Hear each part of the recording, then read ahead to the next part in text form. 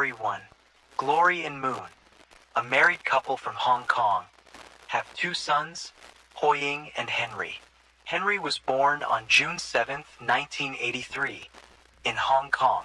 The family lives in an apartment on the outskirts of the city.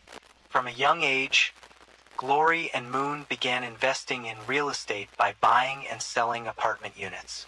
They pursued this business over the years and eventually built considerable wealth. Glory, as a father, was very strict with his sons and wanted them to become independent. To prepare them for the future, he and Moon made sure they received a good education. Hoying excelled in his studies, but Henry struggled. Despite his parents' efforts to provide him with quality education and piano lessons, Henry showed little interest. He lived in his own world, focused primarily on investments, women, and gaming. Henry was known to be arrogant, often looking down on others, and was generally a quiet and isolated child. By middle school, he had almost no friends. When he began to receive poor grades, his parents were deeply disappointed. In response, Glory sent Henry to study abroad in Australia at the University of Canberra in 2000. However, Henry faced bullying and discrimination from his classmates at university. Unable to cope, he dropped out in 2003 and returned to Hong Kong, lying to his parents that he had completed his degree. His parents soon uncovered the truth and, disappointed once again, enrolled him at the University of Hong Kong. Yet, Henry remained uninterested in his education, spending much of his time in the world of online gaming. He also tried working at various jobs but never stayed for long, often leaving due to boredom or dissatisfaction with his income. Henry's personal life was similarly troubled. He struggled to maintain relationships, and one day, a girlfriend told him she was pregnant. Henry, however, refused to take responsibility and pressured her to have an abortion.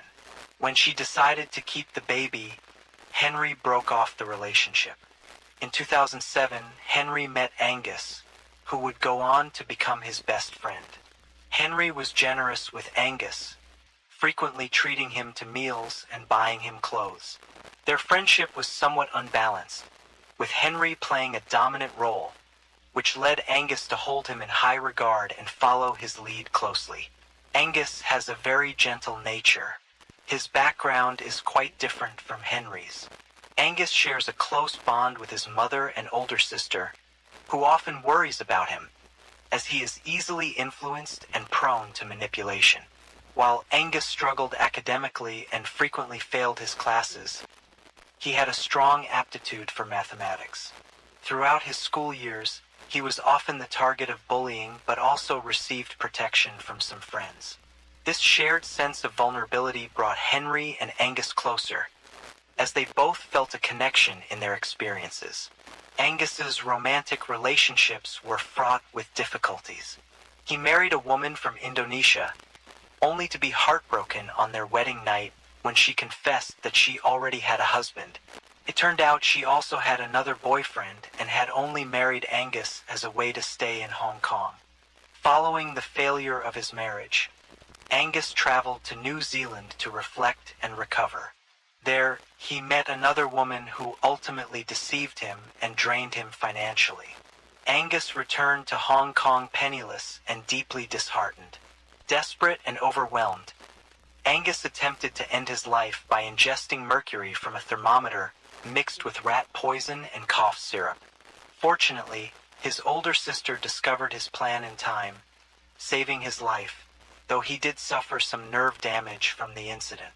In 2011, Henry's life also took a downturn. He was repeatedly dismissed from his workplace due to his undisciplined behavior, which gradually distanced him from Angus. To make matters worse, Henry had invested heavily in stocks, only to suffer significant losses when their value plummeted. Unemployed and out of money, Henry asked his parents to sell their apartment and split the proceeds 3 ways, between his parents, his brother, and himself. However, his parents refused his request, insisting that Henry find a job and support himself. Feeling rejected, Henry left home, convinced his parents no longer loved him. His resentment grew, fueled by feelings of abandonment and anger. After leaving, Henry disappeared for a while, with no one certain of his whereabouts. Eventually, he reached out to Angus, his only close friend from the past, despite them not having seen each other in a long time. Their bond remained strong, and Angus welcomed Henry, offering him a place to stay. Confiding in Angus, Henry vented his frustrations about his family. He expressed deep bitterness toward his mother, recalling how she forced him to take piano lessons as a child. He also harbored intense hatred for his father, who he described as an alcoholic who often came home late, sometimes taking out his anger on Henry's mother and older brother. Tensions with his parents had been simmering for years, and the argument over selling their apartment had finally escalated, deepening the rift between Henry and his family. On Tuesday, March 5, 2013, Hoying visited his parents' apartment, intending to meet with them. However, he was surprised to find only his brother, Henry, there. When Hoying asked about their parents, Henry mentioned hearing that they had planned a trip to Sangtong, China, for a vacation. Strangely, Hoying had not been informed of any such plans. Over the next 2 days, Hoying repeatedly tried to reach his parents by phone, but his calls went unanswered, leaving him increasingly worried about their safety. On Thursday, March 7, 2013, at Hoying's urging, he and Henry went to the police to report their parents as missing. At the station, Henry explained that the last time he had seen their parents was on Saturday, March 2, 2013, when they met for tea at Langham Place in Mongkok. After that, he claimed to have had no further contact with them. 5 days later, on Sunday, March 10, 2013, the police informed Hoying and Henry that, according to the Immigration Department, there was no record of their parents leaving Hong Kong. Their names did not appear on any flight schedules, nor was there any recent activity associated with their passports. The disappearance of Glory and Moon remained a mystery, leaving family and friends confused and concerned. During this difficult time, while their parents were officially listed as missing, Hoying launched a public campaign. He created a Facebook page asking the public to share any information about his parents' whereabouts, hoping someone might help unravel the mystery. The next day, Hoying and Henry went to the Apple Daily News Agency to report their parents' disappearance. The story of the missing couple quickly captured public attention across Hong Kong, prompting the police to prioritize the case.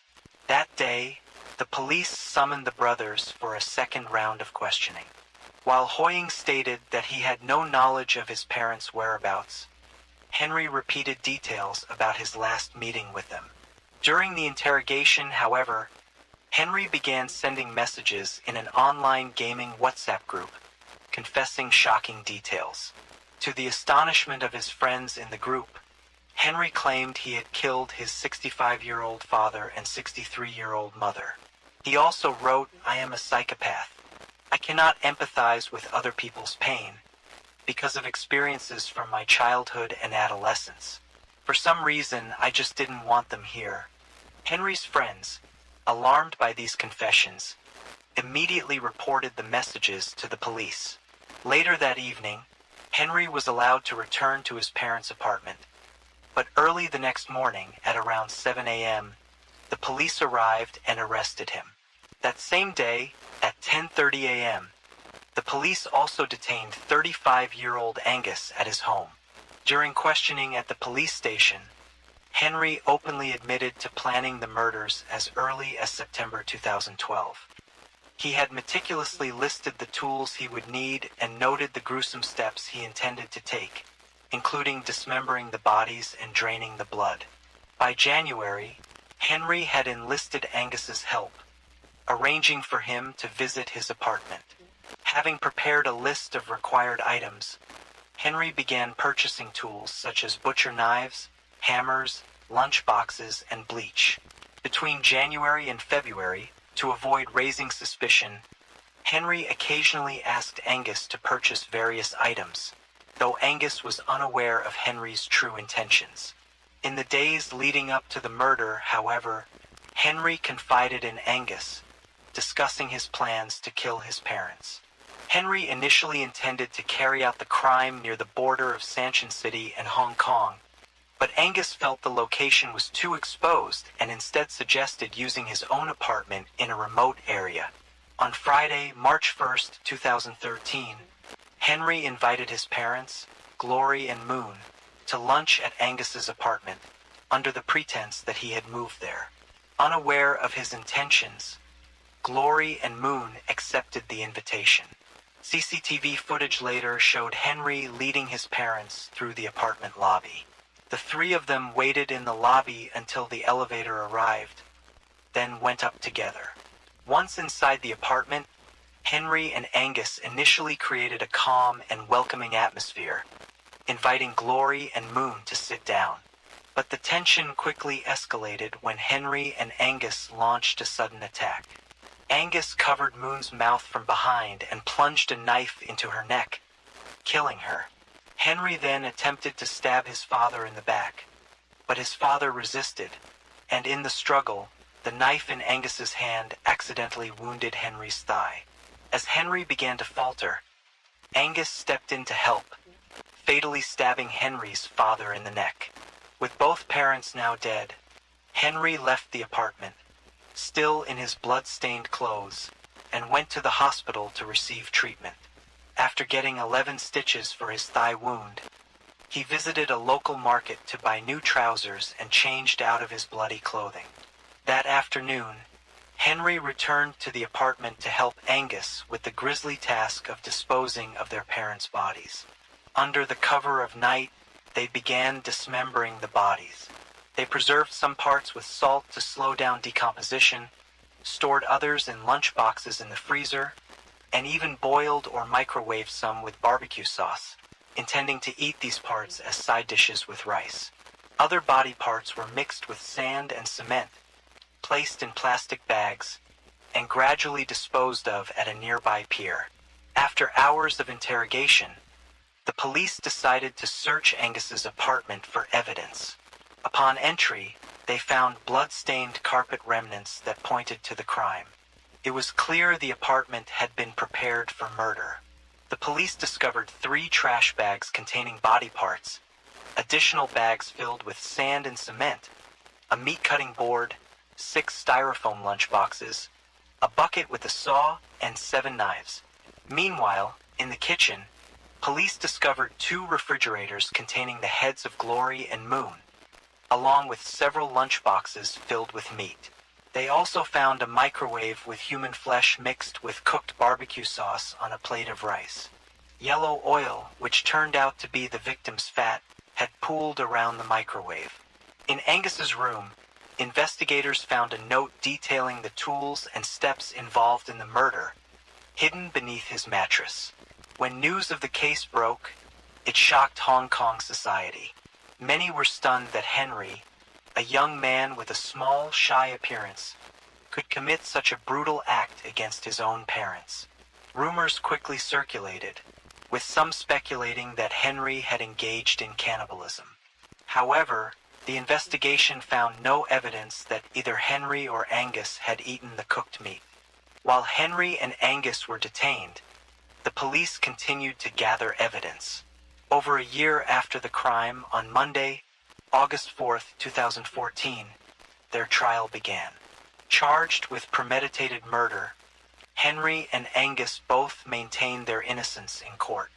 Despite the overwhelming evidence presented, the 2 men turned on each other, each blaming the other. Henry claimed it was Angus who had masterminded the plan and written the note outlining the murder. However, handwriting analysis revealed that the note found under Angus's bed was, in fact, written by Henry. Angus also denied involvement in the murder itself, but admitted to helping clean up the scene. He claimed he only returned to his apartment on March 4, 2013, 3 days after the murder had taken place. According to Angus, Henry greeted him with a faint smile and showed him his parents' heads in plastic bags. Angus stated that he helped Henry clean up and dispose of the bodies only because Henry had threatened to kill his mother if he didn't comply. The defense then requested a psychiatric evaluation for Henry, arguing that his actions stemmed from mental health issues. The initial assessment indicated that Henry had bipolar disorder and obsessive-compulsive disorder, OCD. The defense presented these findings, describing Henry as a dropout who was unemployed, unable to maintain relationships, and deeply unhappy. So much so that he had contemplated ending his life. Psychiatrists suggested that his stress and feelings of failure might have contributed to his actions. However, a second psychiatric evaluation found no clinical abnormalities, concluding instead that Henry exhibited narcissistic and psychopathic traits. His IQ test showed an above-average score of 126, while Angus's IQ was found to be below average at 84, consistent with his older sister's description of him as easily influenced and manipulated. The prosecution argued that Henry had carefully planned the murder and manipulated Angus into helping him. Amid public pressure and heightened interest in the case, the trial was postponed several times. Finally, on Friday, March 20, 2015, Henry was convicted of premeditated double murder and sentenced to life imprisonment, plus an additional 9 years and 4 months. This sentence was notably different from Angus's, who received only a 3-year prison sentence, as he was found not guilty of planning the murder but rather of obstructing the burial. After serving his time, Angus was released immediately following the trial. During Henry's trial, additional insights surfaced about his deep-seated resentment toward his parents. Henry blamed them for all his perceived failures in life. He claimed that he struggled to concentrate on his studies because his father frequently played the television at a loud volume. He also harbored intense resentment toward his mother, not only for forcing him to take piano lessons but also for humiliating him in front of a woman he admired. Henry stated, "I thought if I could resolve the emotional relationship with my parents, that would be a solution. If they died, I could be reborn." He admitted he had wanted to complete the act before he turned 30 and felt a sense of relief once his parents were dead. Initially, he had even planned to kill his older brother, but the feeling of inner peace he experienced after his parents' deaths ultimately led him to abandon this idea. In a disturbing revelation, Henry also claimed that if he had managed to avoid capture, he and Angus would have gone to China, where he planned to commit further crimes, including assaults on random women. Fortunately, Henry's crimes were discovered before he could carry out these intentions, preventing further harm. Story 2. Uruguaiana, located in the state of Rio Grande do Sul, Brazil. This city, with a population of over 120,000, shares a border with Argentina and faces the city of Paso de los Libres, separated only by a river. It was in Uruguaiana that a 29-year-old man named Jonathan Martins del Almeida was born and raised. While little information about Jonathan's childhood is available, it is known that he is the youngest of 7 children and is affectionately called Naco or Naquinho by his family and friends. Jonathan was known as a hard-working and tireless young man, dedicated to helping his family financially. In 2013, Jonathan accompanied his father to Caxias do Sul, approximately 650 kilometers from his hometown, where they both worked as construction laborers on a project. It was during this time that Jonathan met a 51-year-old woman named Lida Nadalina Alves Pinheiro. Despite their 22-year age difference, Jonathan was drawn to Lida and admired her. Not long after, they began dating. A few months later, Jonathan and his father's work contract came to an end, necessitating their return to Uruguaiana. Jonathan left Lida in Caxias do Sul, but they maintained their relationship despite the distance. In the midst of their conversations, Jonathan expressed his desire to move back to Caxias do Sul to live with Lita. Ultimately, he kept his promise and relocated to be with her. They lived together for a time before deciding to move again, this time to Arroio do Sal, a small coastal town in southern Brazil with a population of about 10,000. There, Jonathan found a job as an expert in installing home security systems, and he and Lita moved into a house not far from his workplace. Although Jonathan had grown more distant from his family in recent years, he maintained his connections through phone calls, WhatsApp messages, and family group chats, where he often shared jokes and engaged in lighthearted banter. However, in mid-December 2016, Jonathan suddenly stopped responding to messages in the family group. On a Sunday in mid-December, he replied to a WhatsApp message for the last time, and soon after, his family noticed his silence. They realized he hadn't even read their subsequent messages. In the hours that followed, they attempted to reach him, but to no avail. Assuming he was simply busy, they decided to wait until the next day to contact him again. When a full day passed without any communication, the family grew increasingly worried. Knowing that Jonathan lived with Lita, they reached out to her to inquire about his whereabouts. Instead of providing a clear answer, Lita claimed she didn't know where Jonathan was. She even mentioned that he had left to be with another woman, adding that he had taken his belongings and departed in a green Chevrolet Celta parked at the edge of their housing estate. Doubtful of Lita's story, one of Jonathan's older brothers decided to visit Lita's house in Arroio do Sal. While he didn't find Jonathan or any of his belongings, he did notice that the motorcycle Jonathan had purchased just a few months earlier was still at the house. The fact that Jonathan had left without his motorcycle intensified his family's suspicions. Weeks passed without any sign of Jonathan, prompting the family to officially report his disappearance to the police in mid-January 2017. A week after their report, Lita also went to the police station to declare that Jonathan had left her home for another woman without any prior notice. However, Jonathan's family couldn't take Lita's report at face value. They remained convinced that Jonathan had mysteriously disappeared. The following day, Jonathan's family and friends began distributing missing persons posters and sharing information on social media. They searched for him in various locations, including emergency rooms, mental hospitals, and even the morgue, but there was no trace of Jonathan. The police, who launched an investigation into Jonathan's disappearance, also visited Lita's house. Unfortunately, they found no evidence of wrongdoing. Jonathan's belongings were gone, with the exception of his new motorcycle. The police attempted to obtain CCTV footage from the area, but none of Lita's neighbors had installed cameras. As the investigation stalled, Jonathan's disappearance seemed to fade into the background. Meanwhile, Lita moved on with her life and began a relationship with a 47-year-old man named Antonio in January 2018. The two were married just a month later, and Antonio moved in with Lita. A year passed without any new leads in the investigation, leading the police to close the case, leaving Jonathan's family frustrated and without answers. Despite the lack of progress, they continued to spread information about Jonathan's disappearance on social media, holding on to hope that the truth would eventually emerge. Then, 4 years after Jonathan's disappearance, an anonymous caller contacted the local police station in November 2020.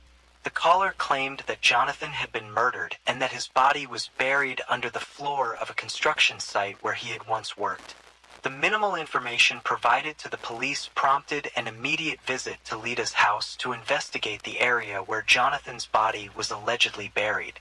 Initially, the police suspected that Jonathan might be buried in the backyard, as it was the only area that seemed a plausible hiding spot.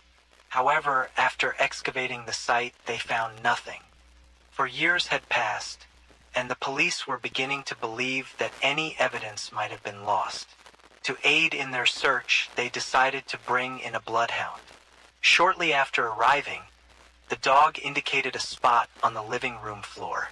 At first, the dog seemed uncertain, but when the officers began to demolish the floor, the dog showed signs that it had discovered something.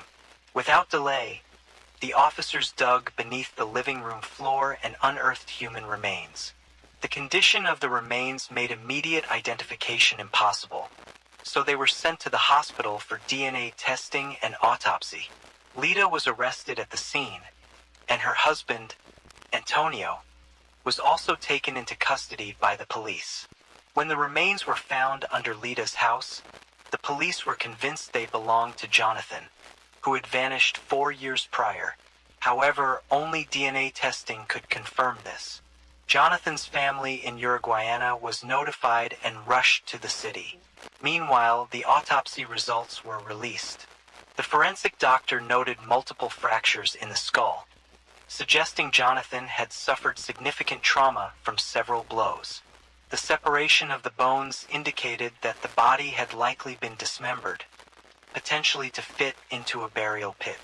Ultimately, the DNA test confirmed the heartbreaking truth. The remains were indeed those of Jonathan, who had disappeared 4 years earlier.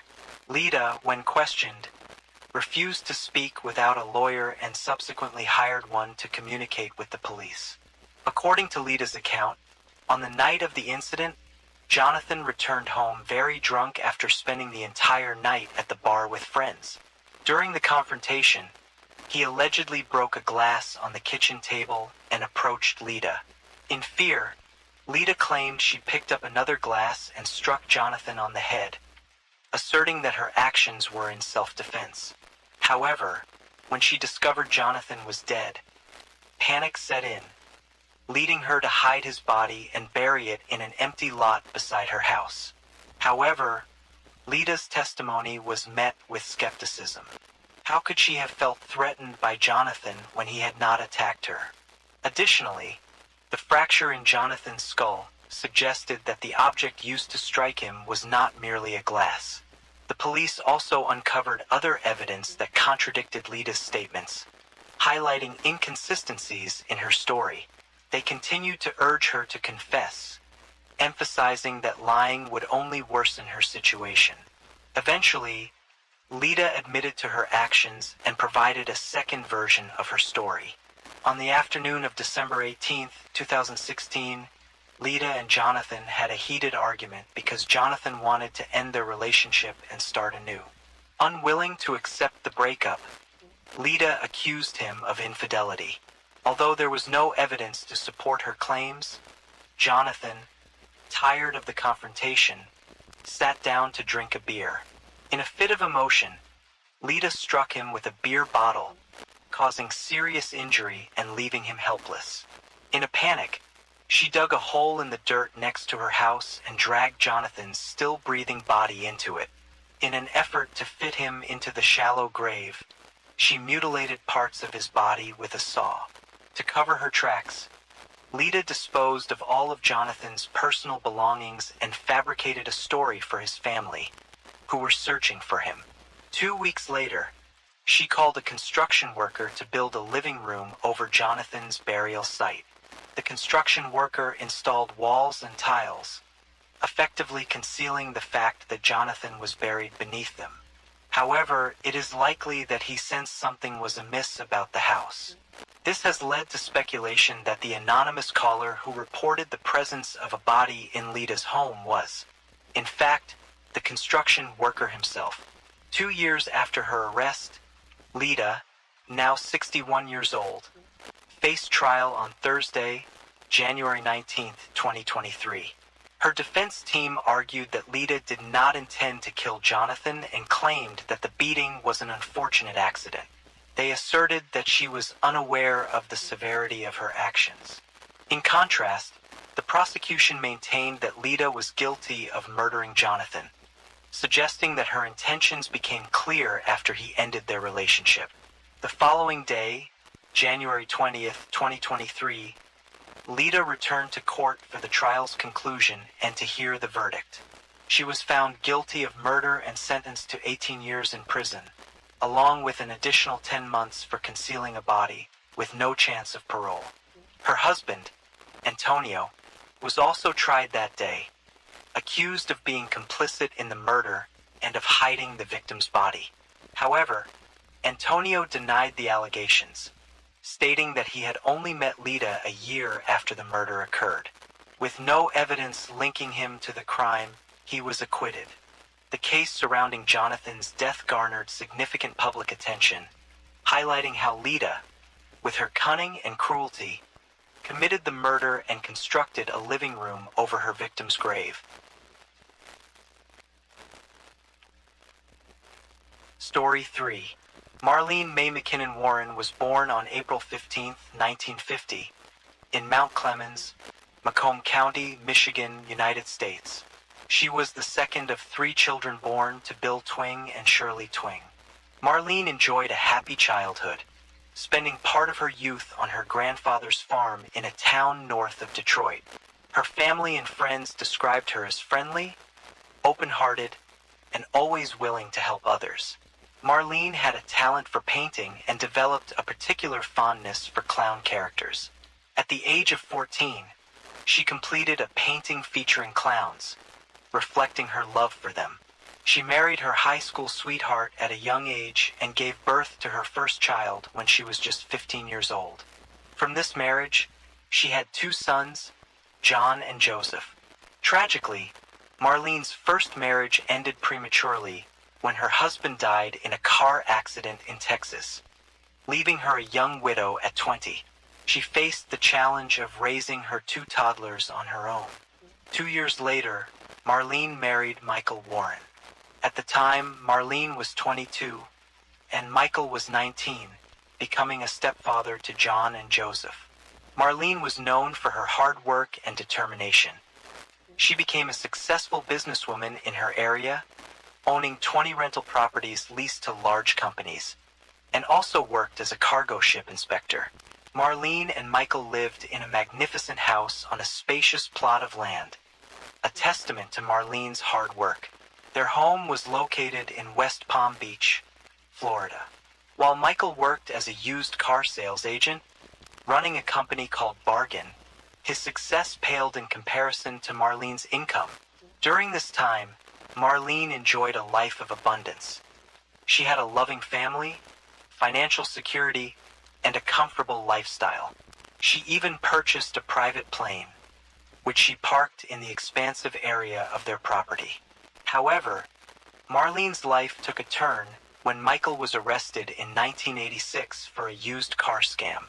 He had been rolling back the odometers on the cars he sold to make them appear to have lower mileage. When customers discovered the deception, one of them returned the car and reported Michael to the police. Fortunately, he received only an 18-month probation sentence. Tragedy struck again in Marlene's life when her first child, John, died in a car accident in 1988 at the age of 22, mirroring the fate of his father. At that point, Marlene was left with only one child, Joseph.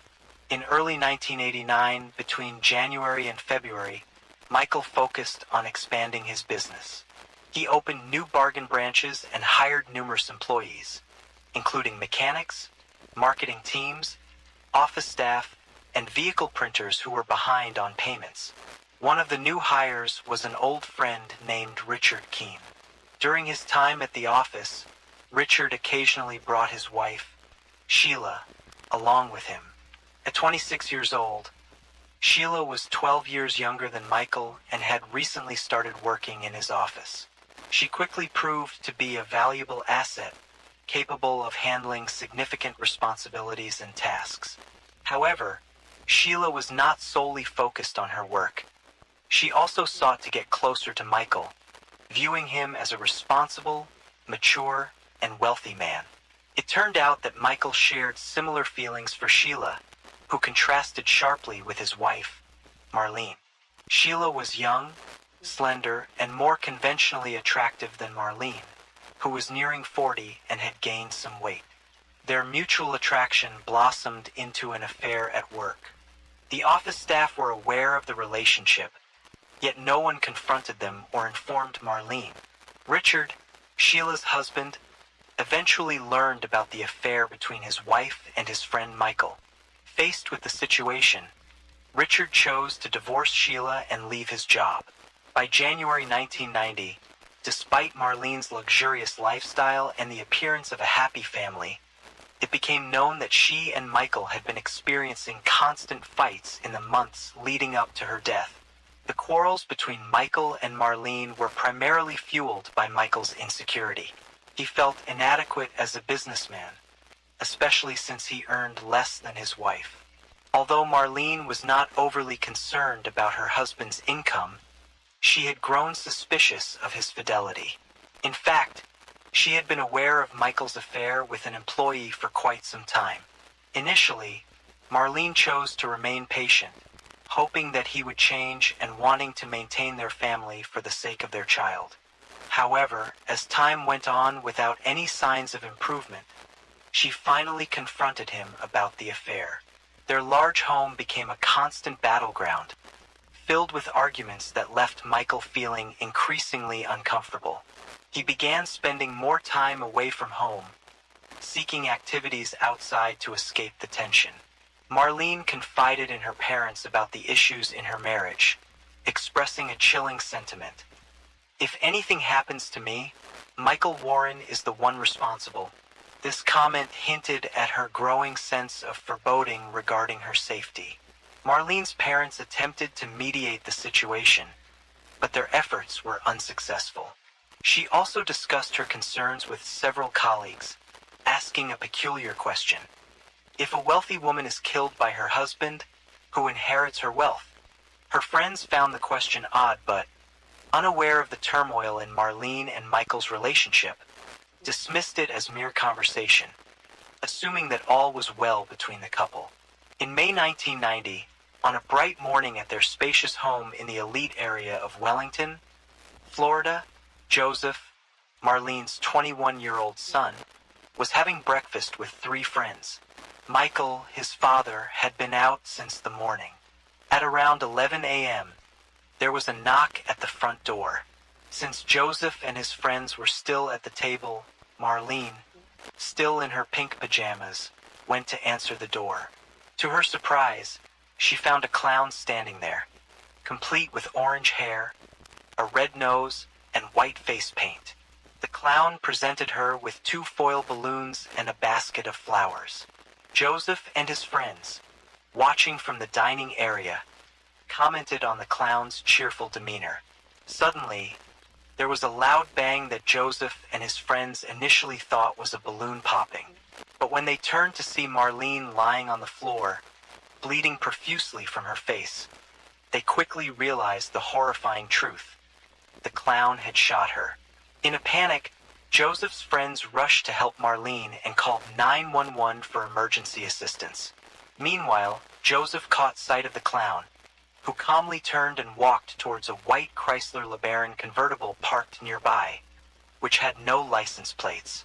Without thinking, Joseph and one of his friends jumped into their car to chase after the clown, but their efforts were futile as the clown sped away, disappearing from sight.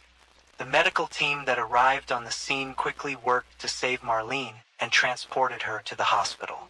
Meanwhile, Joseph called Michael, who rushed to the hospital to see his wife's condition. Tragically, 2 days later, Marlene succumbed to her injuries and was pronounced dead at the age of 40 due to a close-range gunshot wound to her face. An immediate investigation was launched, including a thorough examination of the crime scene to uncover any new evidence that might reveal the identity of the killer clown. Shortly after the news broke about Marlene's shooting, the police received a mysterious phone call from a woman who cryptically suggested, "If you want to know who the real perpetrator is, just ask Michael Warren and Sheila directly," before abruptly hanging up. This led the police to focus their attention on Michael Warren, especially given the rumors of his affair with Sheila. Although Michael denied the allegations, further investigation revealed that he had left the house and was several miles away at the time of the shooting, heading toward a racehorse location. This alibi was corroborated by friends who had seen him en route.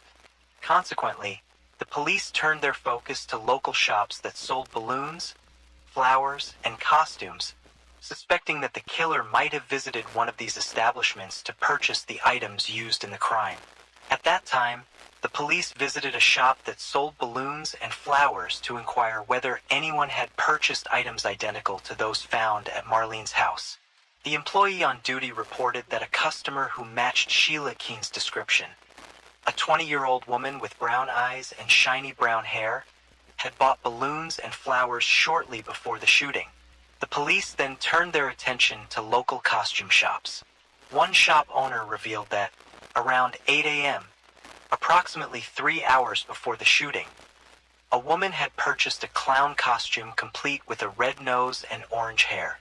Once again, this description aligned with that of Sheila Keene. Based on the statements from the shop employees, the police began to suspect Sheila as a potential perpetrator. However, due to the lack of strong evidence, they continued their investigation.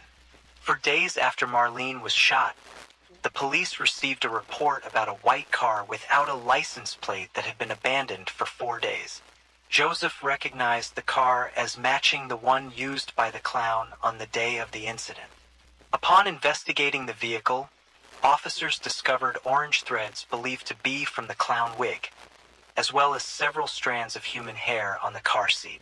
This is where the police's suspicions regarding Sheila deepened, leading them to issue a search warrant for her apartment. During the search, investigators discovered thread fibers on one of Sheila's dirty clothes that matched those of the clown's wig. Unfortunately, the police were unable to locate the gun that Sheila allegedly used to kill Marlene, leaving them with insufficient evidence to bring charges against her. At that time, DNA and forensic testing were not as advanced as they are today, allowing Sheila Keene to remain free of any charges and continue living her life. In 2002, 12 years after the shooting, Sheila married Michael Warren, and they moved to a luxurious home in Virginia. She changed her name to Debbie and opened a burger business called the Purple Cow in 2014. Meanwhile, the case surrounding Marlene's death, which had gone cold since 1990, was reopened due to advancements in DNA testing technology and forensic science. The police promptly conducted DNA analysis on the strands of hair found in the abandoned car, as well as on the orange thread fibers discovered in both the car and Sheila's dirty clothes. After thorough testing and investigation, the police confirmed in 2014 that Sheila was the suspect they had been pursuing all along. Although they had been aware that the perpetrator had been right under their noses, the lack of strong evidence had previously restricted their actions. Finally, in 2017, at the age of 54, Sheila was arrested at the luxurious home she shared with Michael Warren. She was extradited from Virginia to Florida for further questioning. At that time, it was revealed that she had disguised herself as a clown, presenting 2 foil balloons and a basket of flowers before shooting Marlene in the face. After the crime, she fled and abandoned the car she had used at a nearby shop. In 2020, a press conference was scheduled to address the case, but due to the pandemic, it was postponed, and the first conference finally took place on March 30th, 2021. During the proceedings, the defense team repeatedly denied that their client was responsible for the crime. They argued that witnesses at Marlene's house, specifically Joseph and his friends, described the clown as a tall man. They contended that the hair found could have come from elsewhere and pointed out that the evidence was over 3 decades old. The defense also suggested that a male perpetrator was more likely, thus insinuating that the killer was a man, not a woman.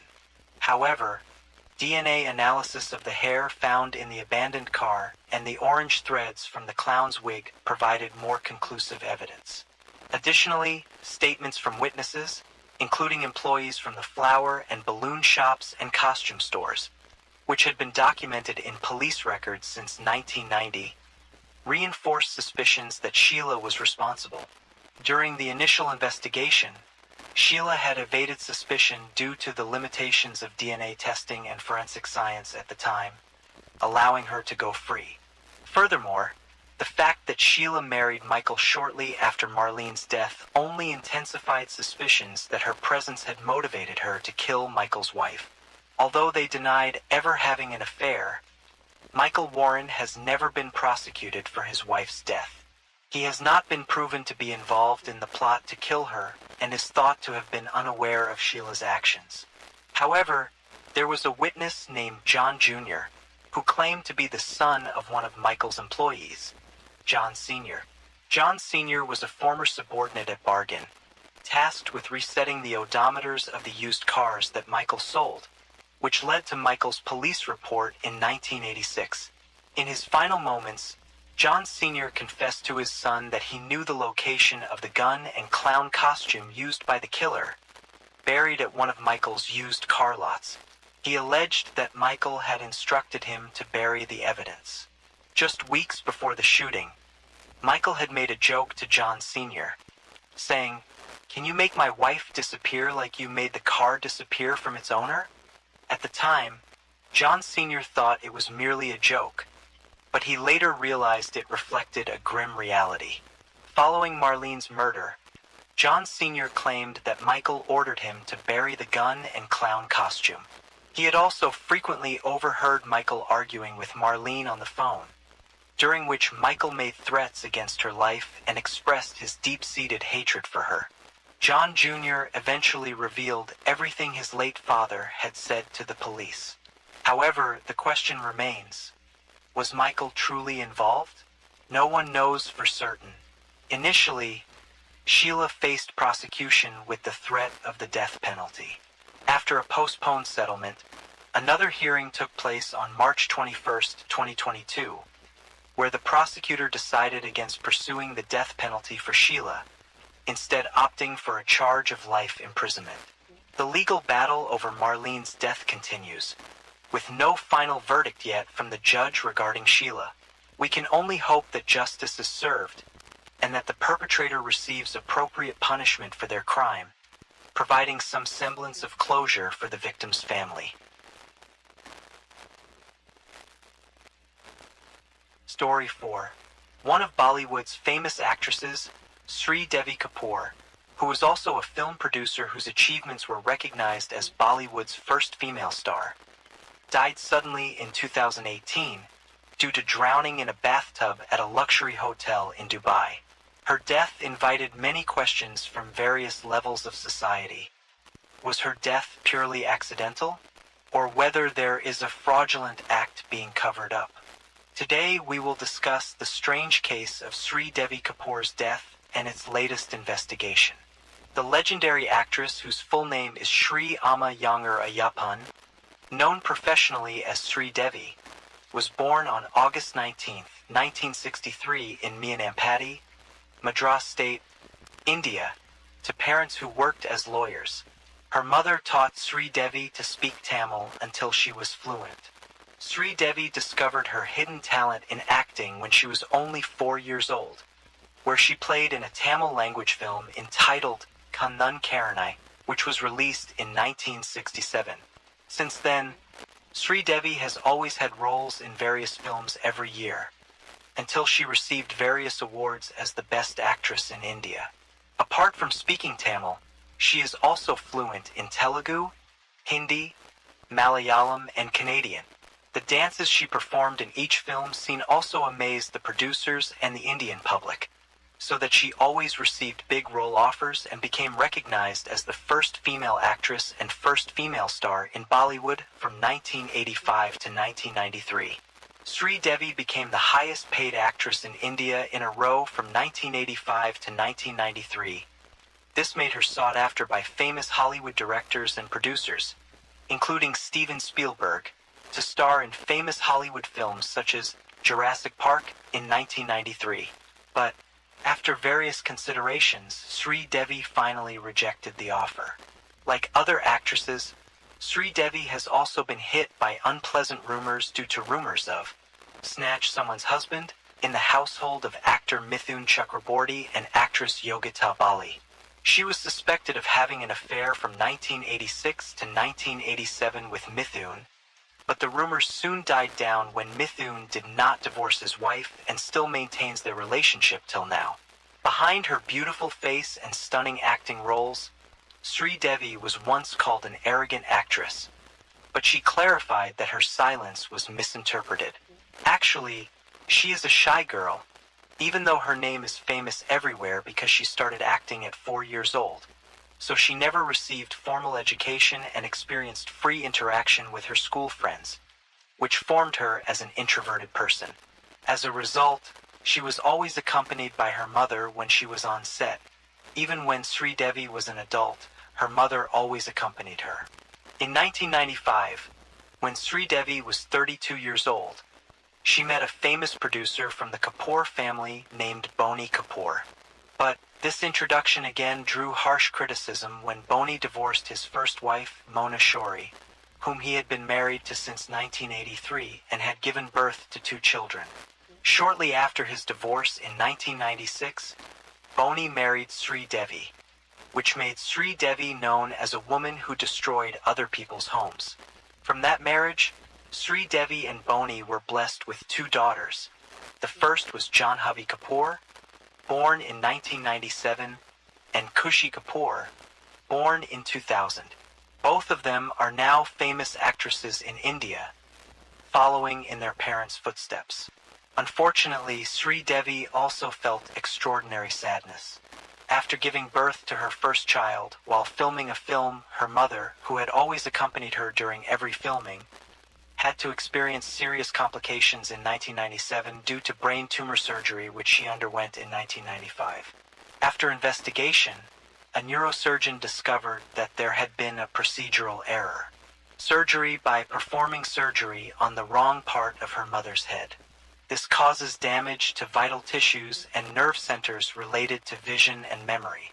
Only a few weeks after complications, her mother died, leaving Sri Devi with deep sorrow so much, so that she decided to take a hiatus from the world of entertainment for 15 years. In 2012, Sri Devi returned to the world and made her name by appearing in several films. Sri Devi's return to the world of film made the film she played in a huge success. This made Sri Devi's name the single most successful comeback actress in Bollywood history after a long hiatus. In 2013, she also received many awards for her films and roles after her comeback. In 2017, Sri Devi signed a contract with the production house to play a film entitled Kalink, which was planned to be released in 2018. But during the filming process, Sri Devi was found to have died suddenly in Dubai.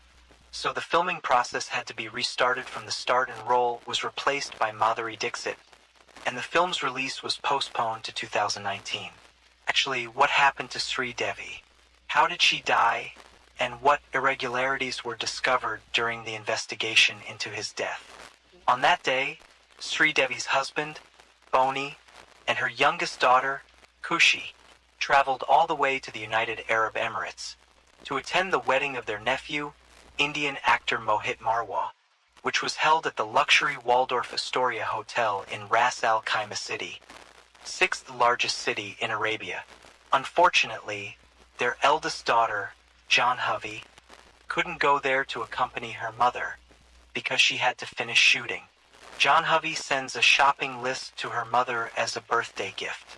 In early March, after the wedding party finished on February 21st, 2018, Sri Devi, accompanied by her husband and youngest daughter, went shopping and traveled around the country for a full day. They planned to return to India the next day, on February 22nd, 2018, to head to Lucknow City, Uttar Pradesh state.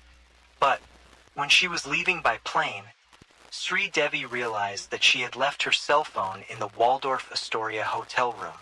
She returned to the hotel and let her husband and daughter go first to India. She said that she would follow to Lucknow City, but actually Sri Devi planned to stay in that country for the next few days so that she could take advantage of her relaxing time from her filming activities. Sri Devi also called Boney to express how much she missed him. Boney suggested that Sri Devi continue her journey to Dubai so she could enjoy her holiday in the United Arab Emirates. Sri Devi agreed and booked a room at the Jumeirah Emirates Tower Hotel for several nights starting on February 22, 2018. Apparently, Boney advised Sri Devi to go to Dubai because he had planned to surprise her by secretly visiting his wife in Dubai on February 24, 2018. Boney called Sri Devi again to make up a story so that his wife would stay at the hotel and not return to India. In the afternoon, Boney took a flight from Lucknow to Dubai and explained to Sri Devi that he was attending an important meeting, so he would turn off his cell phone in the next few hours after arriving in Dubai. He arrived at the Jumeirah Emirates Tower Hotel, where Sri Devi was staying at around 18:30 p.m. He also checked in secretly and asked the hotel receptionist for a duplicate access card to his wife's room. When Boney entered room 2201, Sri Devi couldn't contain her excitement, so Sri Devi, who was supposed to be shopping again that night, decided to postpone her shopping because Boney invited Sri Devi to enjoy a romantic dinner at a luxury restaurant. Boney is sure that his surprise on his wife was successful. Sri Devi, who was very happy, immediately went to the bathroom to shower and prepare, while Boney sat in the living room of their room and watched TV while waiting for his wife. But after half an hour had passed, around 7 p.m., Boney didn't see his wife leaving the bathroom and he knew that dinner would be late. Boney knocked on the bathroom door, but there was no answer, so he went inside. Apparently, the bathroom was not locked, but that's where he saw Sri Devi's body immersed from head to toe in the bathtub. Boney immediately called the hotel staff and called the Dubai City Police. From the results of the interim investigation, Dubai police confirmed that there were no drops of water coming out of the bathtub, so it is believed there were no signs of movement or resistance.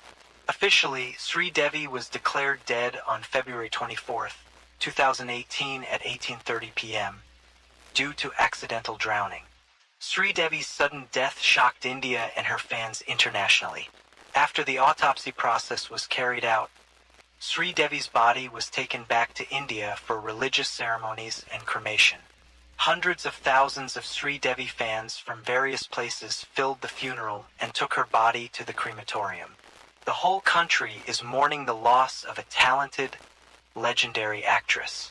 Even her fellow actresses in the film Kalank also felt the loss, especially since the filming process had not yet been completed. So the director and producer had to rack their brains and immediately reshoot and then contract another artist to replace Sri Devi. On May 3, 2018, Boney and her two daughters traveled to Tamil Nadu with Abu Sri Devi to be released at Rameswaram Beach. An atmosphere of emotion surrounded the release of the ashes. On March 11, 2018, Sri Devi's family held a private prayer ceremony and gave an opportunity to Bollywood actors and actresses to pay their last respects to Sri Devi. After the series of ceremonies had finished, the discussion about Sri Devi's death had not yet ended. Many parties have clearly voiced an investigation into the death of their idol, because the world does not believe that Sri Devi died due to accidental drowning in the bathroom. One by one, the irregularities in Sri Devi's death began to be revealed and became a heated discussion among the public. In fact, the initial suspicion that Sri Devi died was not due to drowning, because apart from the fact that Boney's story did not make sense, the authenticity of the documents released stating that Sri Devi died was also questioned.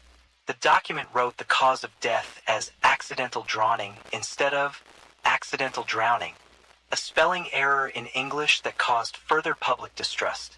In this case, the public is increasingly cornering the grieving Boney as the murderer.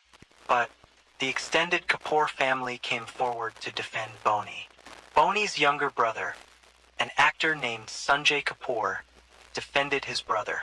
He said that Sri Devi died of a heart attack before she drowned in the bathtub. But his statement sparked a long debate because it was known that Sri Devi had no history of heart disease and looked very healthy. The results of the toxicology examination, which had been kept hidden, also stated that alcohol content was found in Sri Devi's blood and water in her lungs.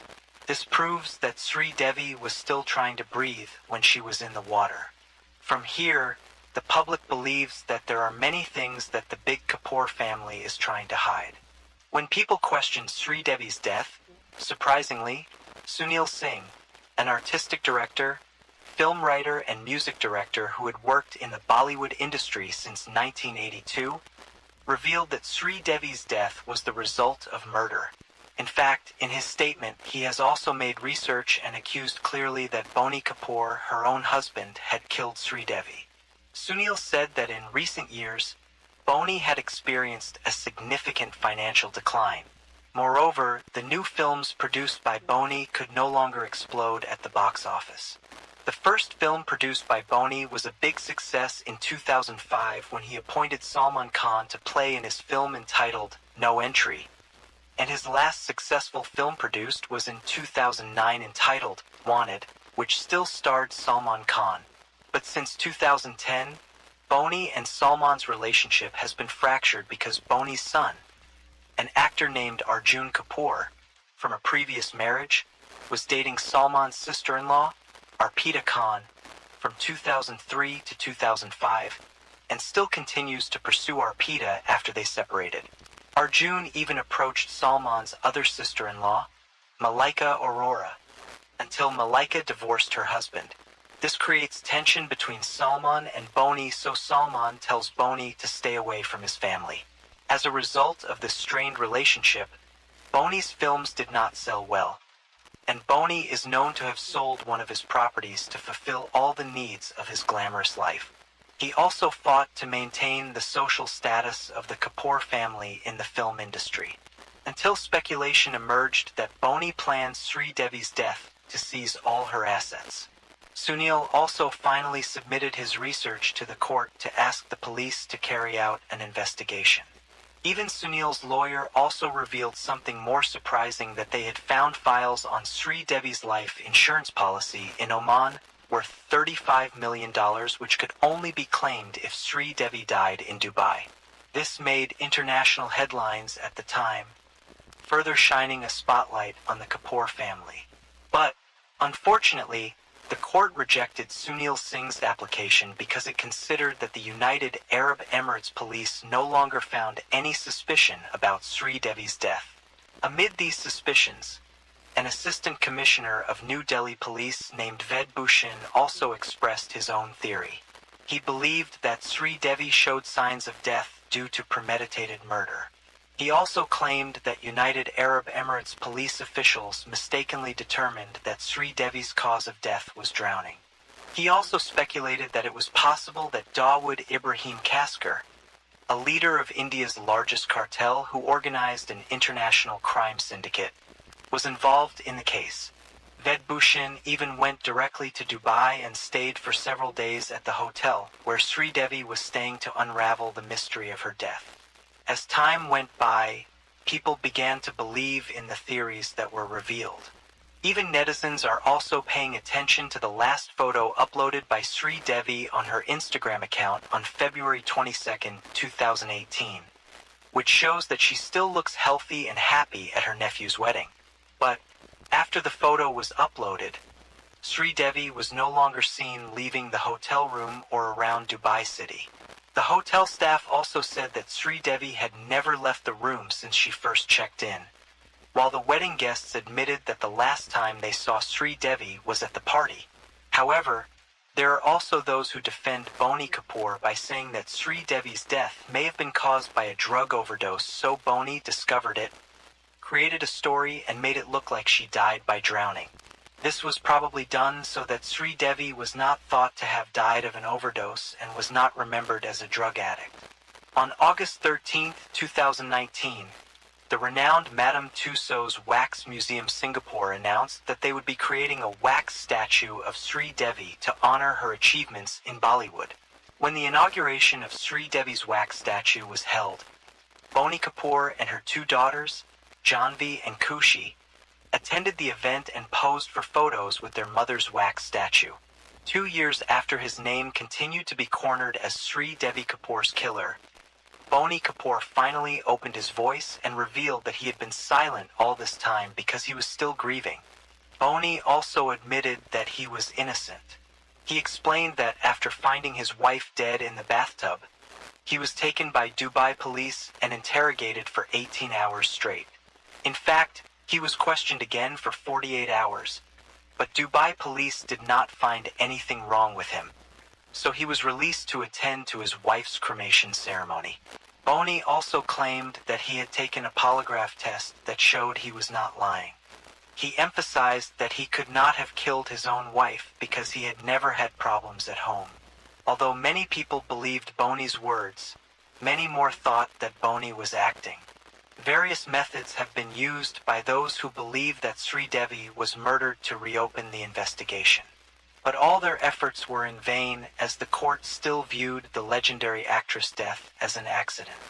On November 12, 2023, a well-known entrepreneur and activist from India named Deepti Panaiti suddenly revealed the results of her investigation, which had been carried out with her team from various related professions. She had ample evidence to show that Sridevi was indeed murdered, as per Sunil Singh and Ved Bhushan's statements several years earlier.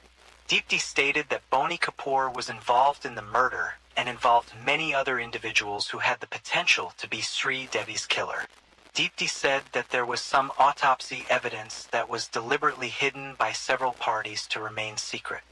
One of the surprising results of the autopsy was the presence of large needle injection marks on Sridevi's body, which appeared to have been around for a long time because they were almost closed.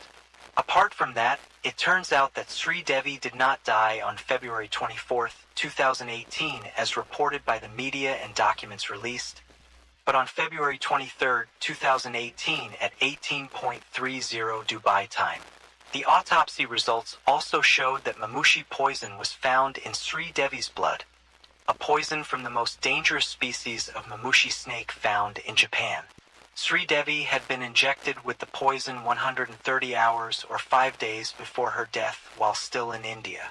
The killer injected the poison along with milk solids to delay the reaction of the poison in the body, damaging several organs and nerves in Sridevi's body. The killer hoped that Sridevi would die in the wedding party while dancing at the event, so that no one could find out the real cause of death. But it seems that the poison was too slow to react, so Sridevi remained healthy during the wedding party. Therefore, the killers took Sridevi away from the party location in Ras Al Khaimah City to Dubai City, which is 100 kilometers away, to stay at the Jumeirah Emirates Tower Hotel. According to Deepti, Sridevi's reason for vacationing alone in Dubai doesn't make sense, considering the busy shooting schedule for the film, Kalink, and the presence of her family who are still in Ras Al Khaimah City, while her husband and daughter have returned to India. In fact, based on the testimony of staff hotel, Sridevi never left the room since checking in at room 2201. Deepti suspects that Sridevi was murdered by drowning in a tub of water while in her hotel room. Deepti also alleged that Boney Kapoor pretended to travel from India to Dubai to surprise Sridevi, even though he wanted to make sure Sridevi was really dead. Through collaboration with various parties, Boney succeeded in changing Sridevi's death date from February 23rd to February 24th. What do you think? Do you believe that Sridevi, a famous legendary actress in India, died because of her husband's actions? Which theory do you believe? I hope that with Deepti's efforts to voice injustice again, the authorities in India can be heard, and the real perpetrators can be punished for their actions. Story 5. In 1986, a man named Thomas Hawks, or commonly known as Tom, was 39 years old. Tom had recently divorced his wife and was living with his 2 teenage sons. One evening, Tom was having dinner with his sons at a restaurant near his home in California. There, he was captivated by a woman he found very beautiful and elegant. Tom kept looking at the woman until she finally noticed that he was staring at her. Since Tom was a cool widower with a strong build and a rugged beard, the woman, named Jackie, who was single and 29 years old, was also interested in him. Tom then approached Jackie, who, as it turned out, was indeed single and 29. They started dating for 3 years until, in 1989, Tom and Jackie got married and lived happily. Before their marriage, Jackie had told Tom that she had been in an accident, and the doctors had declared that she would not be able to have children. However, Tom didn't mind and accepted Jackie as she was. Jackie was also happy because she finally got to experience being a mother to her stepchildren, Tom's sons. Over the years, Jackie dedicated herself as a good homemaker for the two boys. However, as the boys grew up, they decided to work in other cities, leaving their parents feeling a bit of emptiness, especially Jackie, who felt very lonely since she was very close to them. Tom then took the initiative to sell their house and use all of his remaining savings to buy a boat, with the aim of enjoying their old age relaxing and sailing along the California coast. In 2002, Tom bought a second-hand boat at a reasonably low price, and he and Jackie worked on refurbishing and renovating it until it looked beautiful and comfortable. After 2 years of a relaxed life, in 2004, one of Tom's sons shared the exciting news that Tom and Jackie would soon become grandparents. Jackie was thrilled by the news and immediately felt happy, asking her husband, Tom, to sell their boat because they needed to live on land to be closer to their first grandchild.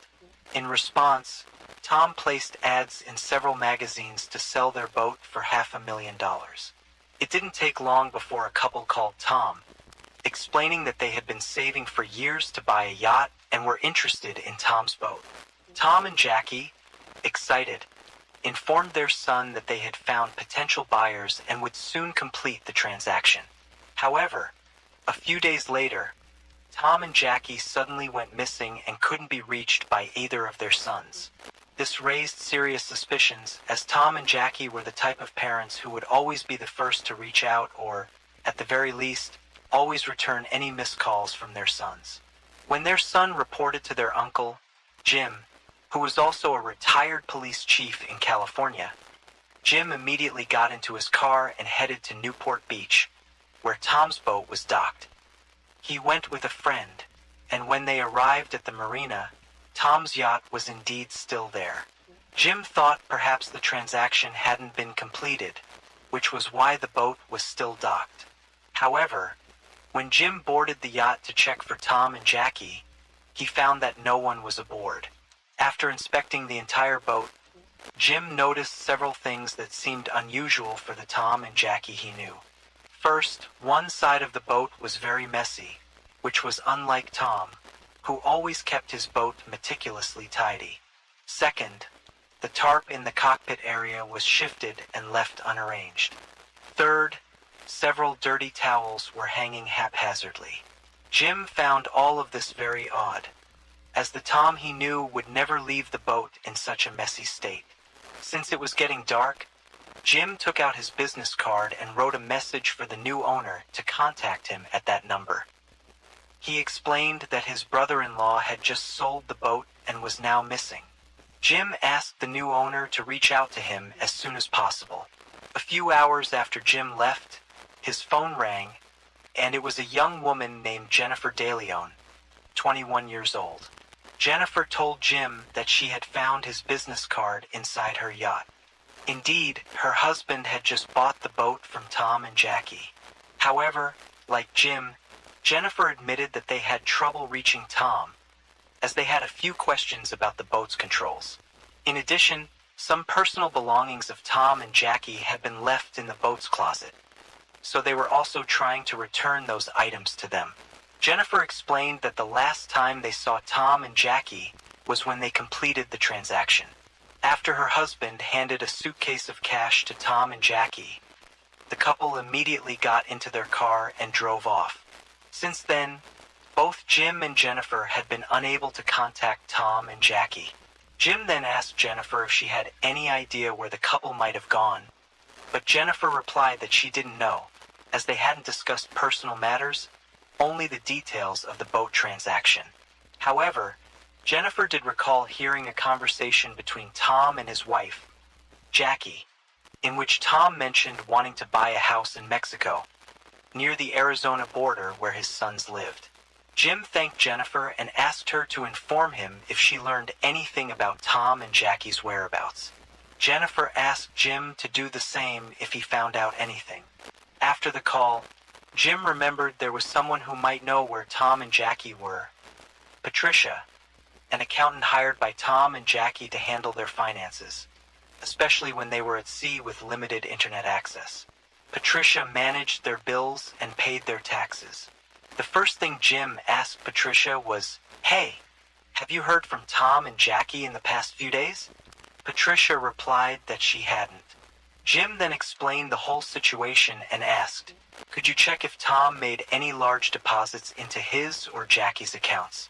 A few days ago, Tom just sold his yacht and received a large sum of cash." After checking, Patricia confirmed that no money had been deposited into any of Tom or Jackie's accounts. Jim and Patricia both paused for a moment, trying to figure out why Tom and Jackie hadn't deposited such a large amount of money. It seemed something was wrong. Extremely concerned, Jim immediately called the Newport Beach Police Department in California to report Tom and Jackie's disappearance. The first step the police took in the case was to gather information from the young couple who had bought Tom's yacht, Skylar DeLeon and his wife, Jennifer. Upon investigation, police discovered that Skylar, who was 25 at the time, was a former convict who had previously been imprisoned for armed robbery. This raised immediate red flags, and the investigation quickly focused on the DeLeon family, who were the last known people to see Tom and Jackie. Skylar was summoned to the police station to give his statement. There, he was asked to explain his last interaction with Tom and Jackie. Skylar was very cooperative, telling the police that he initially saw Tom's yacht advertisement in a magazine and immediately called the number listed. After speaking over the phone, he and Tom met a few days later to do a test drive of the yacht. After the test drive, Skylar told Tom he loved the yacht and would complete the payment soon. On November 15, 2004, Skylar went to the marina with his wife Jennifer, who was pregnant, and their child to make the payment to Tom and Jackie. He also brought a notary and a friend to accompany him and serve as witnesses for the transaction. When they met, Skylar handed Tom a suitcase filled with cash, which Tom then gave to his wife Jackie. Tom then signed several sale documents with the notary present. Once everything was completed, Tom and Jackie got into their car and immediately drove away. However, when the police asked Skylar where he had gotten so much money to buy a yacht, Skylar explained that he was a former child actor from the 90s. He mentioned that one of the shows he appeared in was the Power Rangers series, where he played a cameo or minor role. He claimed that, thanks to that small role, he managed to save up bit by bit over the years, eventually amassing enough to buy a yacht. But the police were skeptical of his answer and kept pressing him. Eventually, Skylar admitted that the money wasn't from his child acting career. It was actually stolen money he had hidden away before he went to prison. After being released, he intended to launder the stolen money by buying a yacht. While the police considered arresting Skylar for money laundering, they decided to let him go, as he was being very cooperative and helpful with the information he provided. The police then continued by interrogating Skylar's wife, Jennifer. They also went on to question the notary and Skylar's friend, who had acted as witnesses in the transaction. The three of them were interrogated separately, and their statements matched Skylar's previous story. Feeling frustrated and concerned that the case was approaching a dead end, the police asked the TV media to report on Tom and Jackie's disappearance, including their photos and the car they were last seen driving. They requested that anyone who had seen Tom, Jackie, or their car contact the police immediately. Sure enough, the police received a call from an elderly couple in Mexico. The couple informed the police that they had seen the news, and the car from the broadcast was now parked in front of their home.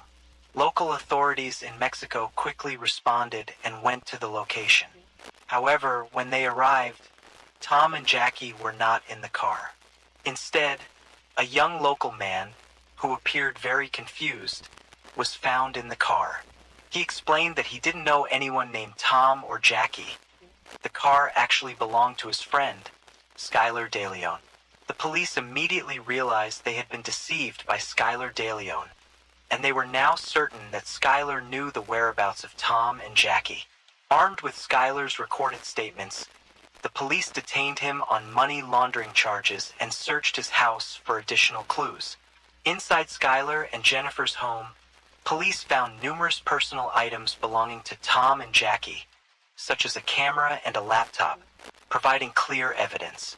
However, Skylar continued to deny any wrongdoing, as did his wife, Jennifer, who appeared on various talk shows to defend Skylar.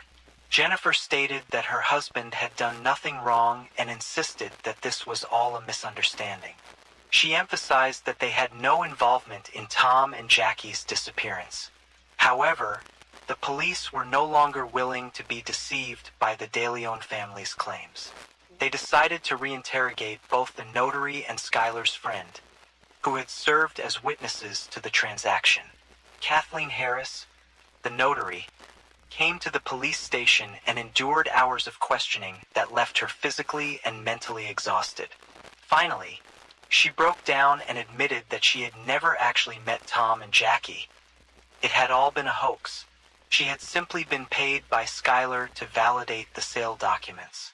The notary swore to the police that she had no knowledge of what had happened to Tom and Jackie. The police then turned to the other witness, Skylar's friend Alonzo McCain. Initially, Alonzo stuck to Skylar's original story, but the police urged him to stop lying, informing him that the notary had already confessed to the falsehoods. Shocked, Alonzo apologized and promised to tell the whole truth after being promised a reduced sentence. Alonzo explained that he met Skylar when they served time in the same prison and had maintained their relationship after being released. In 2004, Skylar approached Alonzo, asking for his help to get rid of Tom and Jackie, with a promise of $1 million in payment. On November 15th, Skylar, Alonzo, and another man named John Kennedy gathered to execute their plan. John Kennedy was a local thug in California recruited by Skylar to assist them. The three of them went to the marina to do a test drive of the yacht with Tom and Jackie. However, before they boarded the boat, Tom canceled the test drive, citing that it didn't seem like a good day. Skylar immediately called Jennifer to come with their baby. The baby managed to change the initially awkward dynamic into a warmer atmosphere.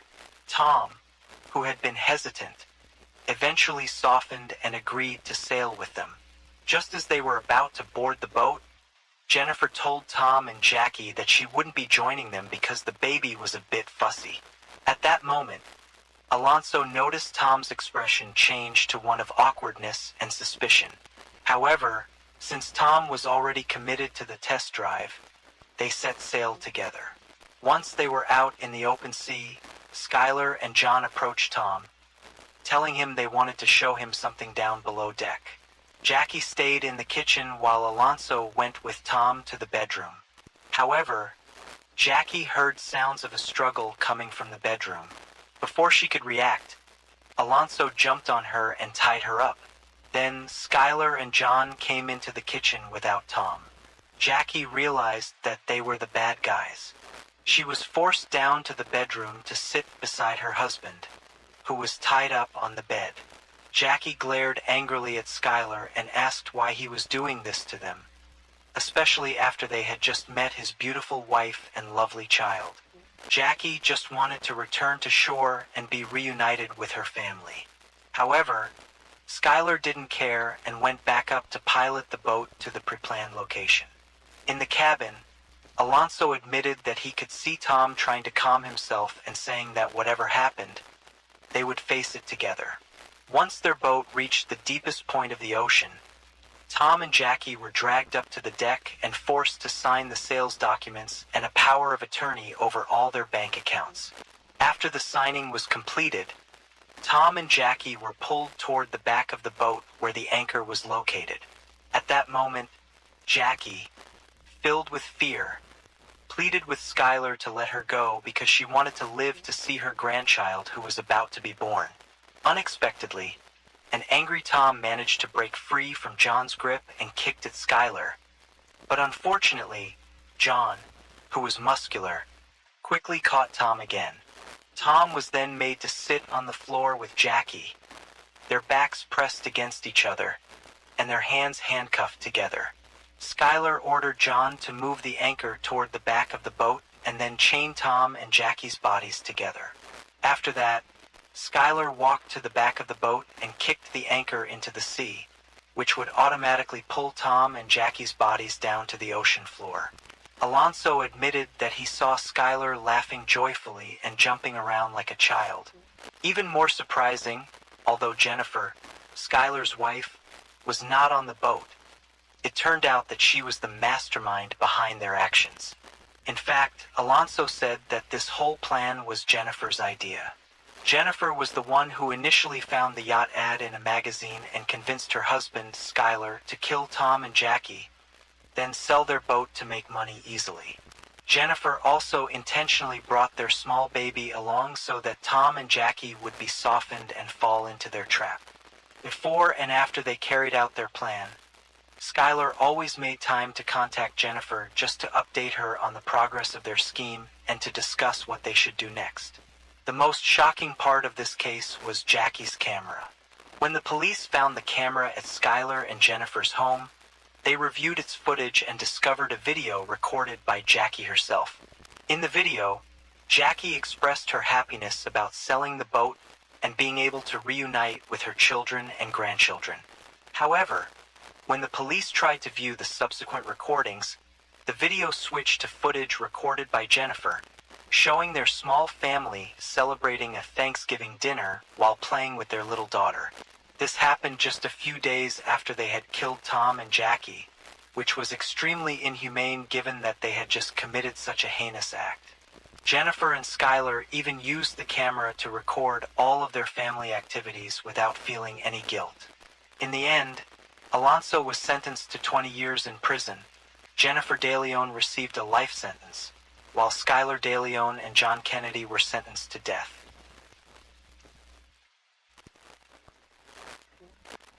Story 6. San Jose, California, United States, is a quiet area with neatly lined residential houses. The residential neighborhood is well maintained because its residents are diligent about cleaning their surroundings and trimming the weeds in their yards. There are also several vehicles parked along the streets, such as buses, SUVs, and shiny sedans. In addition, American flags are displayed and waving on every porch. However, the city is not without its share of crime, such as theft and carjacking. On June 6, 2003, at 4 p.m., a school bus arrived to pick up students in the Southwind Drive area of San Jose. One of the passengers was 9-year-old Jeanette Tamayo, a 4th grade student at Bellasumble Elementary School. After getting off the bus, Jeanette waved goodbye to the driver and her friends. She then walked towards her home. Upon arriving, Jeanette was surprised to find the front door slightly ajar. The 9-year-old had no negative thoughts, assuming that her mother and older sister had returned from gardening. The girl then closed the door and called out for her mother, but there was no response at all. It turned out that her mother and sister had not yet returned home. Jeanette then went to her room to change clothes and rest.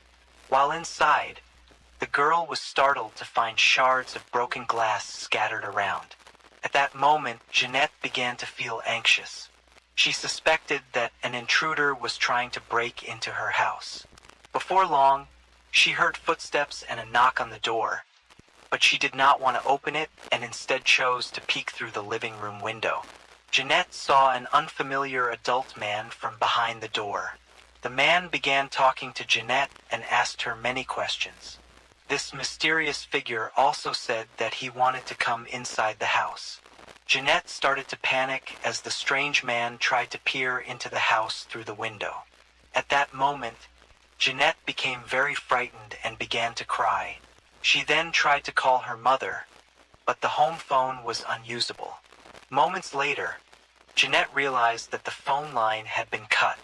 Before long, the mysterious man forced his way in and opened the sliding door of Jeanette's house. The girl tried to back away and evade him, but the stranger quickly caught her and took her to one of the rooms in the house. There, the man unbuttoned Jeanette's pants and began to assault her. The girl was utterly confused by what was happening to her.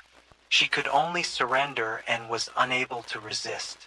Afterward, the man tied Jeanette's legs with rope, handcuffed her hands, and gagged her with a cloth. He then dragged the girl to the garage and put her into a car. Not long after, Jeanette heard the sound of a car engine approaching her home. She hoped that her mother and sister had arrived. This time, Jeanette's assumption was correct. Her mother parked the car in front of the garage and saw the stranger trying to abduct her daughter. Jeanette's older brother, Paul, had also noticed from a distance that his sister was being kidnapped by someone. Realizing this, Paul became extremely angry and started to rage. The 14-year-old then grabbed a screwdriver from his car and attacked the stranger. However, the screwdriver was snatched from his hand by the assailant. Paul struggled and became overwhelmed while battling the kidnapper. The teenager was dealt a barrage of blows that sent him staggering and crashing to the ground. The mother, named Rosalina Tamayo, tried to help her son, but the woman was brutally beaten in the face by the kidnapper. At that moment, Paul struggled to get up and ran to the kitchen to grab a pot, trying to hit the kidnapper on the head with it. However, the stranger countered the attack, pummeling Paul until the teenager fell down, battered and bruised. After both of his victims lay helpless, the stranger rushed to his car and drove away with Jeanette inside. The girl saw her mother struggling to stand and trying to chase after her, albeit weakly. Jeanette watched as Rosalina grew farther away, realizing that her mother was staggering while enduring immense pain. Jeanette couldn't hold back her tears, but she couldn't scream because her mouth was gagged with cloth. In her heart, she felt very sorry for her mother, whose face was smeared with red marks. The girl was also deeply worried about Paul, who was unconscious after falling with severe injuries. In an instant, Jeanette's thoughts became chaotic, and her vision started to blur from the tears she couldn't wipe away. At Paul's house, he had begun to regain consciousness after fainting. The teenager remembered his sister's safety, which needed to be fought for, without considering his own pain. Paul ran around, calling for help from anyone who could hear him. He pleaded for someone to notify the police about Jeanette's kidnapping. Soon after, several people approached Paul and helped him. They took the teenager back to his home and reported the incident to the police. Before long, officers arrived at the scene to conduct an investigation. Meanwhile, medical personnel intended to evacuate Paul and Rosalina to the hospital via ambulance, but the mother refused to go. She preferred to stay at home and asked relatives for assistance in caring for her. Meanwhile, the police interviewed the neighbors regarding the incident involving Rosalina's family. One neighbor, who lived 3 houses away from Jeanette's residence, informed the police that he had CCTV footage from his home. The surveillance camera captured the street in the neighborhood. The neighbor then provided the CCTV recording to the authorities for immediate investigation.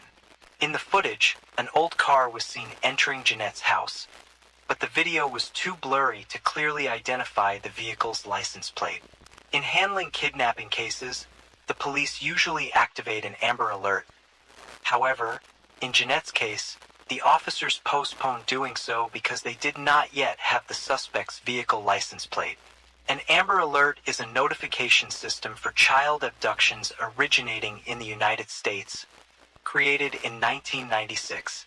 The police in San Jose would activate an Amber Alert once they obtained information about the victim's name, a description of the incident, witness statements, and the license plate of the vehicle used by the suspect. The police then asked for the help of journalists to cover the news about Jeanette's disappearance. Officers also instructed the media to broadcast the story regularly on television.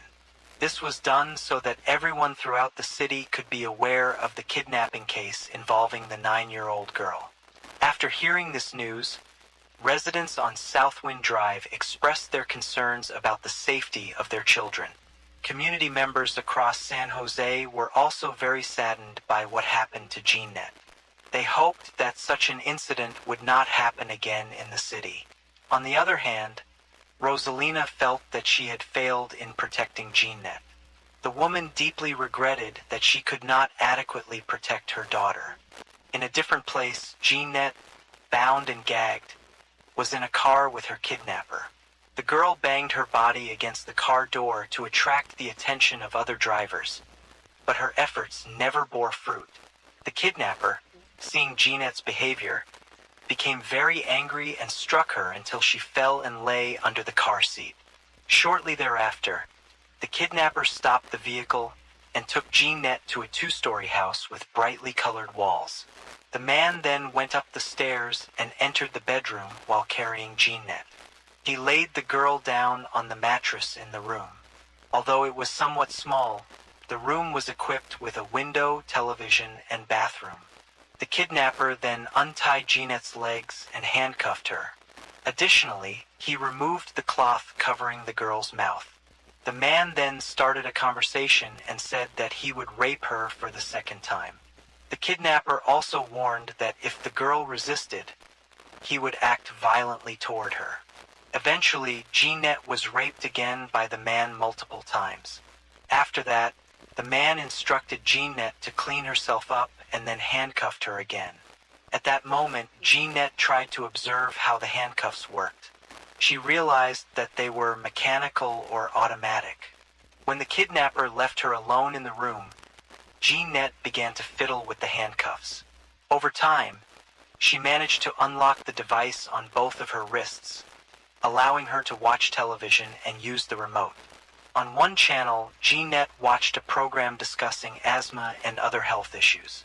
The girl became inspired and planned to deceive her kidnapper.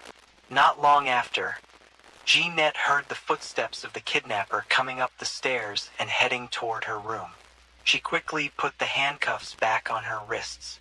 As the kidnapper was about to assault her again, Jeanette said that she suffered from asthma and a contagious disease. The girl also expressed that she could die if she didn't take her medicine soon. To her surprise, this tactic worked. The man felt pity for Jeanette's condition. The kidnapper then asked his victim, "Are you hungry and want something to eat?" Jeanette nodded and replied, "Yes, I'm hungry." The man then walked downstairs to get his phone.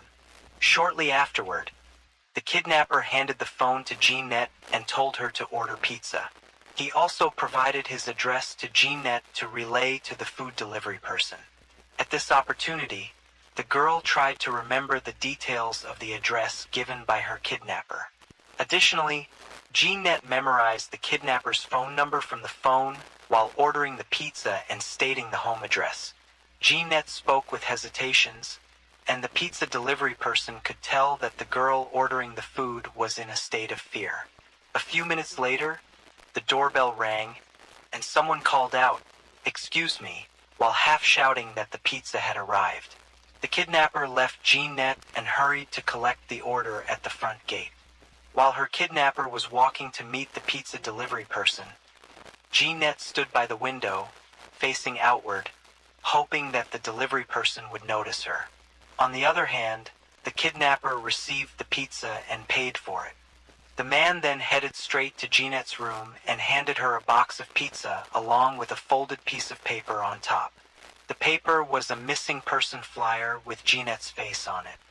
The mysterious man then instructed his captive to eat the pizza, but surprisingly, the kidnapper also mentioned that he would soon get rid of Jeanette that very night. Hearing this, Jeanette became very frightened, feeling that she would never return home safely. Jeanette thought that the man would take her life in a very cruel manner. On one hand, the girl missed her mother and her older sister very much. She did not want to be separated from them for such a long time. Meanwhile, the pizza delivery person had noticed Jeanette from the gate. The person did not move from their spot and continued to observe the girl's room from a distance. Vaguely, they sensed something unusual, but the delivery person had to return to the shop to continue their tasks. As night fell, Jeanette prayed to God that she would be able to return home safely. The girl then forced her mind to think hard to find a way to save herself. Soon, Jeanette remembered a television show she often watched at home. Together with her sister, the show featured detectives dealing with criminal cases. From there, Jeanette learned that a detective needed fingerprint evidence to identify the perpetrator. Not long after, the girl took the kidnapper's watch from a small table in the room. She also grabbed a turtle-shaped toy and the kidnapper's underwear that had been left in the bathroom. By taking these items, Jeanette hoped that the police could collect samples from the kidnapper's body. Jeanette then stored these items in the empty pizza box. Next, she placed the box under her bed.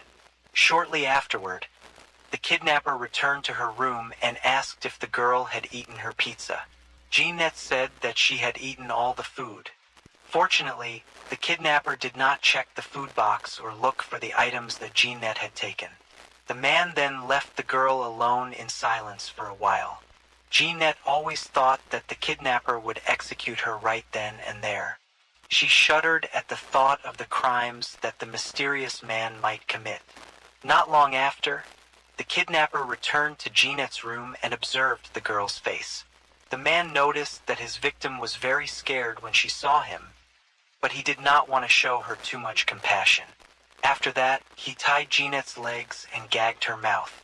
The kidnapper then picked her up and laid her in the trunk of the car. Before long, the man drove his vehicle very fast.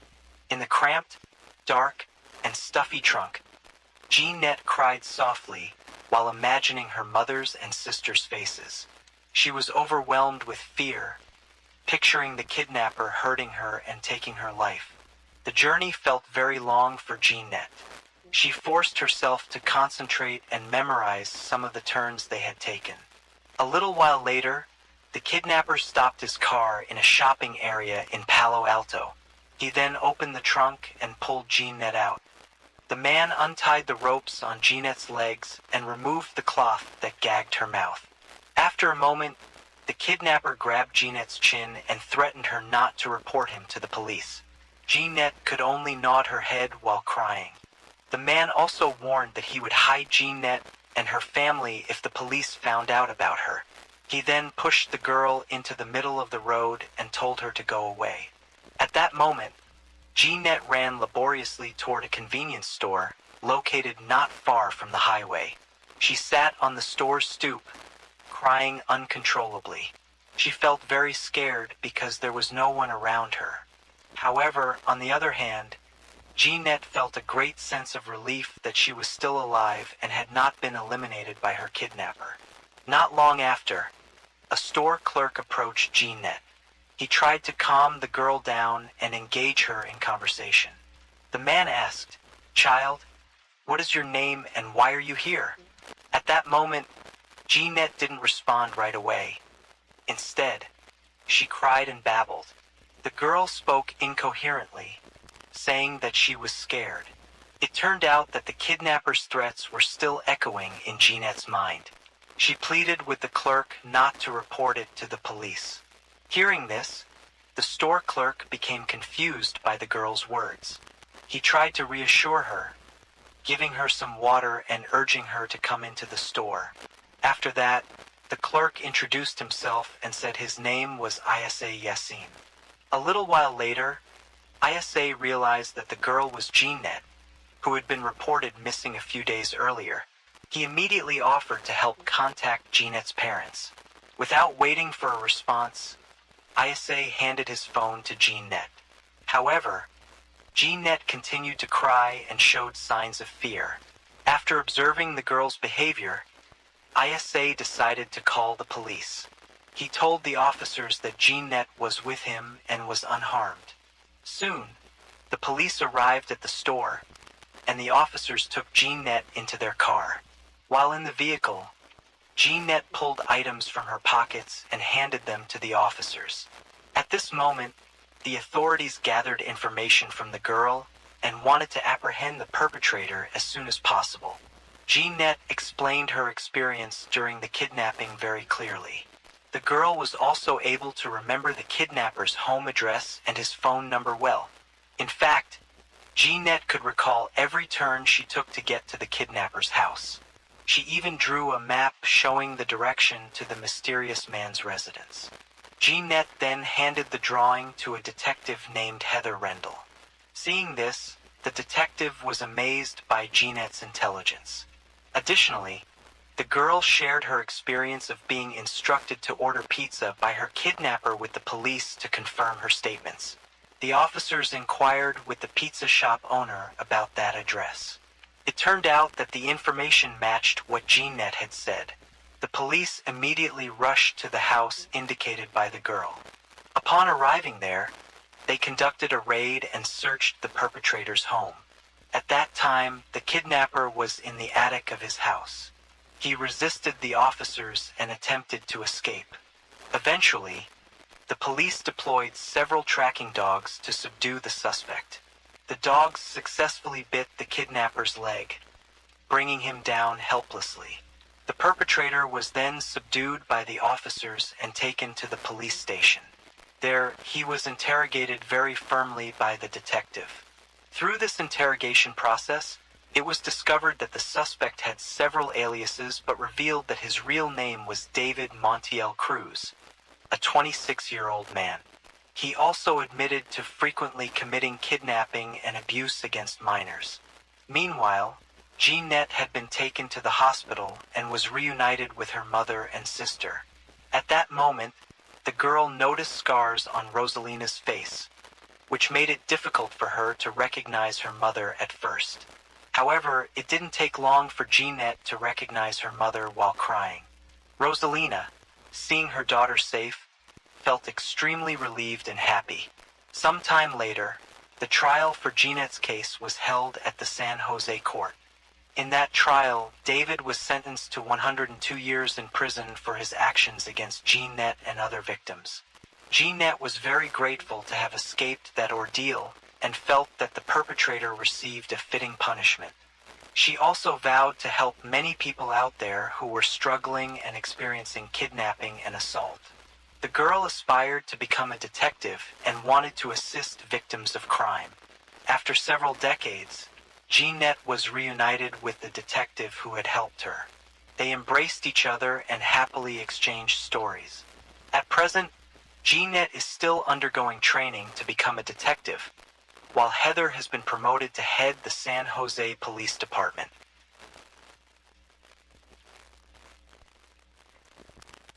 Story 7. It was supposed to be the best day of Gladys Rickard's life. Dressed in her wedding gown, she moved around her home, sharing happy moments with family and friends as they all got ready for the big day.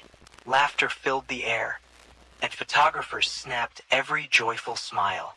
But outside, someone from her past was watching from his car, unable to let her go. He waited, growing more tense with every passing moment, until finally he decided to go inside. Gladys' family, busy with last-minute details, didn't notice him at first. What happened next would change everything for everyone there that day. Gladys Rickard was born on October 15, 1960, in a small town in the Dominican Republic. She was raised by her mother, Ana Rosario, a single mother of 4. Gladys had 3 siblings, Norma, Yolanda, and Juan. The names of their fathers remained unknown, but Ana kept her children close and instilled strong family values in them. From a young age, Gladys stood out for her compassionate nature, consistently displaying kindness and empathy. She shared a particularly close bond with her older sister Norma. Even as a teenager, Gladys dreamed big. Her ambitions included becoming a successful professional, having a beautiful wedding, and starting her own family. However, she knew that achieving these dreams would require dedication to her studies. In 1978, Shortly after graduating high school, 18-year-old Gladys fell in love and became pregnant. Unfortunately, the relationship ended, and the following year, she gave birth to her son alone. The child's father, whose family background remains unknown, never took responsibility for him. Determined to provide for her son, Gladys decided to set aside her academic pursuits. Raising him was challenging, but her son became a source of immense joy and strength for Gladys, encouraging her to move forward. Gladys eventually secured a stable job to support her son. Around this time, her sister Norma had moved to New York with her 2 daughters. Gladys began to consider joining her sister, hoping that relocating to the United States would offer her and her son better opportunities. She worked tirelessly to save up, while her other siblings, Juan and Yolanda, also moved to join Norma in the U.S. In 1978, Gladys was in 1983. At the age of 22, Gladys finally saved enough money to move, though she couldn't afford to bring her son with her at that time. He stayed behind in the care of his grandmother. Upon arriving in New York, Gladys settled in the heart of the Dominican immigrant community in Manhattan, close to her sister and nieces. With her priorities set, she started working and soon enrolled in a local college to study accounting. Days turned into years, and by 1987, Gladys was able to bring her son to the U.S., fulfilling a long-held dream. They moved into a comfortable apartment where they lived with her sister and nieces. This marked a joyful time in Gladys' life, as she was surrounded by her loved ones, who admired her courage and optimism. In 1992, while on her routine commute to work via the New York City subway, Gladys caught the attention of a man named Agustin Garcia, who happened to be on the same train. Born in the Dominican Republic in 1952, Agustin had moved to New York as a child with his parents. With ambition and hard work, he established himself as a successful businessman, founding a multi-service agency in Manhattan during the 1980s. He also created a bilingual newspaper for the Dominican community, aiming to keep them informed and connected. Agustin was well respected in his community. After his first marriage ended in divorce, he was granted custody of his 2 children and settled with them in New Jersey. His success allowed him to expand into various business ventures across the city. He even founded the Federation of Hispanic Chambers of Commerce, committed to empowering the community. Known for his sociable personality, Agustin treated everyone kindly, gaining a reputation as a charming and approachable figure. That day on the subway, Agustin felt that fate had brought him and Gladys together. Despite rarely using the subway, their encounter led to a brief conversation, during which Agustin managed to get her phone number, promising to see her again. Fascinated by her warmth and beauty, Agustin began courting Gladys, showering her with lavish gifts and taking her to upscale restaurants and places she had never experienced before. Their meeting would mark the start of a new chapter in Gladys's life, filled with excitement and unexpected turns.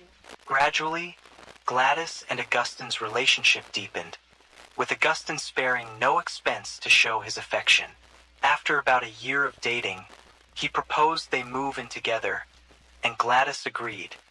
Yet a yearning lingered in her heart. Gladys deeply wanted marriage and a family with Agustin, but he seemed resistant to the idea. Meanwhile, tensions arose between her son and Agustin's children. Hoping to smooth things over, Gladys encouraged her son to be patient, believing that the children just needed time to adjust. Unfortunately, the reality proved to be more challenging, as Gladys noticed Agustin often seemed indifferent to her son. After 2 years of living together, the unresolved issues prompted Gladys to suggest they live apart. Though saddened, Agustin agreed, even helping her find a new home. In 1995, with his financial support, Gladys purchased a lovely 2-story house in New Jersey, conveniently close to Agustin's residence. From then on, Augustine proudly introduced Gladys as his wife to friends, family, and the Dominican community in the U.S., projecting an image of a partnership. Yet, behind the public facade, their relationship faced serious strains. Augustine had multiple affairs, which Gladys eventually discovered. This deeply hurt her, and her once vibrant personality began to dim. Many assumed her sadness stemmed from Augustine's reluctance to marry, so they chose not to pry. Whenever marriage was brought up, Augustine dismissed the idea, saying he didn't want to risk another divorce. Gladys, however, longed for the security of marriage and made her feelings known. Gradually, she also began to confide in friends about Augustine's infidelities and his increasingly controlling and possessive behavior, which led to frequent arguments. During one heated confrontation, Augustine, completely out of control, threatened her with a firearm. Terrified, Gladys sought comfort in her sister's support. Then, in the fall of 1998, Gladys unexpectedly visited Augustine's office and found him in a compromising situation with a younger woman. This was the final straw. She immediately ended the relationship and, with her family's support, decided to cut him out of her life. But Augustine was not ready to let go, treating her more as a possession than a partner. He began persistently calling and leaving gifts at her door, from roses to Bibles, but Gladys disregarded these attempts. By March 1999, Gladys had moved on emotionally, feeling a newfound sense of freedom and hope. Around this time, during a lunch break at a nearby restaurant, she met James Preston, a 40-year-old accountant with a passion for music. They hit it off instantly, enjoying a lively conversation and deciding to stay in touch. As they went on more dates, James proved to be kind, considerate, and attentive to Gladys and her family. For the first time in years, Gladys felt truly happy, something her family noticed and celebrated.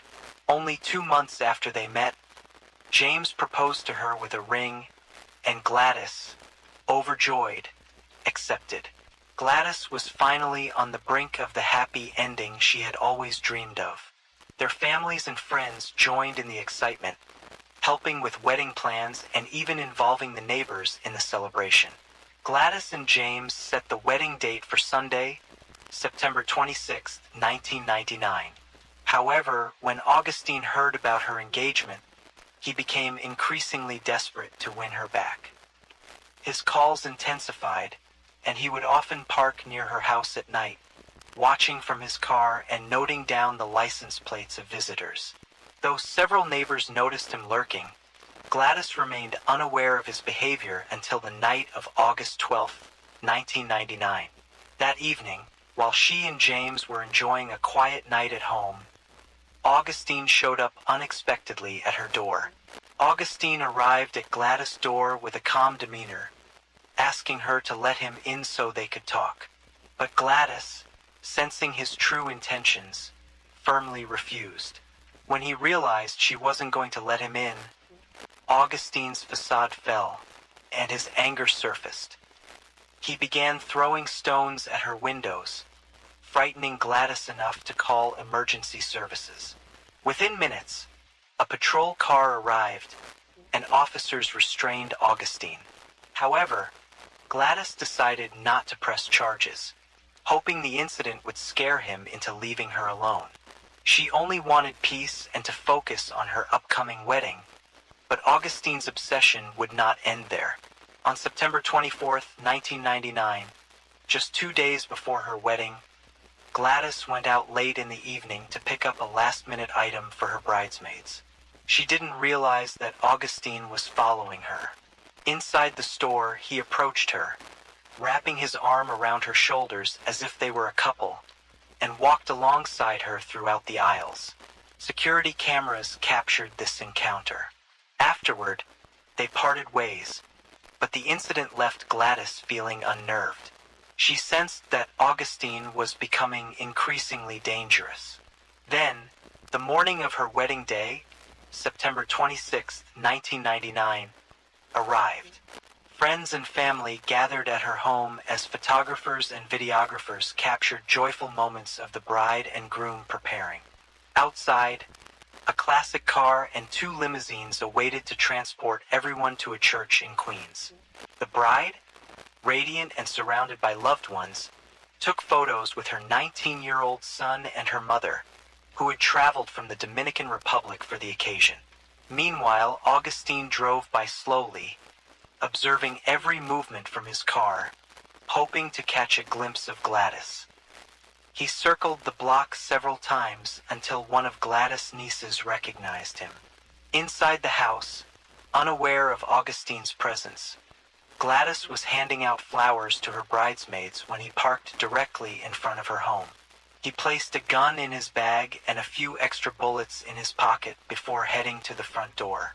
Augustine made his way into the house, with Gladys' brother trying to keep a close eye on him. Upon seeing Gladys in her tiara and wedding dress, Augustine ignored everyone else in the room, pulling out his gun and, in a moment of rage, fired at her. The horrific scene was captured on film by the cameramen who were there for the wedding. Though Gladys' brother Juan attempted to intervene, it was too late. Gladys had been hit by 3 bullets and was fatally wounded. Juan and Augustine then struggled, as others called emergency services. Police and paramedics arrived to find the 2 men still fighting, with Augustine yelling that he wanted to end his own life. Officers eventually separated them and restrained both. Paramedics tried desperately to revive Gladys, but she was pronounced dead at the scene. News crews arrived quickly and the story began spreading across local stations. Norma, Gladys' sister, learned of the tragedy from the news and rushed to the house in shock.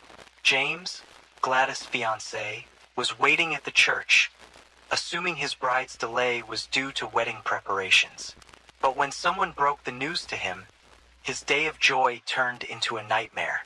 Augustine was taken into custody and investigators swiftly began piecing together the crime. Surveillance footage and the extra bullets found in his pockets were clear evidence. In his car, police discovered a list of license plate numbers from vehicles parked near Gladys' home. Forensic examinations revealed 3 gunshot wounds on Gladys, one in her upper arm, another in her spine, and the fatal one to her head. During his initial interrogation, Augustine claimed he had simply planned to stop by and hadn't intended to harm Gladys. But when pressed by investigators, he finally admitted to the killing, expressing regret for what had happened. The following day, September 27, 1999, Augustine appeared in court for his first hearing. Despite his claim of innocence, he was charged with murder, illegal possession of a firearm, and endangering the lives of minors present at the scene. The judge set Augustine's bail at $5 million, and he was confined to county jail to await trial. On October 1, 1999, Gladys' funeral was held, attended by a large number of people, including the investigators working on her case. Loved ones gathered around her casket, where she lay dressed in her wedding gown to bid their final farewell. Later that day, Gladys' family, along with James' relatives, traveled to the Dominican Republic to bury her. Due to the high-profile nature of the crime and Augustine's status, the case quickly gained widespread media attention in both the Dominican Republic and the United States. The trial was scheduled for early October 2001. During preliminary hearings, Augustine's defense introduced an alternative version of events, holding press conferences where they argued he had acted in self-defense against an attack by Gladys' brother. They claimed Augustine never intended to harm Gladys. From that point, the defense pursued an aggressive strategy, aiming to tarnish Gladys' public image to sway opinion in Augustine's favor. The defense team suggested that, although Gladys was engaged to James, she had supposedly maintained a secret relationship with Augustine. They argued that jealousy had driven him to kill her impulsively and requested the charges be downgraded to involuntary manslaughter, which would result in a lighter sentence of 5 10 years in prison under New Jersey law. This tactic found some traction in the community, where gossip began circulating that Augustine was actually a victim of heartbreak, with some saying Gladys had brought it upon herself. However, on the first anniversary of Gladys' death, a Dominican-born woman in Miami, deeply moved by the story, started a campaign to raise awareness about domestic violence and support victims. She wore her wedding dress while participating in a marathon, sparking a powerful movement that led other women to join her each year in what became known as the Bridal March. Gladys' family joined this initiative, attending press conferences and supporting the cause to preserve her memory and stand against domestic violence. The defense, meanwhile, continued its efforts, holding public discussions about the case. This led the prosecution to ask the judge to issue a gag order, which was granted. Yet, much of the damage was already done as rumors persisted in the community. The prosecution knew that showing the wedding video footage, which captured the tragic moment, was crucial for their case, a move Gladys' family supported in the hope of attaining justice. On February 14, 2001, a hearing was held where only the judge viewed the footage while the courtroom heard the audio. For Gladys' family, it was a painful experience, and the defense argued the video was an unfair advantage for the prosecution. Ultimately, the judge allowed only the segments showing the shooting itself. The trial began on October 2, 2001. The defense maintained that Augustine had been overwhelmed by the news of Gladys' upcoming wedding, and that he was only defending himself from her brother and son. They presented footage from a security camera at the store Gladys visited 2 days before the wedding, attempting to imply she and Augustine had maintained a romantic relationship, despite evidence to the contrary. This line of defense initially appeared to sway the jury, but when the prosecution played the wedding video, it became clear that Augustine had not been attacked by anyone else in the room and had directly targeted Gladys. On October 16, 2001, Augustine testified, claiming he had lost consciousness after allegedly being attacked. However, on October 23, 2001, the jury found him guilty on all charges.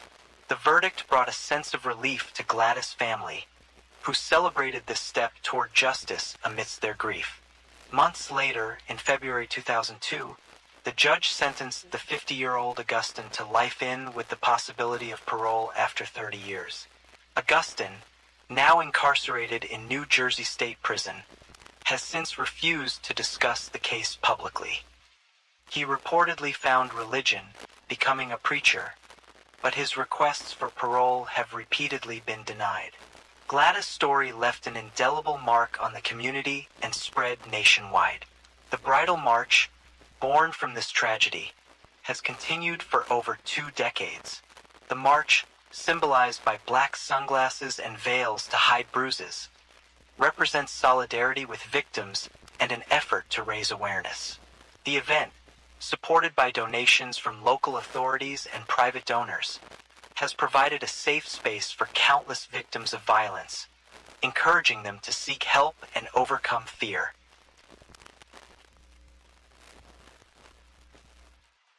Story 8. On a quiet November evening in 2015, a 911 dispatcher picked up a call that sounded urgent and filled with panic. On the other end was a woman named Jennifer, frantically explaining that her young daughter was choking on a piece of chicken. She sounded desperate, saying she had tried everything to help, her fingers, even a butter knife, but nothing seemed to work. The dispatcher calmly instructed her to perform CPR, guiding her step by step. 13 long minutes passed as Jennifer's panic grew, and then suddenly silence. When paramedics finally arrived, they found the little girl motionless, but something didn't add up. Her injuries didn't look like those from choking, and as they examined her, more unsettling questions popped up. Bruises and marks on her small body hinted at a different story, one that didn't match Jennifer's explanation. So, who was Jennifer and what really happened that night? The answers, buried beneath layers of secrets, would shock everyone and reveal a truth no one was prepared for. Layla Marie Daniel was born on July 18, 2013, in Georgia, USA. Her parents, Tessa Daniel and Anthony, faced challenging circumstances early in life. 2 years before Layla's birth, Tessa had another daughter, Millie Place. Both Tessa and Anthony grew up in difficult environments. Tessa, from a young age, encountered significant struggles that led her into the child care system, spending her formative years in various foster homes.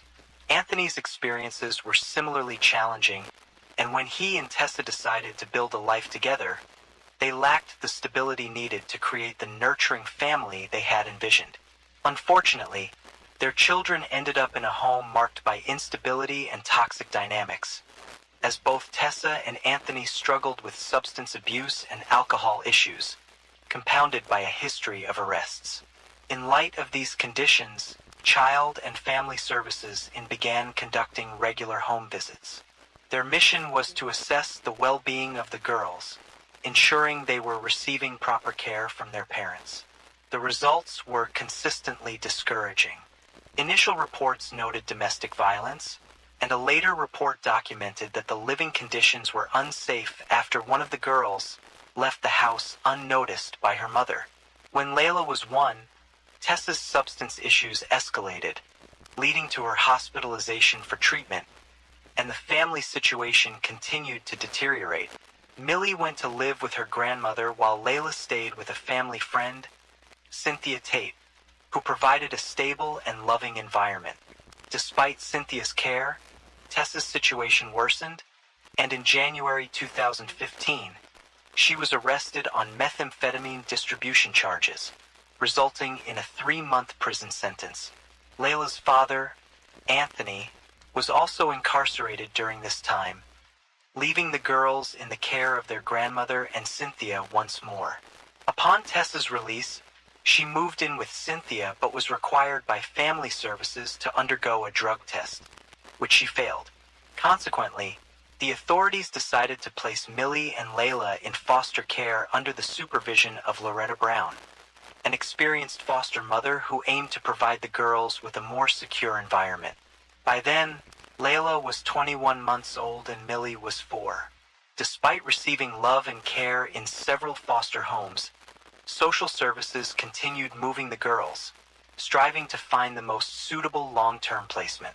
Meanwhile, Tessa remained actively involved in the adoption proceedings, determined not to lose custody of her daughters, hoping to reunite with them after achieving full rehabilitation. In May 2015, Millie and Layla were placed with Jennifer and Joseph Rosenbaum, a couple eager to provide temporary care, despite not being formally designated as foster parents by a placement agency. Jennifer, 27 at the time, shared a turbulent past with Tessa. Raised in an unstable and violent environment, she also dealt with a physically abusive mother struggling with addiction, leading Jennifer into foster care at age 9. Despite difficulties controlling her anger and a history of altercations, Jennifer eventually found direction, graduating high school and enlisting in the Army.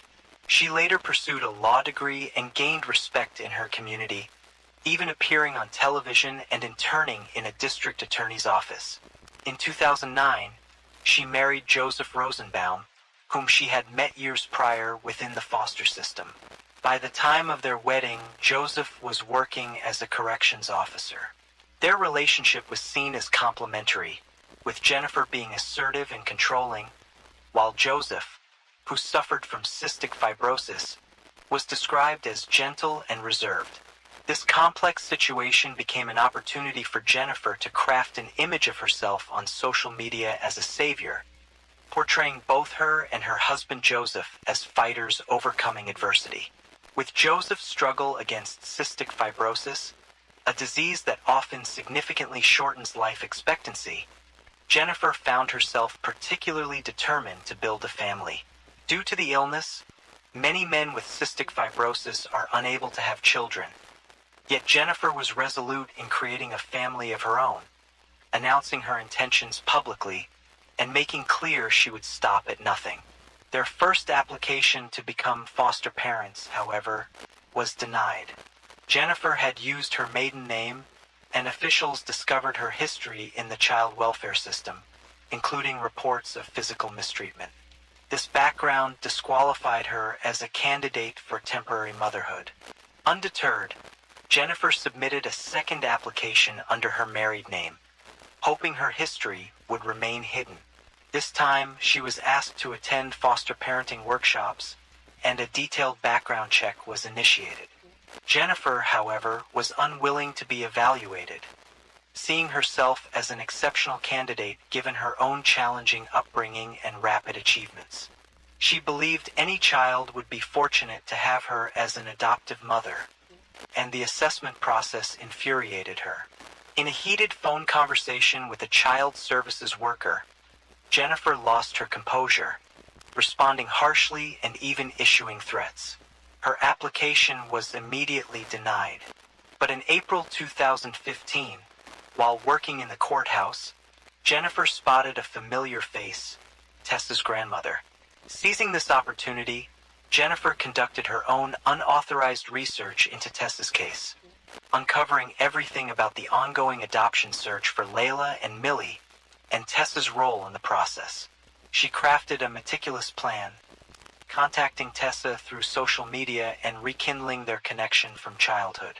Presenting herself as a compassionate figure, Jennifer offered to take in the girls, promising them a loving home. At that time, Jennifer's life seemed almost ideal.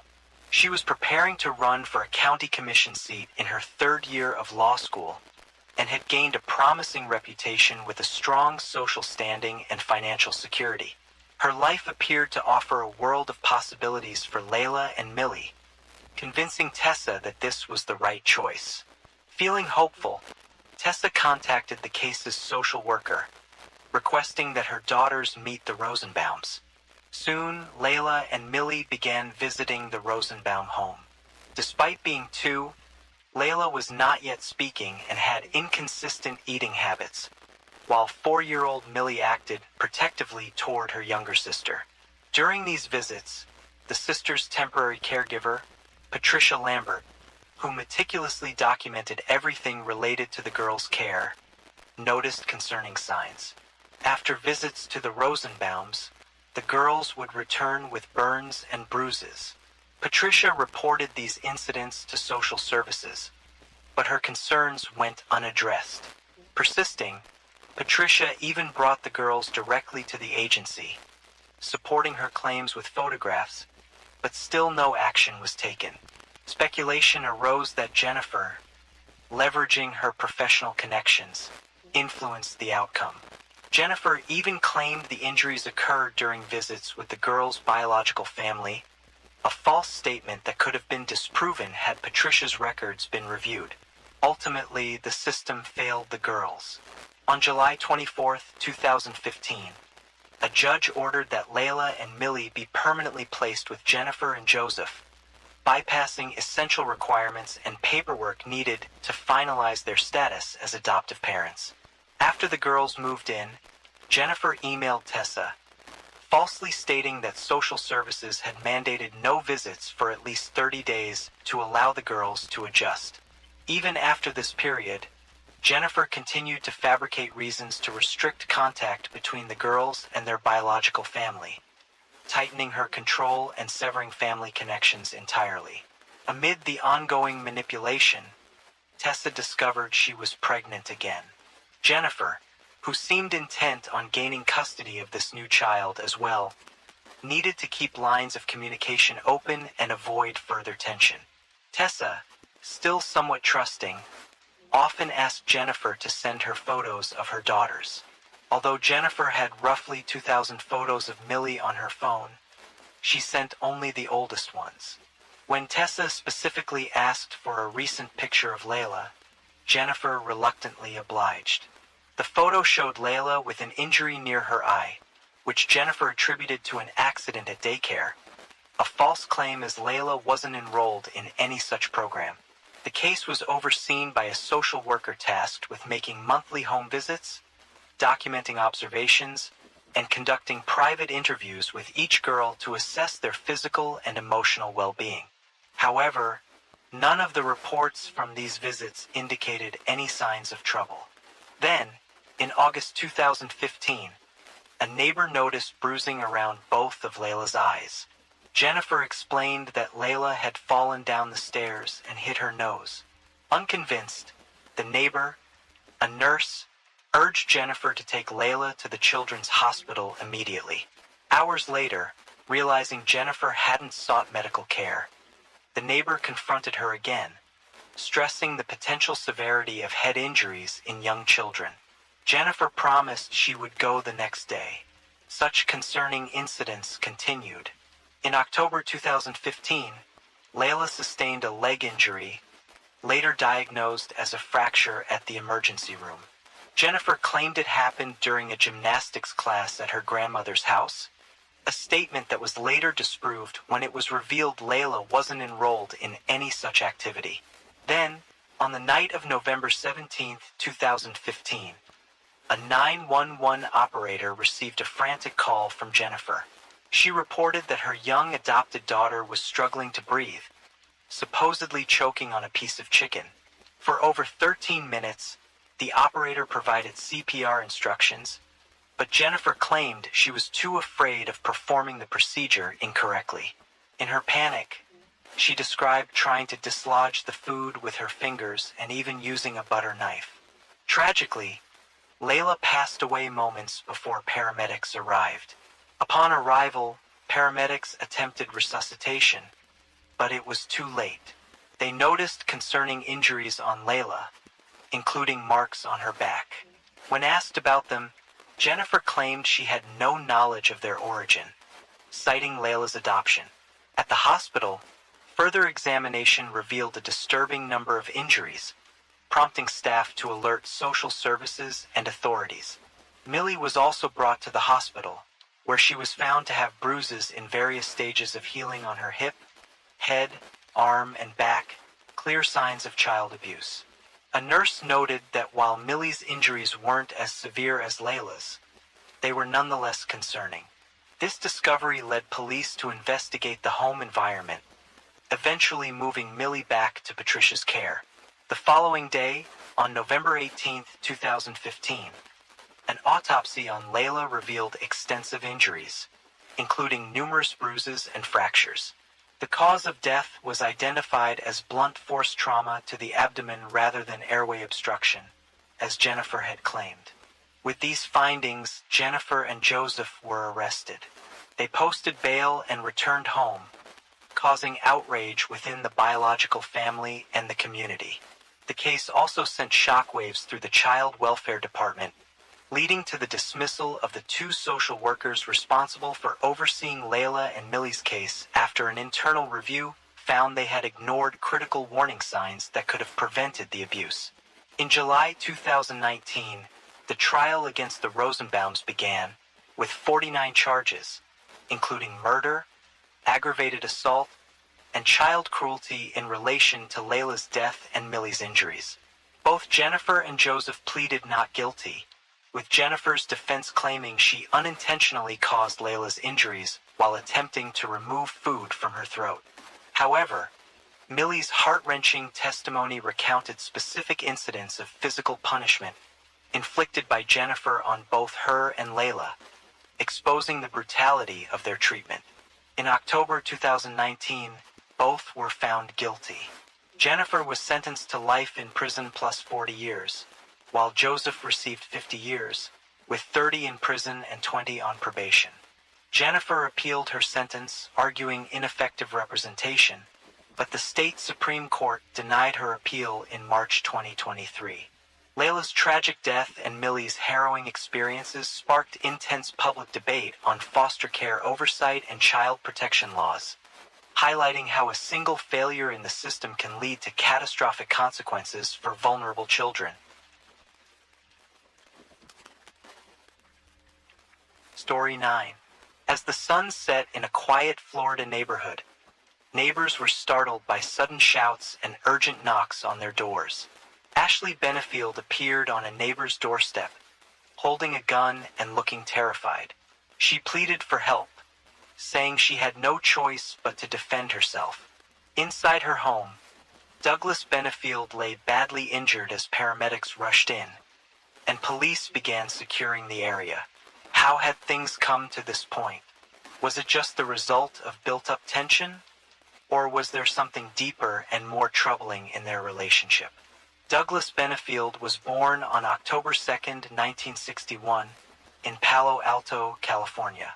He was the second child of John and his wife, Suzanne, who had 3 children in total: Wesley, Douglas, and David. Suzanne, a teacher, and John, an aerospace engineer, upheld values of discipline and hard work in their home.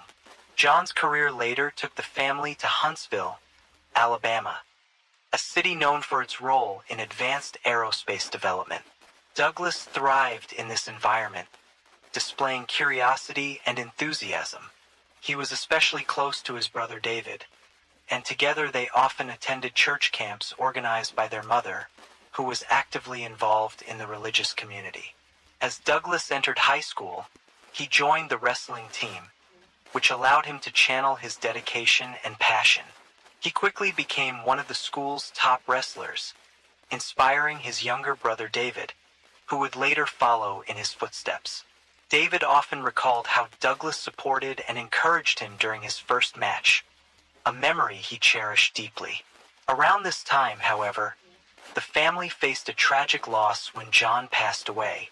This hardship led Suzanne to return to her native Texas with her children, seeking support from family as they coped with their grief.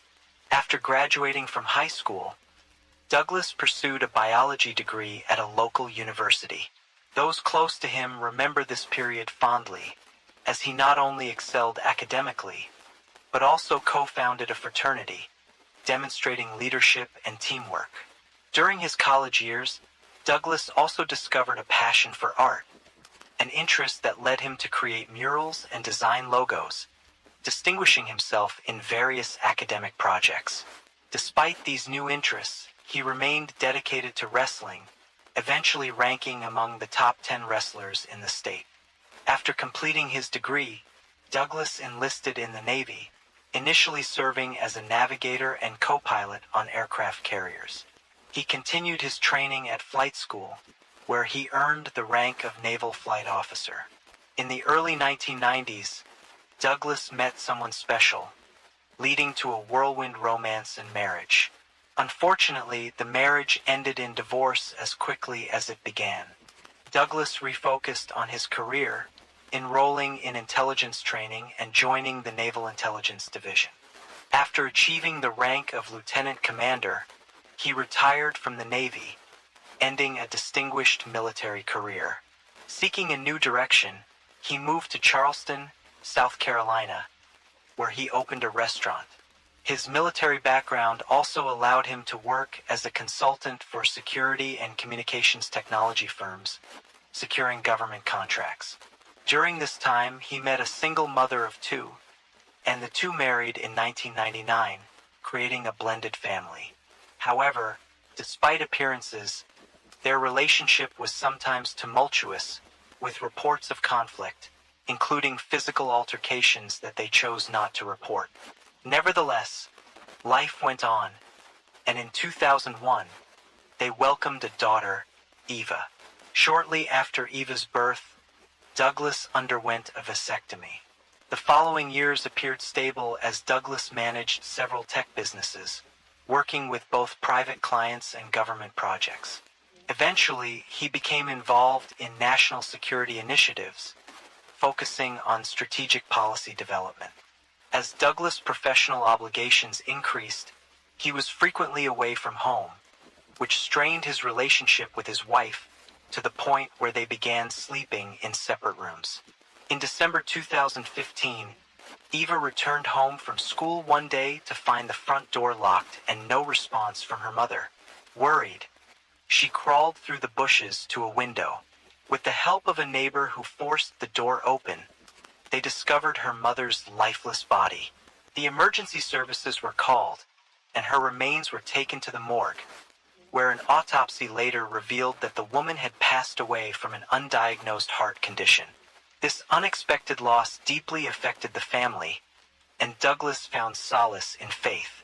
He began attending church regularly and started each day by reading Bible verses, sharing them with his daughter. By 2016, he had established connections in political circles, particularly with prominent donors of the Republican presidential campaign.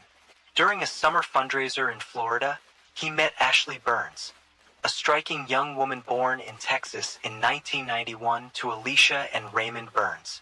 Ashley had been immersed in ballet from a young age, working with renowned instructors and joining prestigious ballet companies. However, at 23, a leg injury forced her to retire from professional ballet, setting her on a new path.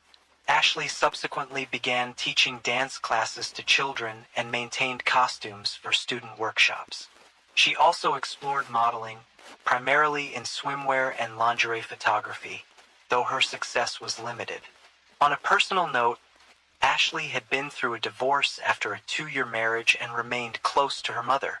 She was a dedicated Republican, and after attending a political event, met then-presidential candidate Donald Trump.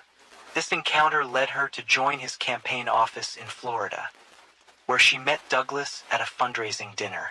Her beauty, paired with her elegance as a former ballerina, immediately caught his attention.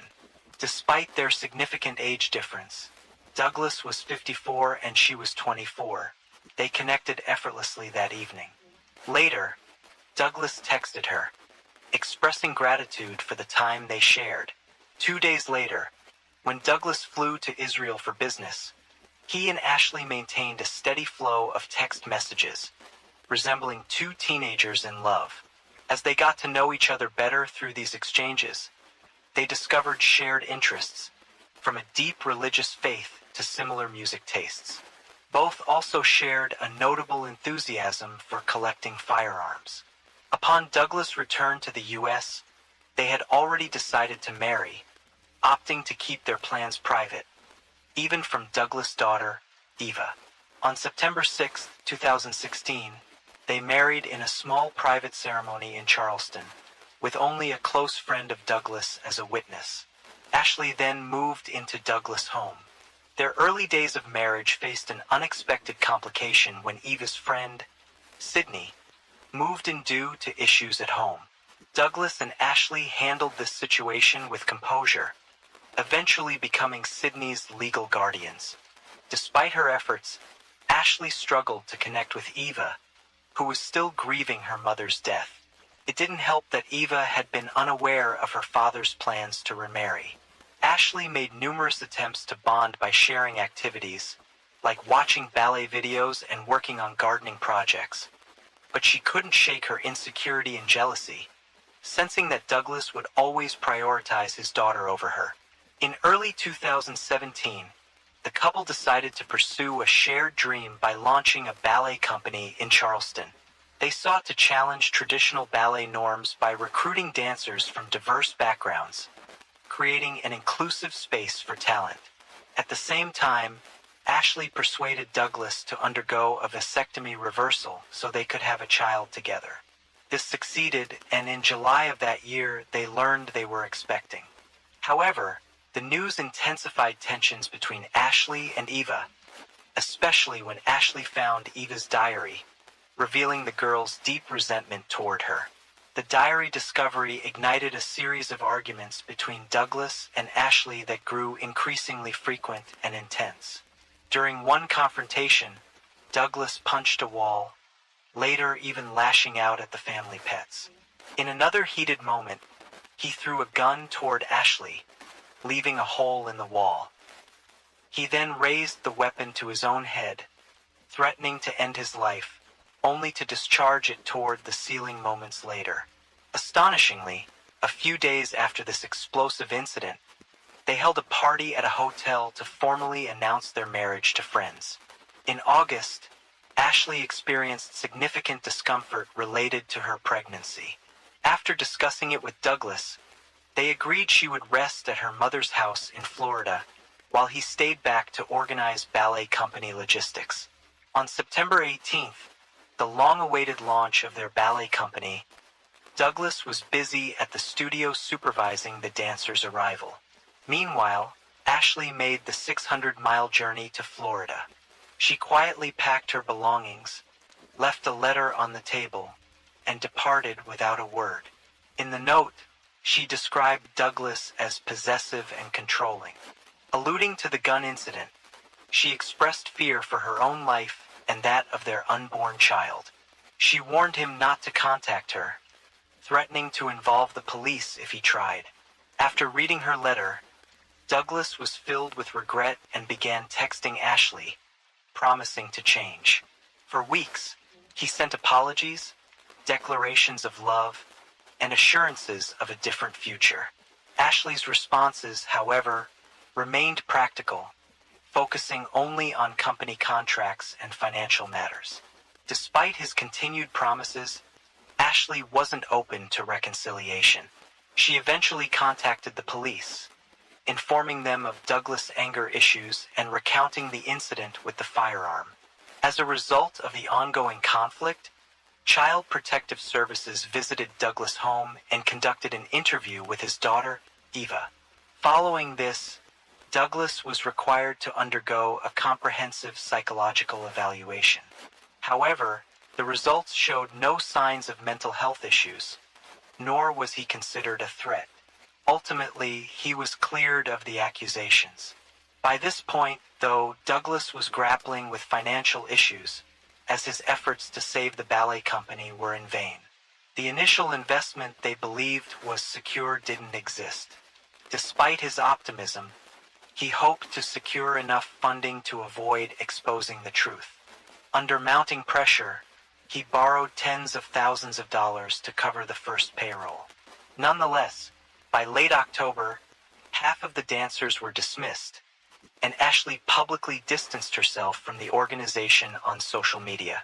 Douglas asked her to take down the post to avoid affecting the remaining dancers, but she refused.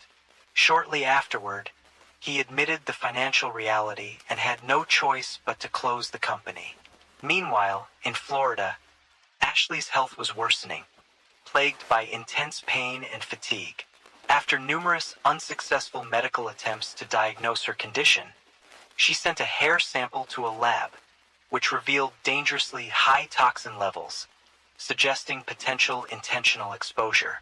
She then recalled the tea Douglas prepared for her each morning and began suspecting that he might have been poisoning her, perhaps even contributing to his previous wife's sudden death. Soon after, Douglas, unaware of her suspicions, sent her a package of tea bags. Ashley, however, avoided drinking it, opting to take it to the police for analysis by a specialized team. Tests later showed no traces of toxic substances. 3 weeks before her due date, Ashley checked into a hospital without informing Douglas. From the beginning, she told medical staff that she believed her husband had poisoned her, exposing her unborn baby to heavy metals. She also accused him of domestic violence, claiming he had held her captive and harassed her in Florida. While her claims couldn't be substantiated, the hospital took precautions for her safety and assigned her a new name. After a cesarean section, her daughter was born healthy. Nevertheless, Ashley immediately sought hyperbaric oxygen treatments for the baby, enrolling her newborn in 26 sessions. In late July 2018, Ashley and Douglas came face-to-face for the first time in months at a courthouse in Florida. Douglas sought custody of his daughter, whom he hadn't yet met. Meanwhile, Ashley, alleging domestic violence and attempted poisoning, requested a restraining order against him. After a 2-day hearing, the judge denied Ashley's request and decided on shared custody of their daughter, citing insufficient evidence of poisoning or related illness. Following the court's decision, they were required to attend counseling sessions together for the sake of their child. During Easter weekend in 2019, while having dinner as a family, Ashley and her mother privately questioned Eva. Ashley's suspicions of Douglas hadn't faded, and she wondered aloud if he might have been involved in the death of his second wife. Eva tried to reassure them, insisting her father was a good man. The following year, Douglas noticed Ashley wearing what appeared to be an engagement ring. He secretly installed a tracking device in her car and hired a private investigator, confirming that she was seeing someone new. Ashley, on the other hand, filed a police report accusing Douglas of allegedly abusing their young daughter, prompting him to file for divorce. After an investigation, authorities found no evidence supporting the allegations. Frustrated, Douglas emailed the police, claiming Ashley had a split personality. By then, their relationship seemed irreparable. Yet in mid-2020, despite divorce proceedings, Ashley surprised Douglas by reaching out, hinting at reconciliation. They began seeing each other again, and hopeful that things might work out, made plans to move in together. Douglas rented an apartment close to Ashley's mother's home, packed up his belongings, and arranged for a moving truck. On September 27, 2020, when Douglas arrived in Florida, Ashley's mother took their daughter for a walk while the couple settled into their new home. Suddenly, a heated argument erupted, loud enough for a neighbor to hear. Concerned, the neighbor immediately called 911. Moments later, Ashley, carrying a firearm, ran to a neighboring house, knocking on the door and asking for help. The armed neighbor also contacted emergency services. When paramedics arrived, followed closely by police officers, the entire team secured the area. The paramedics noted that Douglas was still breathing, though he had multiple injuries, including wounds to his leg and arm. A bullet had also penetrated his chest cavity, complicating his condition. Despite all efforts to save him, Douglas was pronounced dead at a local hospital an hour later. That night, Ashley claimed she acted in self-defense, offering few details to detectives. Meanwhile, her mother asserted that she and Ashley had endured domestic abuse from Douglas for over 3 years, adding that they had attempted to seek help on multiple occasions but received no support. Ashley's lawyer told a detective that her client had been planning an escape to get away from Douglas once and for all. According to her, Ashley had arranged for a psychologist, 2 attorneys, a disposable phone, a safe location, and a rental car. She intended to execute the plan the next day, fearing Douglas might discover her intentions. Though Ashley wasn't initially arrested, investigators began to uncover inconsistencies in her self-defense claim. For instance, there were no weapons or blunt objects near Douglas, and Ashley showed no visible injuries or bruises. In November 2020, Ashley was formally arrested and charged with second-degree murder. After pleading not guilty and posting bail, she was released a week later. She was allowed visitation with her daughter, but primary custody was granted to her mother. Despite her legal troubles, Ashley continued to give interviews, defending her version of events. As the case garnered national attention, Ashley became widely compared to the protagonist of the 2010 film Black Swan, a psychological thriller set in the ballet world. After many legal twists and delays, Ashley's trial took place in the summer of 2024. According to the prosecution, Ashley had always intended to be a single mother and never planned to grant Douglas visitation rights. For them, her abuse claims were merely part of a strategy to achieve this goal. Ashley and her defense maintained their original story, and during her turn on the stand, she captivated the court and the nation following the trial by recounting, with deep emotion, her account of what happened on that tragic day. Her defense argued that authorities had failed to respond appropriately to her numerous complaints against Douglas, and that she suffered from battered woman syndrome. Among Ashley's supporters in the courtroom were her mother and her 6-year-old daughter, who even spoke to a journalist, stating she was doing what was right for her mother. Despite this, after a late-night deliberation, the jury found Ashley Benefield guilty, not of the murder charge she faced, but of the lesser charge of manslaughter in the death of her husband, Douglas Benefield. The minimum penalty for this charge was 11 years in prison, with a maximum of 30 years. Afterward, Eva praised the verdict in a video posted on social media. Ashley's defense team, however, quickly expressed dissatisfaction with the verdict, announcing their intention to file for a mistrial, citing alleged juror misconduct.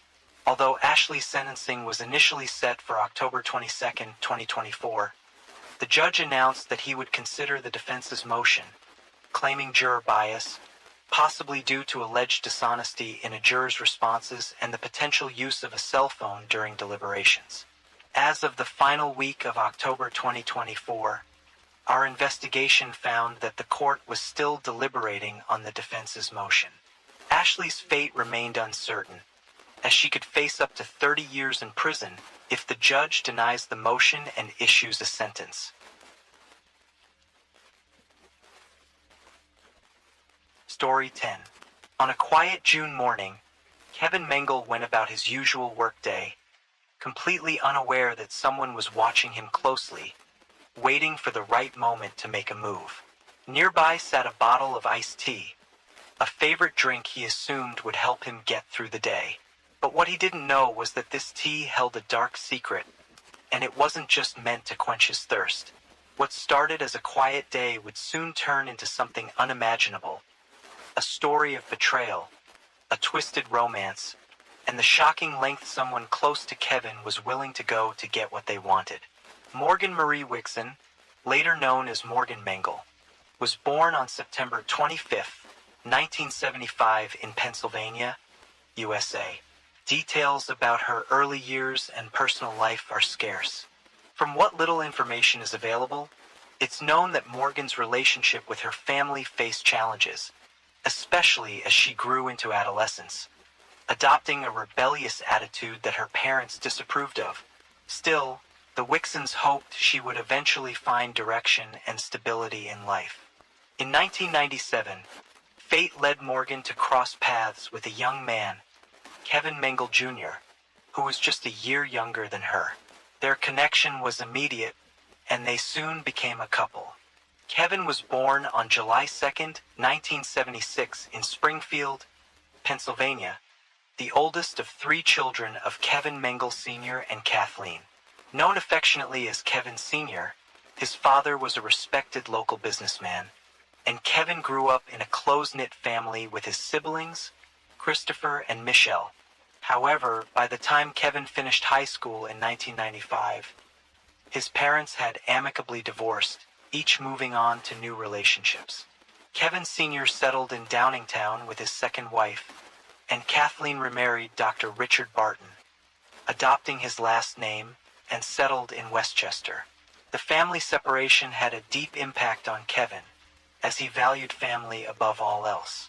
Though he experienced periods of distance from his father, those who knew him described Kevin as ambitious, hardworking, and determined.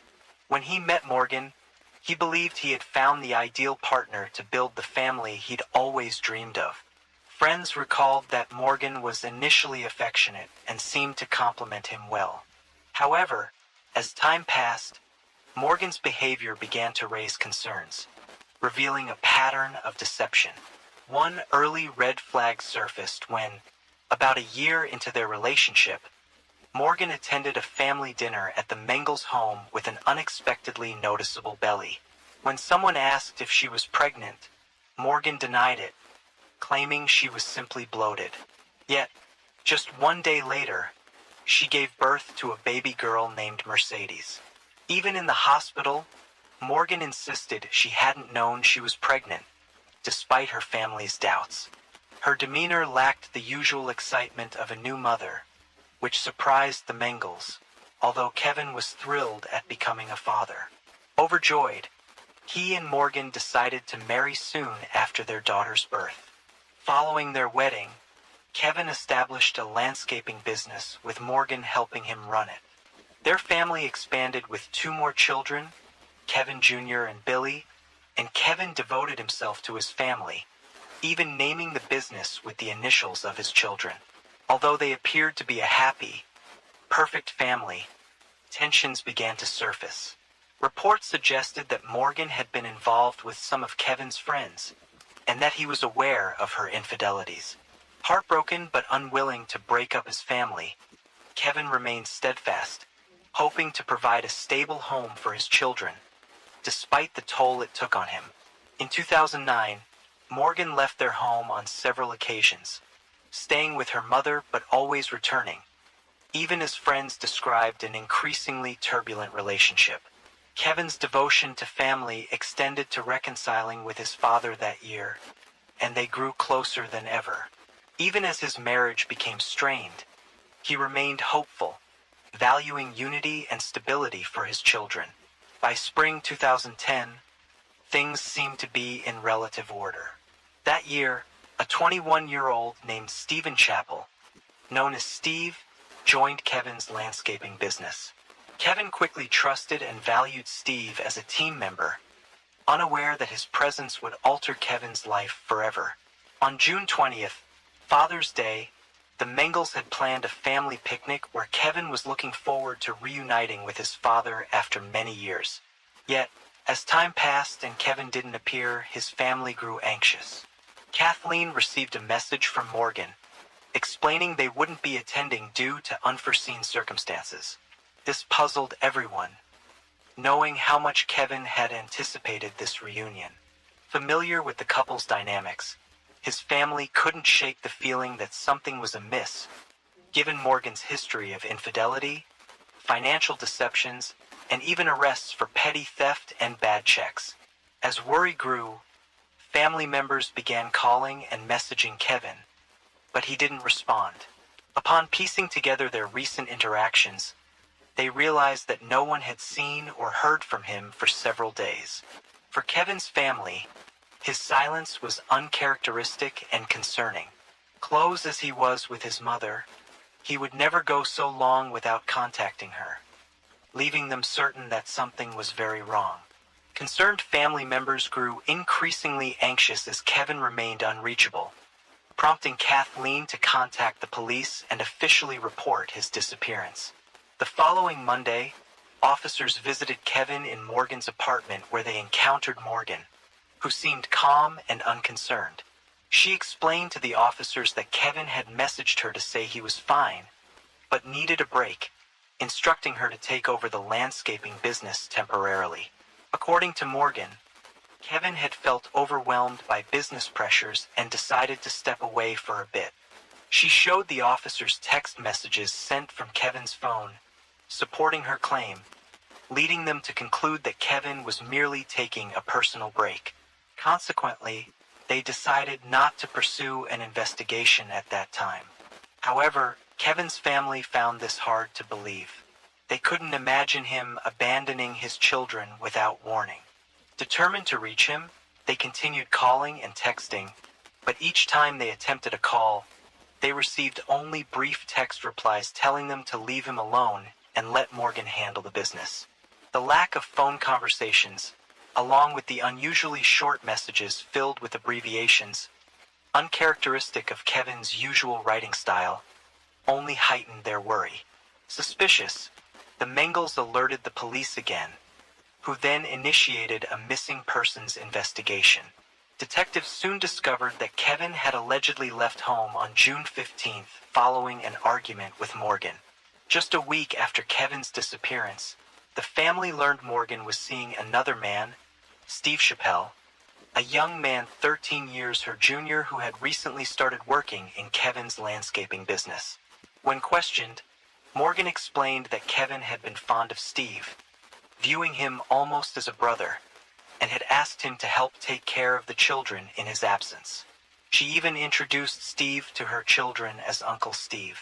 But suspicions only grew, especially as people saw Morgan and Steve acting affectionately in public, holding hands and lounging together at the apartment pool. Additionally, Steve was frequently seen driving Morgan's truck while out with the children, leaving Kevin's friends and family stunned. Police then brought Steve in for questioning. Under pressure, Steve admitted to having an affair with Morgan, stating she had initiated the relationship by showering him with compliments until he fell in love with her.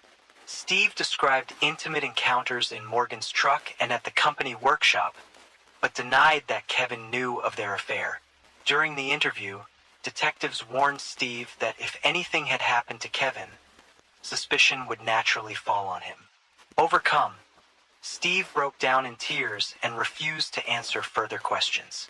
Days later, as the investigation progressed, Kathleen received an unexpected request from Morgan to watch the children for a few days, arousing suspicions that Morgan might be planning to flee. On June 24th, Kevin's brother Chris and some friends decided to keep watch outside Morgan's apartment. Early that morning, they saw Steve leaving the apartment with a bag, followed shortly by Morgan, who loaded more bags into a truck before driving off. Notably, the children were not with them. Chris immediately alerted the detectives and began following them. The pair drove to the landscaping business, where one of the detectives was coincidentally present, hoping to uncover any clue to Kevin's whereabouts. When Morgan exited the vehicle, the truck's back was filled with clothing. She walked past the detective in a hurry, but when he tried to speak to her, Steve suddenly sped away in the truck. Confronted, Morgan claimed that Steve might have harmed Kevin, leading the police to take her to the station for further questioning. During the interrogation, Morgan admitted that Steve had expressed his love for her and his willingness to do anything to be with her. When detectives asked if she thought Steve had hurt Kevin, she quickly revealed that Steve had struck Kevin in the back of the head with a shovel. Morgan was then left in the interrogation room while police used phone tracking to try to locate Steve.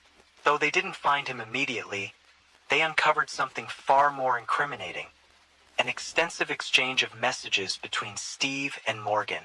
Realizing these texts might hold clues to Kevin's disappearance, a dedicated team spent hours analyzing the conversations. That same afternoon, they discovered the extent of the chilling plan Morgan and her lover had devised to eliminate Kevin and gain control of the business and children. In one exchange, Morgan had explicitly told Steve that once Kevin was gone, they could take over the company and build a life together as a family. The investigation revealed a premeditated scheme involving poisonous nicotine. Messages showed that on the evening of June 16, 2010, Steve had been in his mother's kitchen, concocting a potent nicotine solution, lethal with just a few drops, after researching its preparation online. Once the poison was ready, Steve added it to Kevin's favorite tea and handed it to Morgan. The next morning, she placed the bottle in Kevin's truck, hoping he would drink it throughout the day. Sure enough, while working, Kevin took a sip to quench his thirst, unaware that Steve was watching him closely. When the tea didn't seem to take effect immediately and Kevin continued working as usual, the two resorted to their backup plan. Steve texted Morgan, indicating he was ready to act with a shovel in hand, waiting for Kevin to bend down. Around 10:20 a.m., while Kevin was trimming hedges, Steve seized the moment, striking him hard on the head with the shovel. The blow was so forceful that the shovel broke, prompting Steve to grab another and continue the assault until Kevin stopped breathing. Steve messaged Morgan, confirming, "It's done," to which she insisted on seeing for herself. Morgan arrived at the workshop, reportedly stepping over her husband's lifeless body, showing no remorse for the man she'd been married to for 13 years. She kissed Steve and took control of the situation, giving him instructions to dispose of the evidence and the body. Together, they wrapped Kevin in a tarp, bound it with rope, and hid his body in an unused garage at the landscaping company. After cleaning up, they left the scene. According to court records, they appeared to take satisfaction in their actions, with Morgan even joking about endorsing the brand of tea they used in their failed poison attempt. For days later, Steve transported Kevin's body to a wooded area behind his former high school, where he buried him in a shallow grave he had dug in advance. Meanwhile, Morgan began using Kevin's phone, sending texts to his family, friends, and even herself, attempting to create the illusion that he was still alive and simply taking time away. However, she failed to consider that technology could reveal both phones' locations as the same, a clue that would soon unravel their plan. While still at the police station, Morgan was confronted with the incriminating messages, and she was promptly placed under arrest. By tracking their cell phone locations, authorities found Kevin's burial site shortly afterward. 2 days later, Steve, who had fled to Colorado in Morgan's truck, was apprehended. Although he initially resisted extradition, he eventually agreed to return to Pennsylvania, where he tearfully confessed to everything. On July 18th, a memorial service was held for Kevin, with his family asking for donations to a trust fund for his children instead of flowers. The children were left in the care of Kathleen and her husband, with support from extended family, as they faced the challenge of helping them cope with the tragic loss of their father and the absence of their mother. As the family mourned, they found solace in knowing the perpetrators of Kevin's murder were behind bars and facing justice. During the trial, shocking evidence emerged that revealed Morgan's depravity. From prison, she had sent Steve letters claiming she was pregnant with twins and that he was the father, hoping to manipulate him into taking sole responsibility for the murder. She even sent fake birth certificates, describing the twins in detail, but investigators quickly exposed her lies. Ultimately, Steve cooperated with authorities, becoming the prosecution's key witness at Morgan's trial. He recounted how their affair began, how Morgan persuaded him to participate in the plan to kill Kevin with nicotine poison, and when that failed, to attack Kevin with a shovel. Steve described burying Kevin's body behind his high school and the extensive communication between him and Morgan before, during, and after the murder. Morgan continued to attempt deception, even posting messages on social media to imply Kevin was simply taking time off. However, Steve revealed that she had tried manipulating him from prison by pretending to have given birth to twins, hoping he would take the fall. On February 3, 2012, a twist arose when a judge declared a mistrial due to the testimony of a police sergeant who mentioned an interaction with Morgan's father, implying she was capable of heinous actions. This comment was deemed prejudicial, leading to a new trial. Despite the setback, the Mengele family remained hopeful that justice would prevail for Kevin. The second trial began on February 5, 2013. At her initial hearing, Morgan, now 37, pled guilty to first and third-degree murder, conspiracy, and possession of a deadly instrument. Sentenced to life without parole and an additional 20 years on probation, Morgan expressed remorse through a statement read by her attorney, acknowledging the void she had left in Kevin's family. On February 11th, Steve Chappelle, age 24, pled guilty to third-degree murder and conspiracy to commit first-degree murder, receiving a sentence of 40 to 80 years in Pennsylvania State Prison. In contrast to Morgan, Steve spoke directly, expressing deep regret for his actions and stating he would never forgive himself.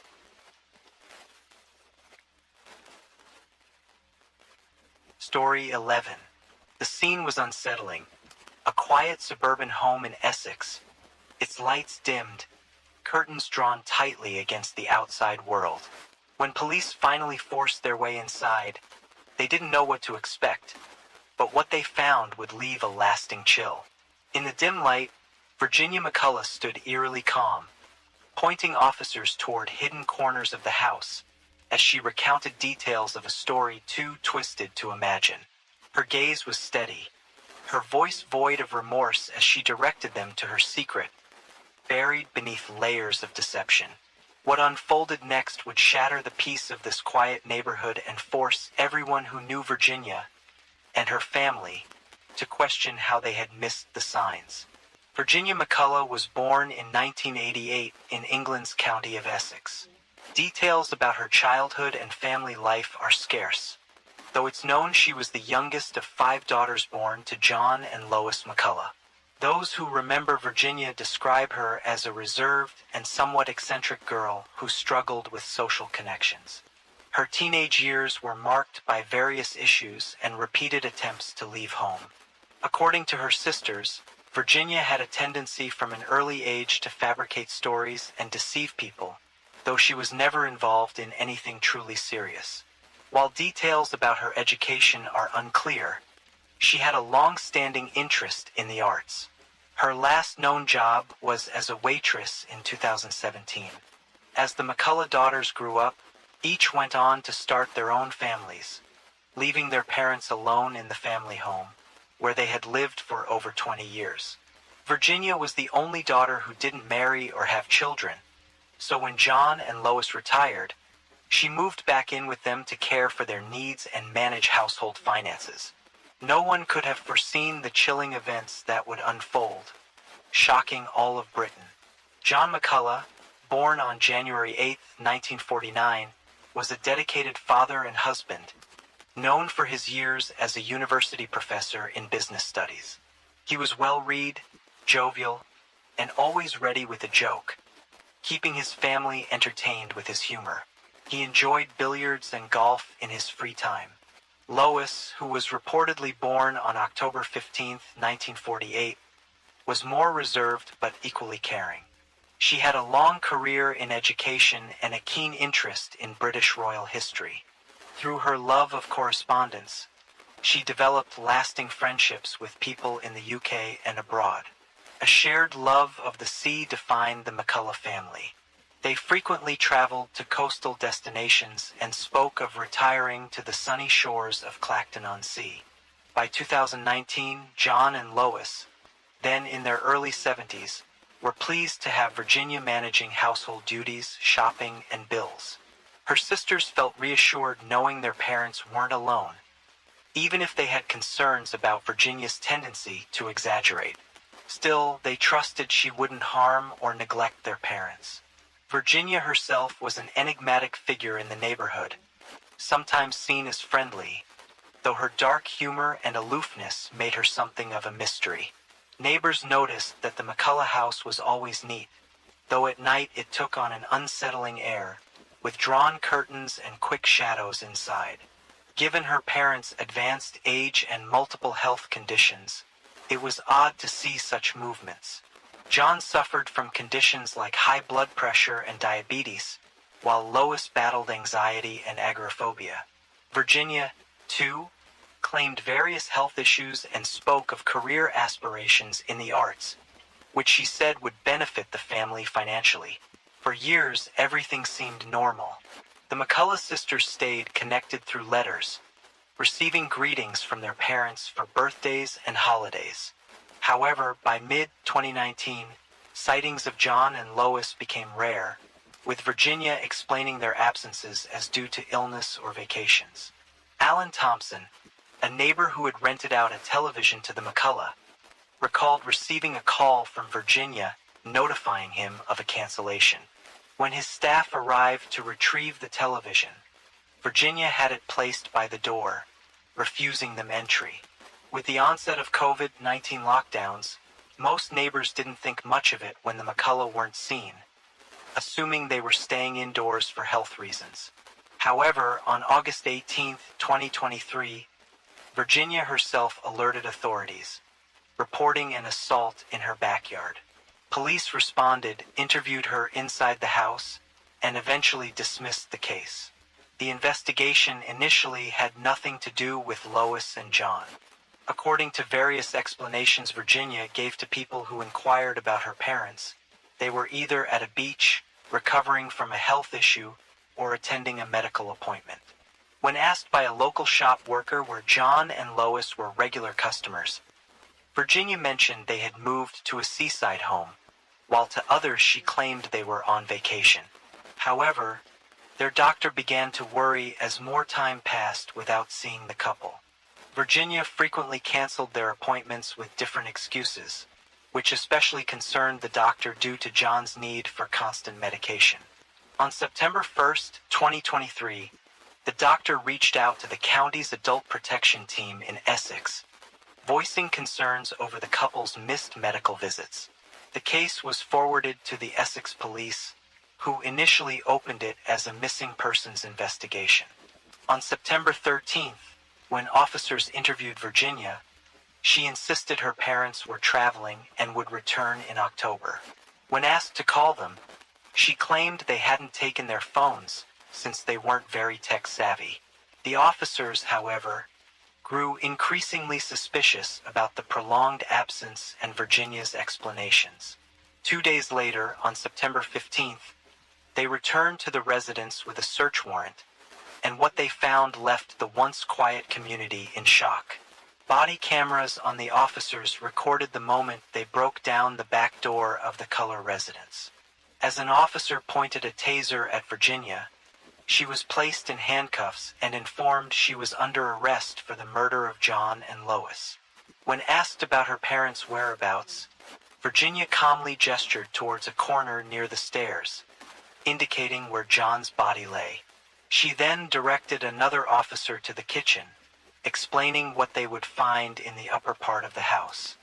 In chilling detail, Virginia described crushing pills and putting them in her parents' drinks, realizing around 6 a.m. the following day that John had died. According to Virginia's account, when she went to her mother's room, Lois, who didn't usually drink alcohol, was still awake. Fearing her mother would discover what she had done, Virginia decided she needed to kill her too. She grabbed a hammer, a sharp object, and a pair of gardening gloves, entering and exiting her mother's room multiple times. On the third attempt, she hit Lois, who turned to look at her, bewildered, and asked what she was doing. Virginia hesitated briefly, but then struck again. Finding the hammer inadequate, she went to retrieve a sharper tool, wanting her mother's death to be painless, as John's had been. On the morning of June 18th, Virginia went into the town of Chelmsford to purchase sleeping bags and gloves, paying with John's credit card. That afternoon, she visited her doctor for a cut on her finger, claiming it happened while chopping vegetables. After being treated, she returned home and began the gruesome task of hiding her parents' remains.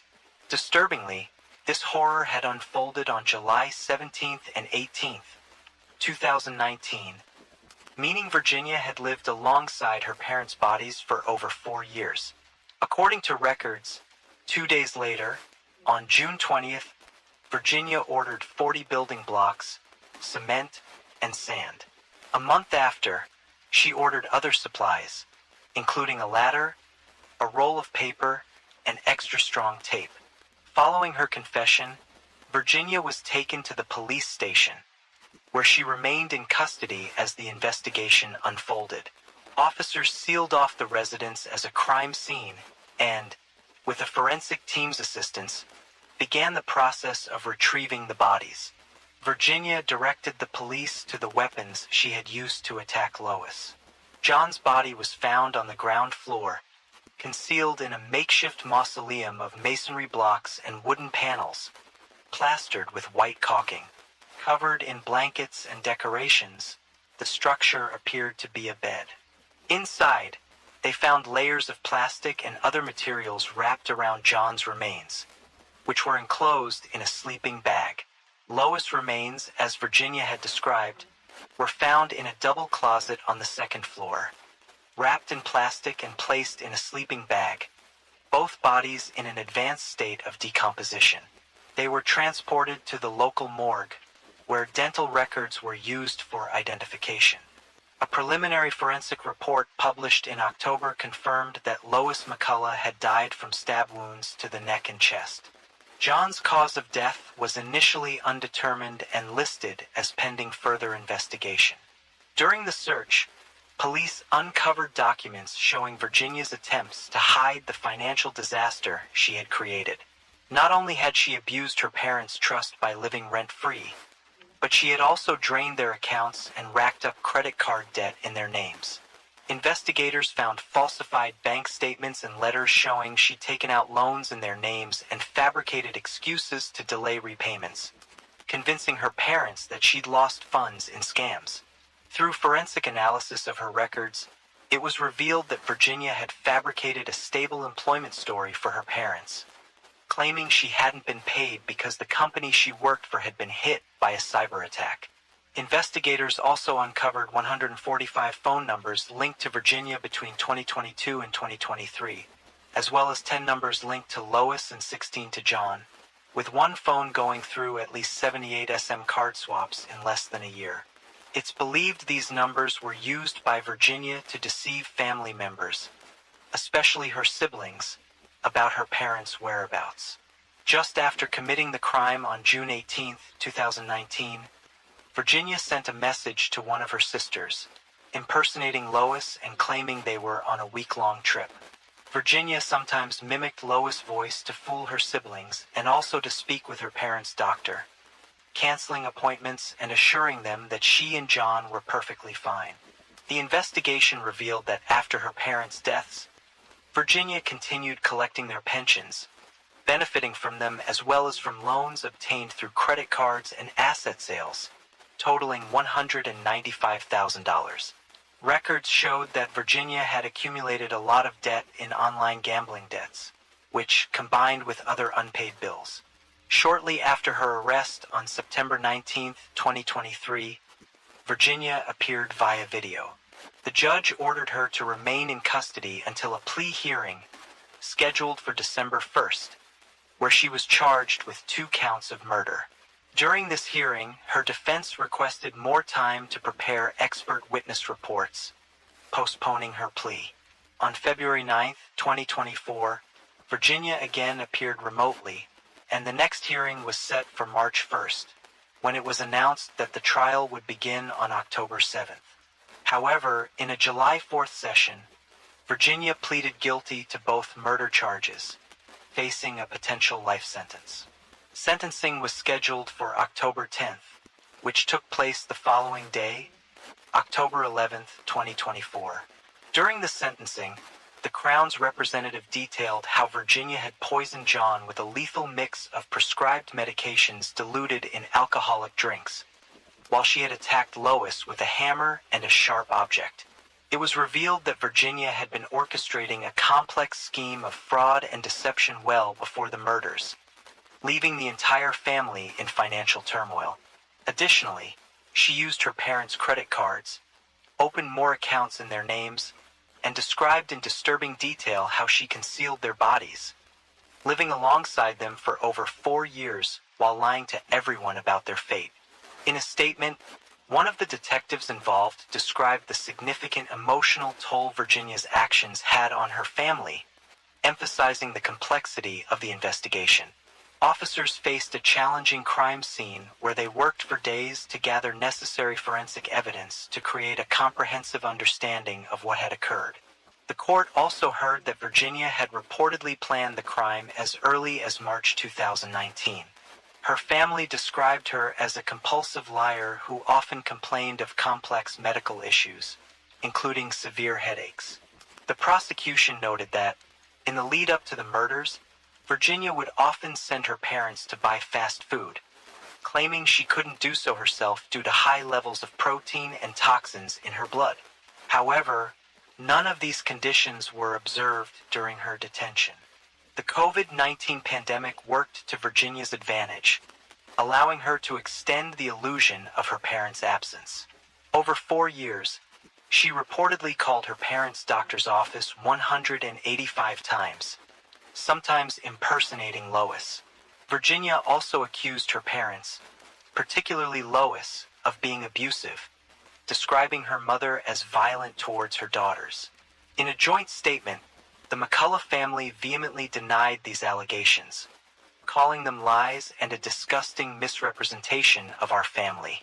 The statement, read after the verdict, celebrated the lives of Lois and John, their careers, adventures, illnesses, love for their children and grandchildren, and the cherished memories they shared. During the hearing, body camera footage from the officers who had searched the McCullough home in September 2023 was played, showing Virginia coldly pointing out John's improvised tomb in the living room and confessing to the murder. When asked about her mother, she revealed she was upstairs in the closet, but admitted she hadn't checked on her due to uncertainty about her condition. Up until that point, Virginia had shown no emotion, but she shed tears when she heard the prosecutor describe how she had taken her mother's life. In explaining Virginia's motives, the prosecution highlighted financial evidence showing that she had exploited her parents in life and ensured that she would continue to benefit from their pensions after their deaths.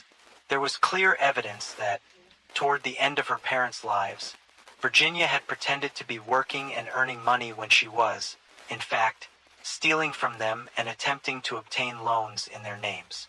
A psychiatrist who evaluated Virginia testified that her lack of empathy and the callous nature of the fatal attacks reflected an emotional detachment often found in psychopathic personalities.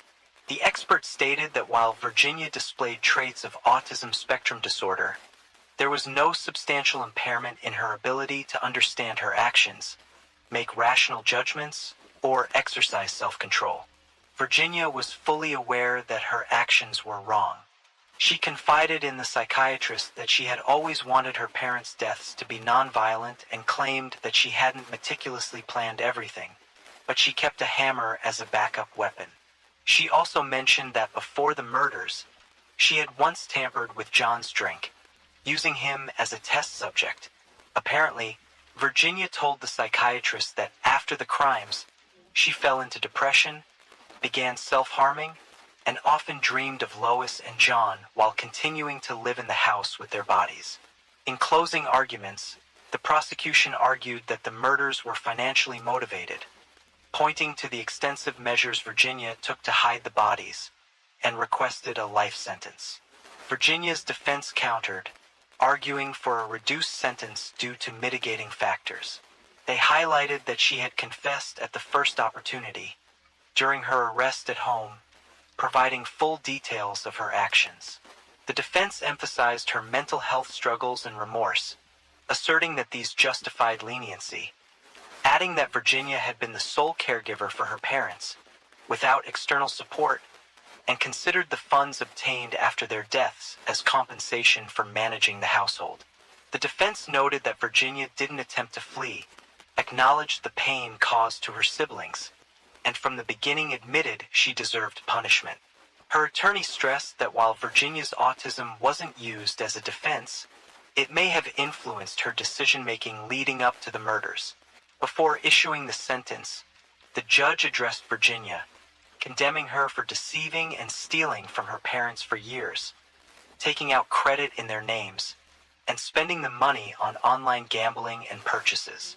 The judge emphasized that Virginia struck her mother 8 times with a sharp object, with defensive wounds on Lois' arms indicating she was conscious of her daughter's deadly assault. The judge noted Virginia's deliberate and prolonged preparation, accumulating prescription drugs to use in her calculated plan. After the murders, she went to great lengths to conceal the bodies, maintaining the illusion of her parents' lives for over 4 years. However, the judge considered certain mitigating factors in the ruling, including psychiatric evaluations indicating Virginia displayed personality disorder symptoms and autism signs, along with subsequent depression and psychosis.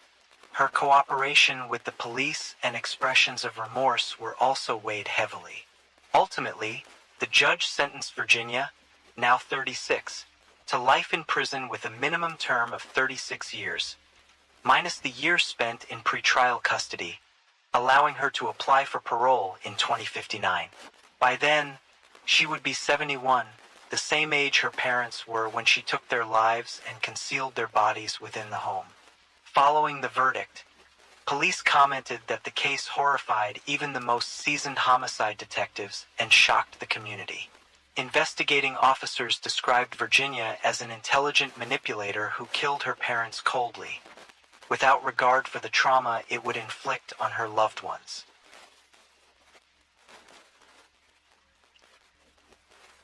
Story 12. On the evening of November 2, 2001, Irene Jones and her daughter Isabella went out to celebrate Irene's 56th birthday. They shared what seemed like a lovely meal together before heading home, but by the end of the night, only one of them would survive. After a quick stop for gas, Isabella walked into the house alone. She says she had no idea what was waiting inside. What unfolded would set off years of suspicion, uncover strange secrets, and leave friends and family questioning everything. Megan Jones, later known as Isabella Carolina Camelo Gomez, was born in 1974 in Sydney, New South Wales, Australia. Public information about her early years and personal life is extremely limited, though it is known she was the only child of Irene Jones, a single mother who raised her. No details about her father's identity have surfaced, nor are there records of her schooling or employment history. Isabella lived with Irene into adulthood in a charming suburban home Irene had bought in Sydney. Irene Caroline Jones, born on November 2nd, 1945, was widely known as a devoted, generous woman and a caring mother. After retiring, she dedicated much of her time to volunteering for various charities. Friends and neighbors described her as sweet and hospitable, often offering her home to those in need. Irene was known to provide not only a loving home, but also financial support to Isabella. Even during brief periods when they lived apart, Irene always welcomed Isabella back. To the outside world, their relationship appeared close-knit and supportive. However, later accounts would reveal a different dynamic. Despite her public shyness and insecurity, Isabella was reportedly disrespectful and sometimes abusive toward her mother behind closed doors. Matters worsened in 1999 when Isabella met a woman named Paula Camelo at their local Mormon church.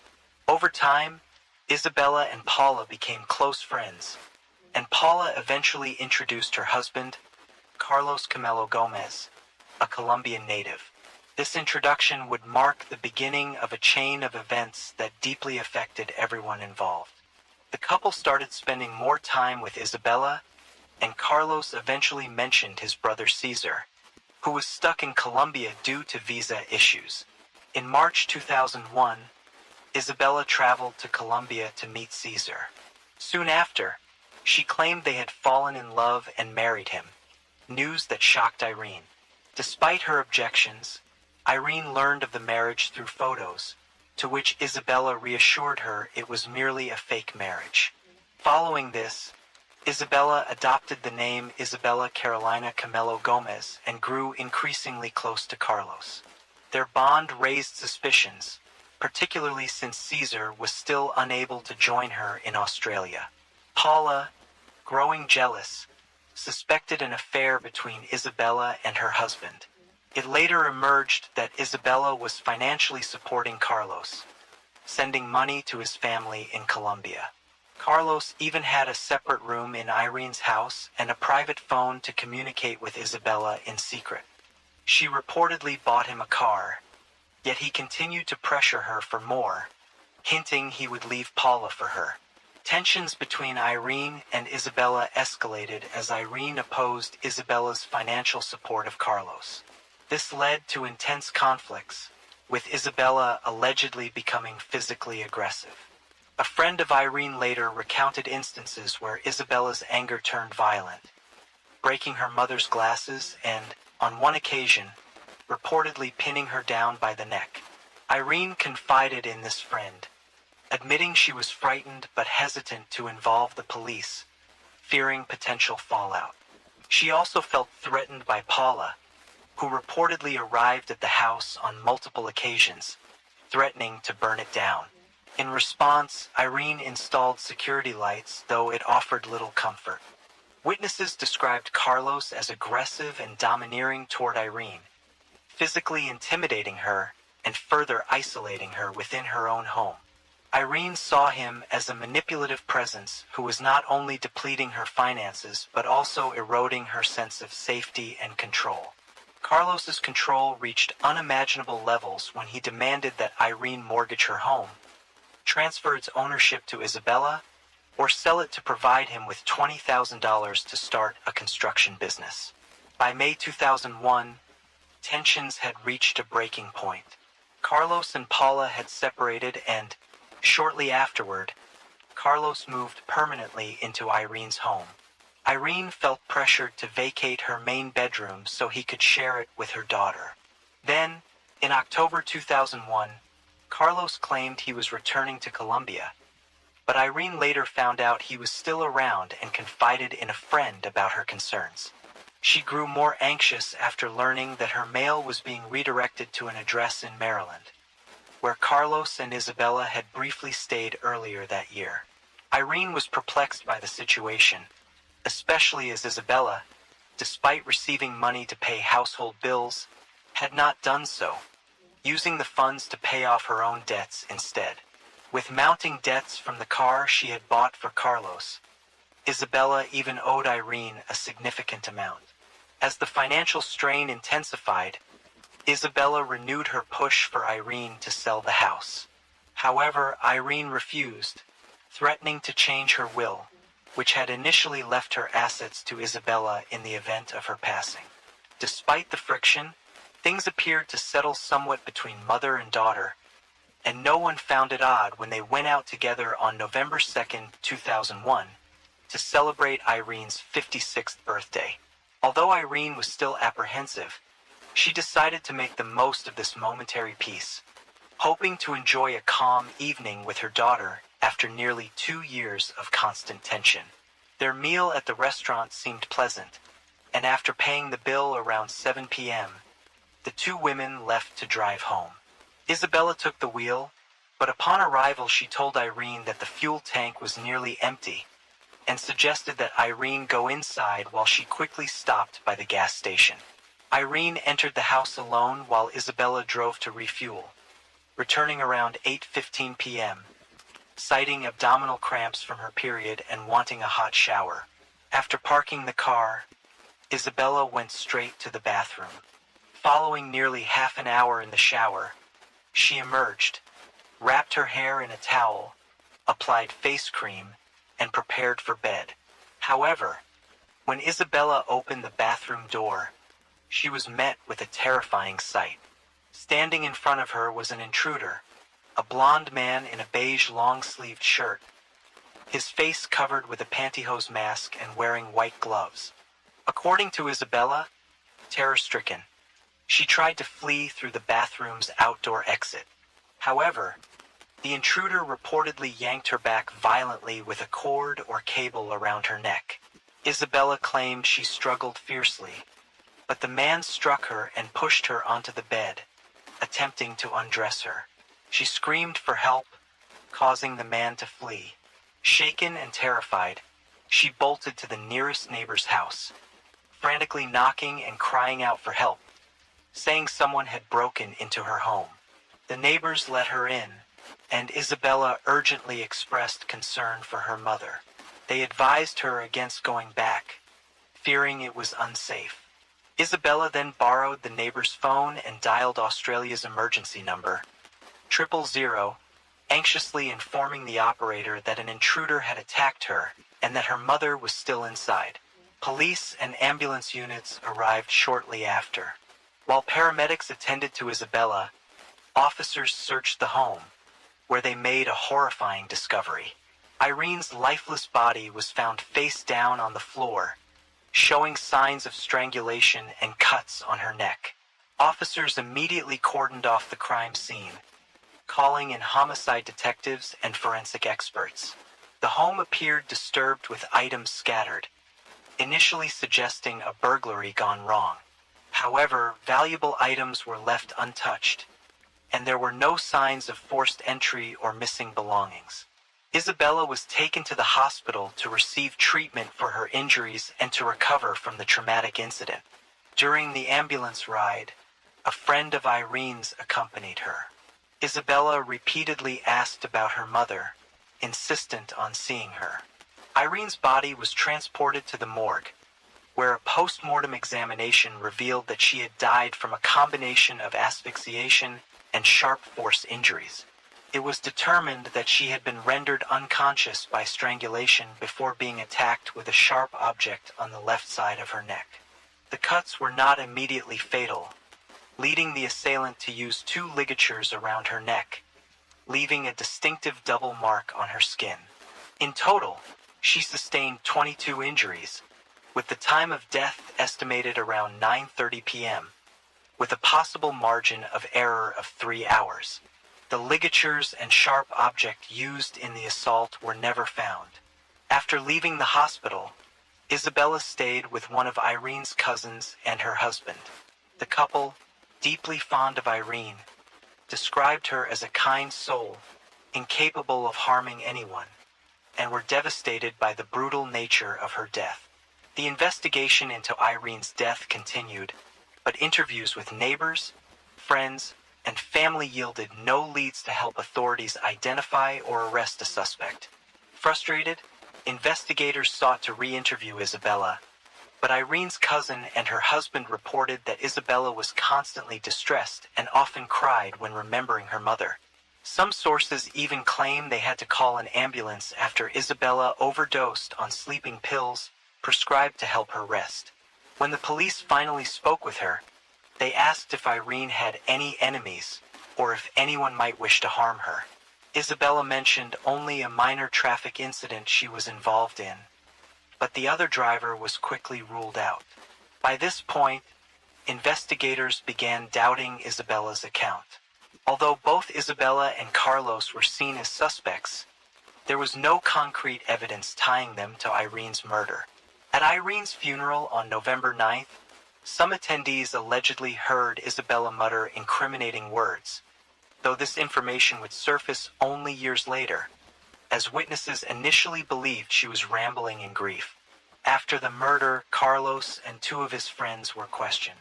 One of them, named Sean, stated he was at home, arriving around 5 p.m. and then falling asleep until 8:30 p.m. when Carlos and another friend, Nicholas, joined him. He explained that Carlos sometimes stayed over, sleeping on his couch. Around 1 a.m., Sean woke briefly to find his friends on the sofa. By 3 a.m., the police arrived to interview him, to which he claimed no knowledge of Carlos' connections with Irene or Isabella. Carlos and Nicholas provided statements placing themselves together in various locations until midnight, giving Carlos an alibi near the time of Irene's death. Carlos admitted meeting Irene and Isabella through his ex-wife Paula, claiming they had helped him post-separation. He noted that he once held a key to the Jones house, but had since lost it. The investigation seemed to stall until, a year after Irene's death, her daughter sold the house for $300,000. In November 2002, Isabella gave birth to her first child with Carlos. Initially, she denied he was the father, stating he was only a friend and brother-in-law. Later, she admitted the child resulted from a casual encounter, after which she realized her true feelings for Carlos, deciding to divorce Caesar to be with him. Disturbing details about Isabella's relationship with the Camello family heightened police suspicions. However, without solid evidence, Isabella remained uncharged, and Caesar was never questioned despite his occasional stays in Australia. Over time, the case languished without arrests or a clear answer regarding who was responsible for Irene's death. In January 2003, the case took a new turn when Isabella reported Carlos for assault. Police records reveal that she stated they had known each other for about 4 years and had been in an on-and-off relationship for the last 3. Years passed with no progress until November 2007, when a forensic inquest took place to re-examine evidence with the potential to refer the case to prosecutors if warranted.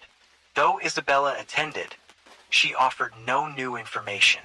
However, one witness, Diane McLeod, who had accompanied Isabella in the ambulance, shared new details. Diane recalled that Isabella had initially told detectives she did not see her mother during the attack, but had mentioned seeing Irene in the house to her during the ambulance ride. Diane also reported that Irene had confided in her about her fears regarding Isabella's connection to the Camello family, particularly Paula's threats. Carlos, in a follow-up interview, stated that he met Isabella at a cybercafe around 7:30 p.m. on November 2nd before heading to Sean's house between 8 and 8:30 p.m. He then claimed he returned to the cybercafe before heading back to Sean's and then to a club with Nicola where they stayed until midnight. He denied being near the Jones house that evening, though his statements contained minor inconsistencies. Ultimately, the investigation concluded with insufficient evidence to proceed to trial, leaving the true identity of Irene's killer undetermined. The lead investigator recommended offering a $100,000 reward for information leading to an arrest and suggested the case be transferred to the Homicide and Cold Case Unit for further examination. Between March and September 2013, the deputy state coroner reviewed the case again, yet it remained amid 700 other unsolved cases, limiting resources and attention. No further developments occurred until March 2017 when the Ministry of Police approved the suggested reward. New witnesses came forward and a forensics team re-examined evidence collected from the initial investigation. Among the items was a yellow blouse Isabella wore the night of the crime, preserved in a forensic lab since 2001. This item had not previously undergone forensic analysis, as the technology available today didn't exist at the time. According to records, the blouse was retrieved from storage by state forensic staff in March 2013, photographed, and then returned to the lab for analysis in April that year, remaining under police custody thereafter. The forensic analysis from July 2017 provided significant insights when microscopic tests and DNA sampling were conducted on the blouse Isabella wore on the night of Irene's death. The tests revealed small brown stains consistent with traces of bodily fluids on the front and back of the blouse, along with several strands of hair. The forensic report concluded that the blouse had been exposed to an area with blood splatter, indicating direct exposure rather than mere contact with the perpetrator or the victim's body. Experts suggested the splatter likely came directly from the victim, Irene. Further tests showed that traces of bodily fluids on the blouse matched Irene's DNA, while seminal fluid found on it matched the genetic profile of Carlos. Unfortunately, by this time, Carlos was unavailable for questioning due to a severe brain injury from a 2013 motorcycle accident, which left him with deep retrograde amnesia, erasing memories of events before the accident. Though investigators hit a dead end with Carlos, the forensic findings and additional witness statements provided grounds to implicate Isabella in a conspiracy to orchestrate her mother's death. Supporting evidence included statements from witnesses at Irene's funeral, where some recalled hearing Isabella whisper that she didn't mean for things to go so far. This admission prompted authorities to wiretap Isabella and Carlos' phone conversations and set up listening devices. Surveillance tapes captured sounds of intimate interactions between Carlos and Isabella at the residence, confirming a long-standing relationship. Combined with Isabella's 2003 assault report, in which she admitted to a 3-year relationship with Carlos, it became clear that her marriage to Caesar was merely a facade, supposedly arranged by Carlos to facilitate Caesar's immigration to Australia in exchange for affection and sexual encounters.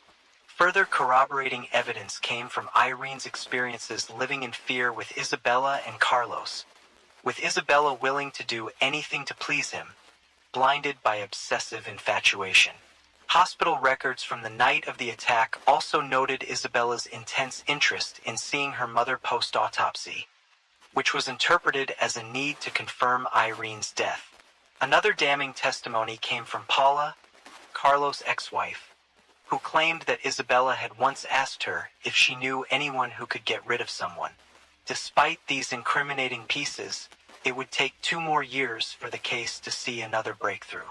In 2019, new testimony surfaced when Sean, a former acquaintance, disclosed that he had seen Carlos and Isabella together days after the crime. He also revealed that Carlos allegedly described how he had slit Irene's throat and promised Nicholas $10,000. Nicholas, meanwhile, said that, on the night of the crime, Carlos had left to return a car to his boss's home around 8 p.m., returning between 11 and 11:30 p.m. Later, Carlos reportedly confessed the crime to Nicholas after they went to a club around midnight. Due to his brain injury, however, Carlos might never face justice. On the morning of Tuesday, September 24th, 2019, detectives arrested Isabella. A detective inspector present at the arrest informed the press that Isabella seemed stunned when officers arrived, and she was taken to the police station, where she awaited a murder charge. Police officials alleged that Isabella had planned her mother's murder and staged a break-in to cover up the crime, her primary motive being the financial gain from selling Irene's home. Following the arrest, Isabella was granted conditional bail but was held in custody pending her arraignment.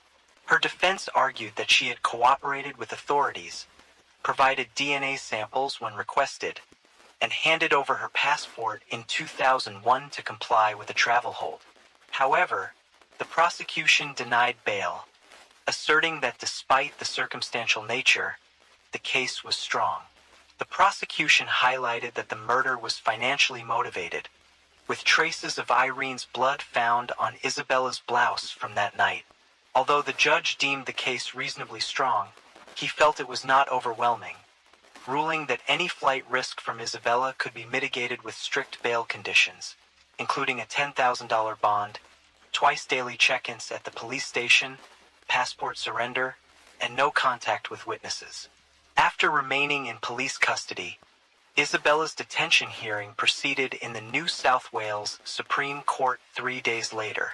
Nearly 3 years afterward, in May 2022, Isabella, formerly Megan Jones, age 48, was rearrested, and a New South Wales Supreme Court jury found her guilty of murdering Irene Jones on November 2, 2001. Upon hearing the verdict, Isabella expressed disbelief and claimed the jury had made a mistake. Finally, on November 16, 2022, Isabella was sentenced to 20 years in prison, with a minimum of 14 years before eligibility for parole. In delivering the sentence, the judge recounted that Irene had been ambushed in her kitchen while drinking a glass of water and had died from the combined effects of strangulation and stab wounds to her neck.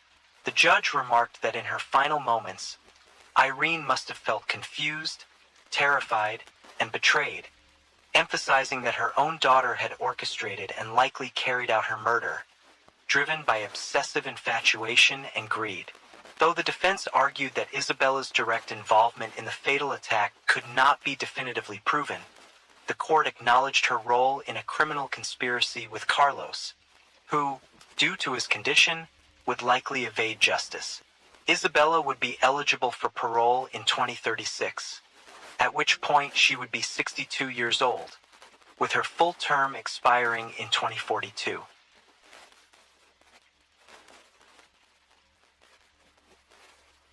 Story 13.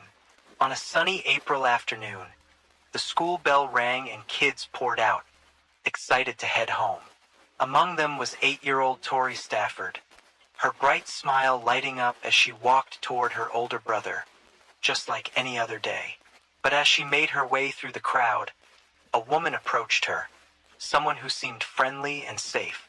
After a quick chat, Tori took the woman's hand, trusting her without a second thought, and walked over to a nearby car. In that small, ordinary moment, everything changed.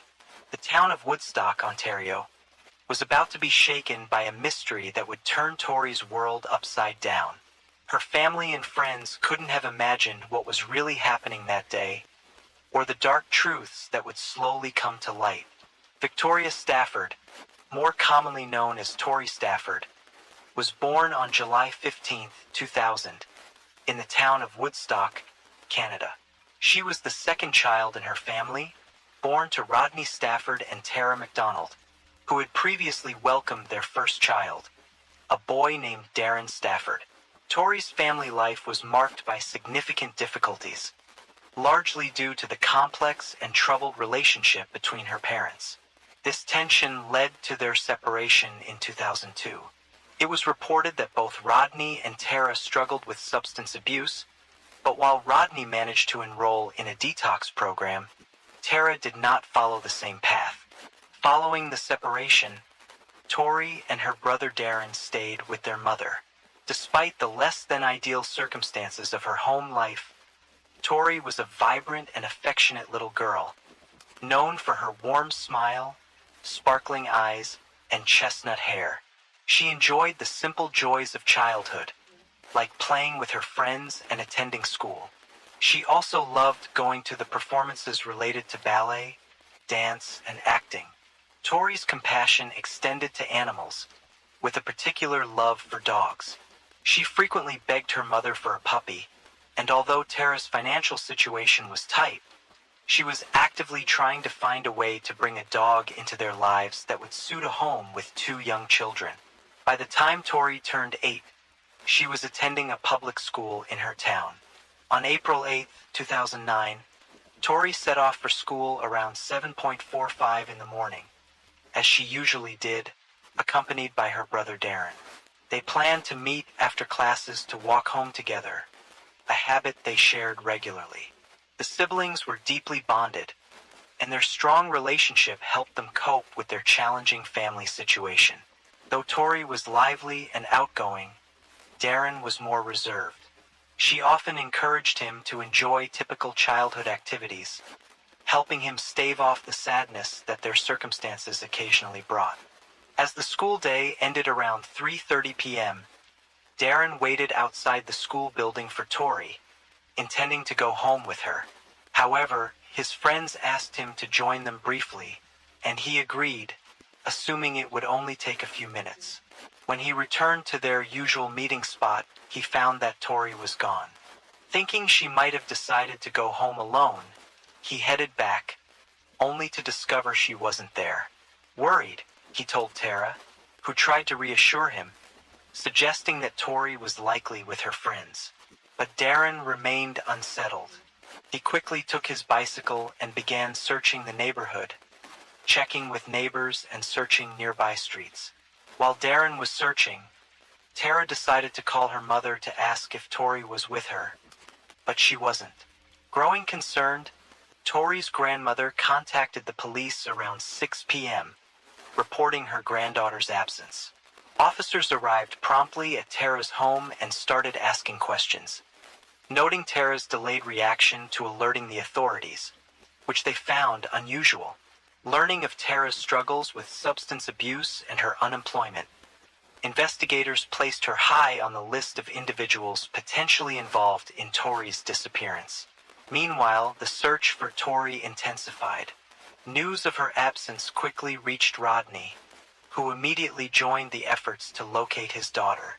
The community rallied, with neighbors and friends helping to distribute posters of Tori across the area.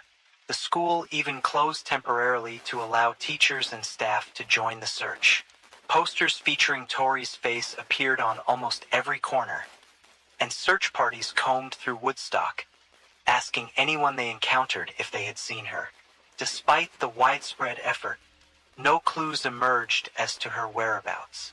Determined to uncover any leads, investigators decided to check the footage from security cameras located around the school.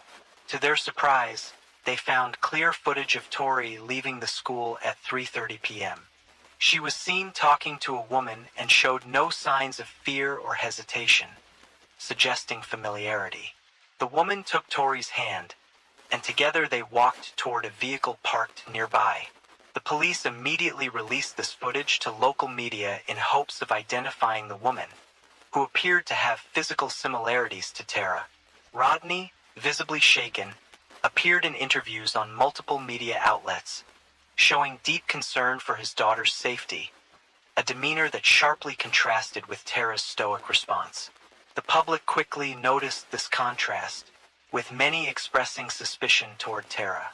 In response to mounting criticism, she agreed to an interview, during which she expressed sadness and frustration, stating that people were focusing on baseless rumors instead of the search for Tori.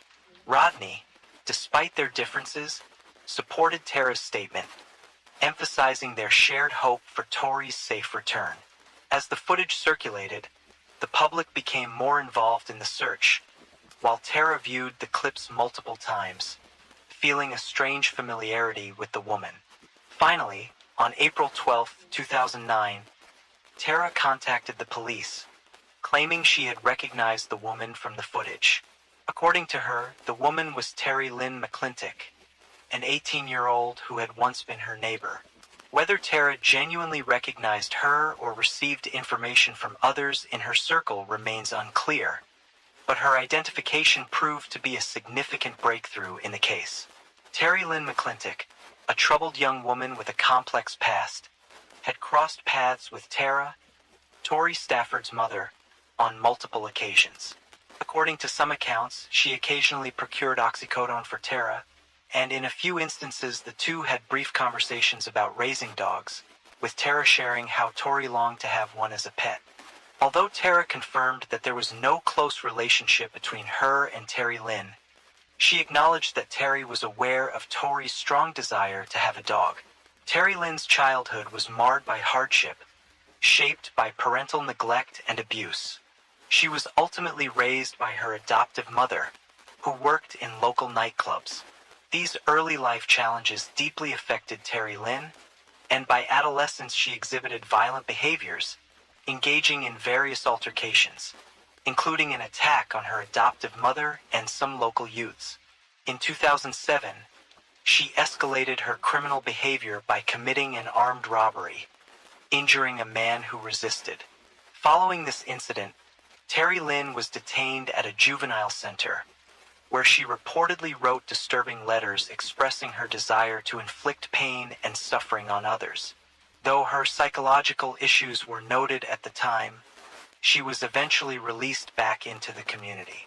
With this background, law enforcement swiftly brought Terry Lynn in for questioning when they identified her as a suspect in Tori's disappearance.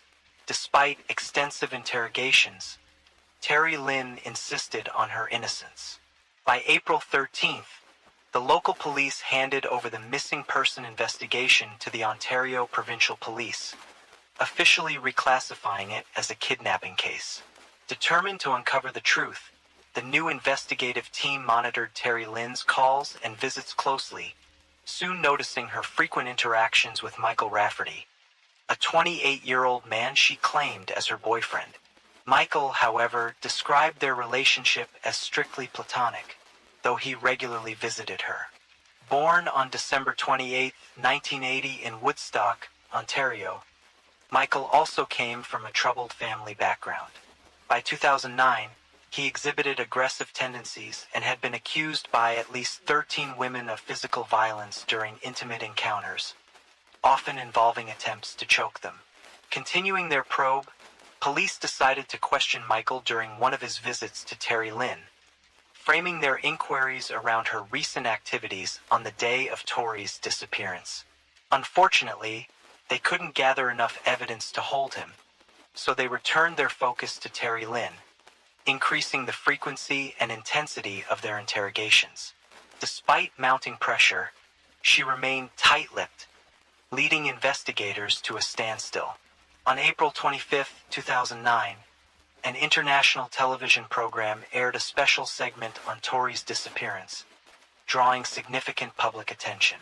To everyone's surprise, the broadcast struck an emotional chord with Terry Lynn, who, 5 days later on April 30th, broke down and confessed that Tori had died on the same day she was taken.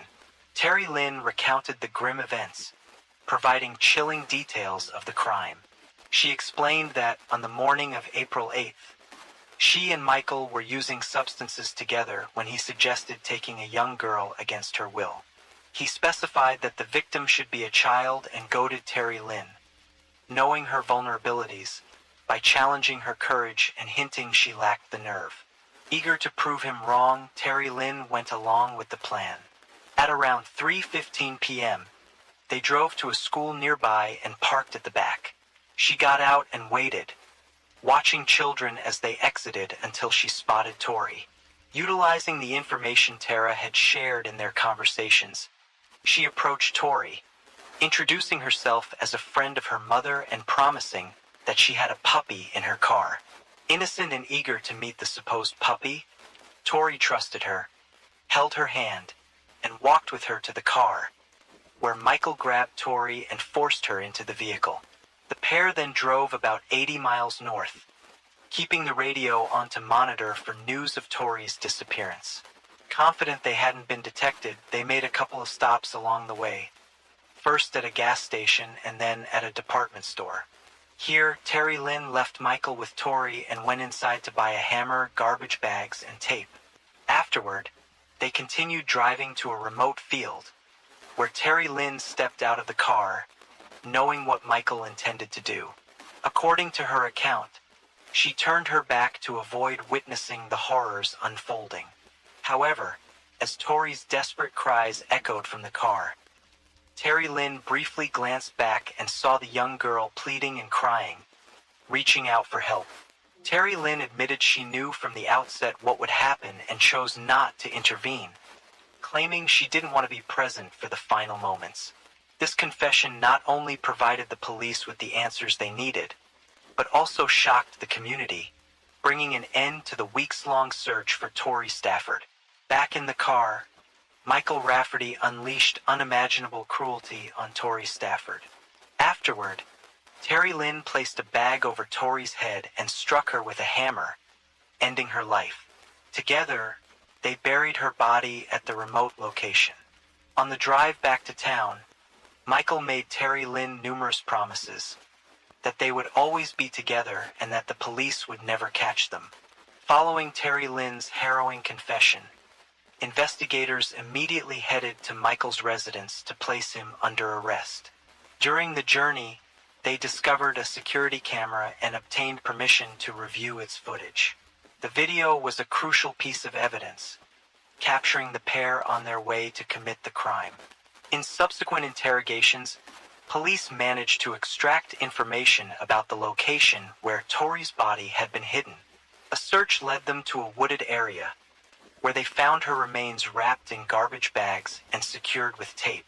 On July 20th, the preliminary autopsy report was released, revealing that Tori had suffered multiple hammer-inflicted injuries, with at least 4 blows penetrating her skull, resulting in fatal trauma. She also had 16 fractured ribs and liver damage. However, due to the body's advanced state of decomposition, it was impossible to determine if she had been assaulted in other ways. On July 21, 2009, authorities confirmed publicly that the remains found were indeed those of Tori Stafford. This heartbreaking announcement devastated her family and the community, who had come together in hope throughout the search. A funeral was held for Tori on July 30, 2009, attended by family, friends, and community members who gathered to honor her short but impactful life. The ceremony included heartfelt memories shared by loved ones, and the emotional impact of her case resonated deeply within society. Once the police investigation concluded and all evidence was gathered, the legal proceedings against the 2 accused commenced. Initially, prosecutors considered a joint trial, but eventually decided on separate trials after Terry Lynn pled guilty to first-degree murder. She faced an expedited trial and was sentenced to life in prison without the possibility of parole for 25 years. In contrast, Michael Rafferty maintained his innocence, refusing to testify and claiming no responsibility. As a result, his trial took place 3 years after Tori's disappearance, involving 62 witnesses and more than 200 pieces of evidence. Michael, now 31, did not testify. Although he admitted to some involvement in Tori's abduction, he denied the charges of murder, kidnapping, and sexual assault. The jury, however, found him guilty on all counts. Following the guilty verdict, Michael Rafferty received a life sentence for the murder of Victoria Stafford, also known as Tori Stafford, with parole eligibility only after 25 years. Additionally, he was given 10 years for kidnapping and sexual assault to be served concurrently with his life sentence. Even if he were to be released, the judge permanently prohibited him from owning firearms. He was also required to submit a DNA sample to Canada's National Sex Offender Registry. After his sentencing, Michael continued to protest his innocence and even offered to meet with Tori's mother Tara, ostensibly to fill in the missing pieces. Tara, however, refused any communication with him, stating she could never forgive him. Despite his repeated legal appeals over the years, all attempts to overturn his conviction have been denied. Tori Stafford's tragic story has left an indelible mark on Canadian society, underscoring the importance of child safety, parental responsibility, and the necessity for prompt police response in critical situations.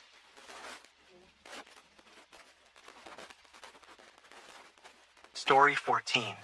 On the night of September 29, 2015, a shocking 911 call broke the silence in a small town in upstate New York. Thomas Clayton, a former hockey player, came home from a poker game to find his wife, Kelly, lying on the kitchen floor, lifeless. The scene was disturbing. There was no sign of forced entry, but Kelly had clearly been attacked. But bloodstains on the walls showed signs of a terrible struggle. As detectives started looking into what happened, they uncovered secrets that hinted at something much darker. What really took place that night, and who was responsible for Kelly's tragic death. The truth would soon reveal a shocking twist no one expected. Kelly Elizabeth Stage was born on August 1, 1980, in Elmira, New York. She was the youngest of 3 children of Elizabeth and Howard Stage, both of whom were beloved in the community, especially Howard, who had served as the longtime chief of the local volunteer fire department. Growing up, Kelly was surrounded by her loving family, which included her brother Lenny and her older sister Kim, who, being 10 years her senior, took on a protective role in Kelly's life. The Stage household was filled with warmth and affection, allowing each family member to thrive in their own way. Kelly attended a liberal arts-focused school where she excelled, not only making the honor roll, but also standing out as a cheerleader and softball player. Those who knew her described her as someone who easily saw the good in people and situations, always radiating positivity and a zest for life. Her optimistic and outgoing nature made her naturally attract others. In 1998, Kelly graduated with a degree in education from the State University of New York, and though many assumed she would begin teaching immediately, she surprised everyone by taking a different path. She packed her bags and moved to Las Vegas, where she started working as a cocktail waitress. However, the pull of home was strong, and by 2000, she returned to Elmira to spend Christmas with her family. During this trip, she met Thomas Clayton, a man she would soon fall in love with. Thomas, a native of Binghamton, had graduated in 1998 and joined Elmira's minor league professional hockey team, where he played forward for 4 seasons.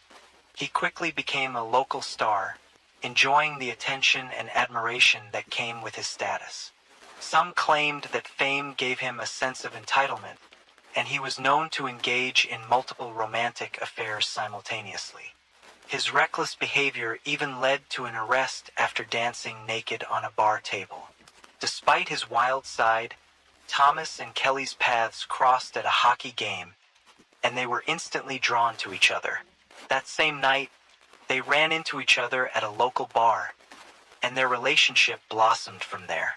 The couple was inseparable, and within a year, they married, with Kelly taking her husband's surname and becoming known as Kelly Clayton.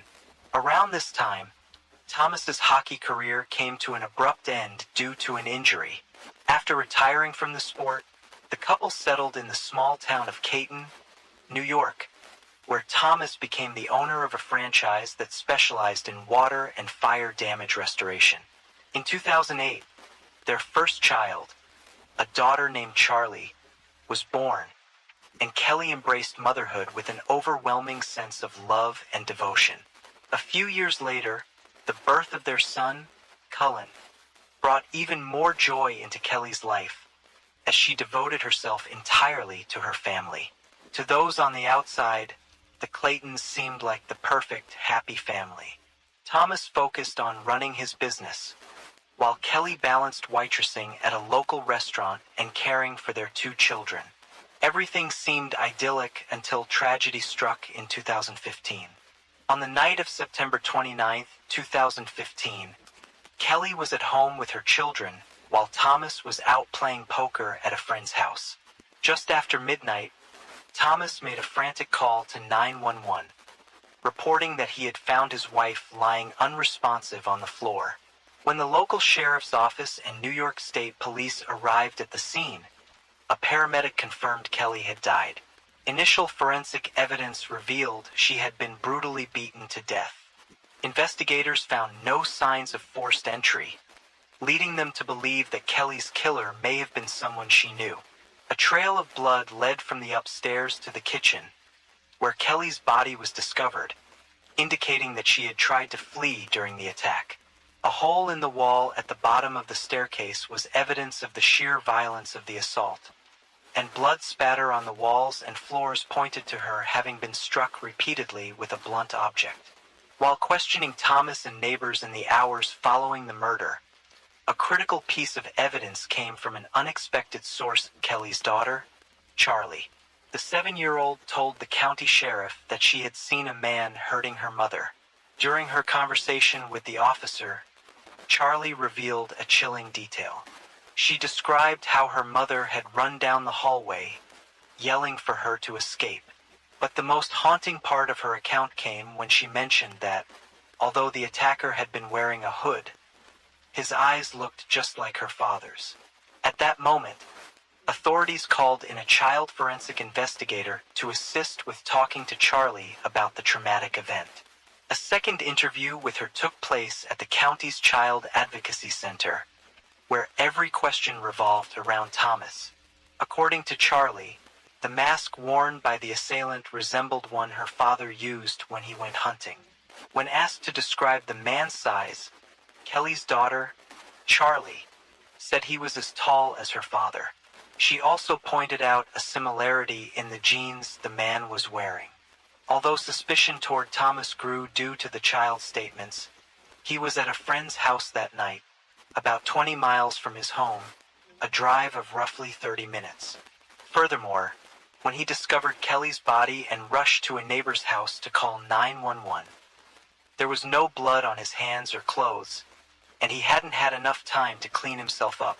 The police were left with several unanswered questions.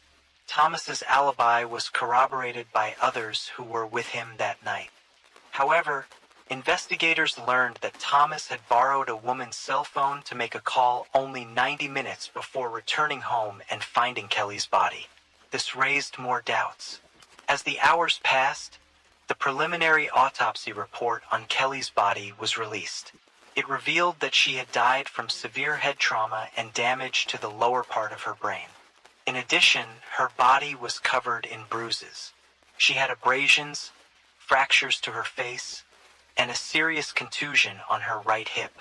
According to the forensic expert, the blows were so brutal that Kelly's body was almost unrecognizable, making it difficult to estimate her age and appearance. She also had defensive wounds on her arms and hands, including broken fingers, which indicated she had fought for her life. With the growing suspicion surrounding Thomas, investigators analyzed his cell phone records and noticed a high volume of messages and calls that pointed to a mysterious connection with a man named Michael Beard. In fact, Beard was the person Thomas had called the night of the murder. Michael Beard was a worker living in Elmira, in an apartment owned by the Clayton family. He had previously worked for Thomas's business and was often invited to do jobs around the family property. At the time of the crime, however, Beard had recently been fired from a similar company that also specialized in home restoration after fires and floods. State police investigators questioned Michael Beard multiple times over the next few days. Initially, he denied any involvement, but on October 2nd, 2015, after getting caught in several contradictions, he eventually broke down and confessed. In an unrecorded interview, Beard admitted that he had killed Kelly. He revealed chilling details, stating that Thomas had paid him $10,000 to carry out the murder, Beard then led the investigators to the place where he had hidden the murder weapon, a hammer handle stained with blood, which was found not far from the Clayton home. Beard also handed over the blood-stained clothes he wore that night and directed the authorities to a creek where he had tossed the keys to the family's home, given to him by Thomas. Forensic analysis of the blunt object used in the attack confirmed that the DNA matched Kelly's blood. Investigators determined that Beard had worn gloves during the murder, and though he had tried to dispose of them to eliminate DNA evidence, he failed to do so because the gloves belonged to Thomas. As more evidence pointed to Thomas, other discoveries raised further suspicions about him. Notably, a year before the incident, Thomas had doubled Kelly's life insurance policy from $500,000 to $1 million. During a media interview, Kelly's sister didn't hesitate to assert that Thomas stood to benefit from her death. The case became clear and justice began to move forward. With Charlie's testimony, the evidence collected, and Michael Beard's confession, prosecutors concluded that Kelly's death was a murder for hire. Both men were charged with first and second-degree murder, and it was announced that their trials would be held separately. However, a third arrest shocked everyone. Mark Blandford, another suspect, was charged with second-degree murder, robbery, and conspiracy. According to the investigation, Michael Beard had been recruited to act as a lookout and help commit a robbery at the Clayton home. He claimed he never had direct contact with Thomas and wasn't aware of any conspiracy to commit murder. His understanding was that he would be participating in a burglary. As the days passed, tensions rose during Thomas Clayton's arraignment, revealing a clear divide between the two families who had once been on good terms. Thomas's supporters sat on one side of the courtroom, while Kelly's relatives and friends occupied the other. At the hearing, Thomas pleaded not guilty. His lawyer argued that Thomas had no involvement in the crime, pointing out that his alibi was solid. GPS data from his car confirmed that he was miles away, playing poker when Kelly was killed. The defense also noted that Thomas had passed a polygraph test. However, the prosecution countered by stating that the GPS evidence was irrelevant since the charges were based on a murder-for-hire plot. They also opposed the use of the polygraph test in the trial, arguing that it should not be admitted as evidence. Kelly's murder garnered significant media attention, stirring feelings of outrage and sadness within the community. Purple ribbons lined the streets, and posters demanding justice for Kelly were displayed throughout the town. For Kelly's family, the tragedy was immeasurable. Her two young children were now left without a mother, and their father was in prison. The emotional toll was immense, but so was the financial strain, as Kelly's sister, who was granted custody of the kids, suddenly faced the challenge of raising and supporting two young children. Friends and relatives rallied for support to help the children through this difficult time. In February 2016, Thomas was released from prison after posting an $850,000 bail. While awaiting trial, the judge lifted the protective order that had barred him from his home, allowing him access since the crime scene had been cleared, and the children no longer lived there.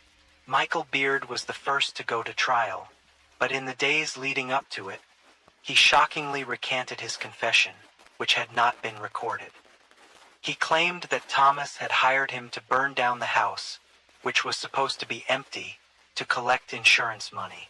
According to Beard, when he arrived, he found Kelly's body and heard the children upstairs, at which point he abandoned his mission and left. Michael's defense attorney argued that his client had been coerced by the police into signing a false confession, and that they would present evidence in court to prove this. On October 25th, Beard pleaded not guilty before a jury of 8 men and 4 women. He even referred to Kelly as a friend, expressing sympathy for her family. The prosecution, however, remained confident that the testimony and evidence would show that Michael and Thomas had conspired together. Despite Beard's change of story, the prosecution presented the details of his signed confession, which was read aloud during the testimony of the New York State police investigator who had been present when Beard initially explained the events. In the confession, Beard said that Thomas had asked him to do something that could land him in prison, and though he didn't initially specify what, the tone of Thomas's request had shocked the investigator. Beard had first refused, but ultimately agreed after Thomas threatened him. Desperate for money due to unemployment, Beard accepted the offer of $10,000, with Thomas promising to provide a vehicle, a weapon, and the keys to the house. The plan was to enter the house when the children were not home, kill Kelly, and then set the house on fire to cover up the crime, making it look like a candle had caused the blaze. On the night of September 28th, Beard entered the home, went upstairs, and found Kelly lying in bed. He struck her with a blunt object, and though Kelly fought back, stumbling through the upper floor of the house, she eventually fell down the stairs. Despite being injured, she made it to the kitchen, where Beard attacked her again, delivering the fatal blows to her head. According to another investigator, Thomas had been supposed to call Beard that night as a signal, but Beard was instructed not to answer the phone. Phone records revealed that Beard's phone was turned on and off 7 times that night, the last time being at 11:45 p.m. It remained off until 1:12 a.m. on September 29th. The trial included extensive forensic evidence, such as Michael's DNA found on the blunt object used to kill Kelly. Michael's attorney argued that his client's confession was coerced, claiming he had feared his wife would be implicated if he didn't take responsibility. The defense also pointed to the lack of direct evidence, such as fingerprints, and questioned the reliability of witnesses, suggesting they had been influenced or had misunderstood what had happened on the night of the crime. After a 2-week trial, Michael Beard was found guilty of 1 count of first-degree murder and 2 counts of second-degree manslaughter. He was sentenced to life in prison without the possibility of parole. The reaction from Kelly's family and friends was one of immense relief and satisfaction. Kelly's sister publicly called Michael a coward who deserved the harshest sentence. Bringing Thomas, Kelly's husband, to justice proved more challenging. His trial began in January 2017. The case against him was complicated because all physical evidence pointed to Michael, and the district attorney couldn't use Michael's confession or call him as a witness due to Beard's retraction of his earlier statement. Instead, the prosecution relied on phone records and GPS data to build their case against Thomas, alongside a mountain of circumstantial evidence and testimony from women who claimed to have had affairs with him while he was married to Kelly. The testimonies of these women provided another potential motive for the crime. Prosecutors argued that Thomas, a businessman and former hockey player, no longer loved his wife, which was evidenced by his numerous affairs. 3 women testified that Thomas often complained about Kelly, using derogatory terms to describe her, and told them he planned to leave her because she was lazy and ungrateful. However, he also admitted to one of his lovers that he couldn't divorce Kelly because she would take everything. One of the most shocking testimonies came from a minor who was 15 years old when she had been involved with Thomas.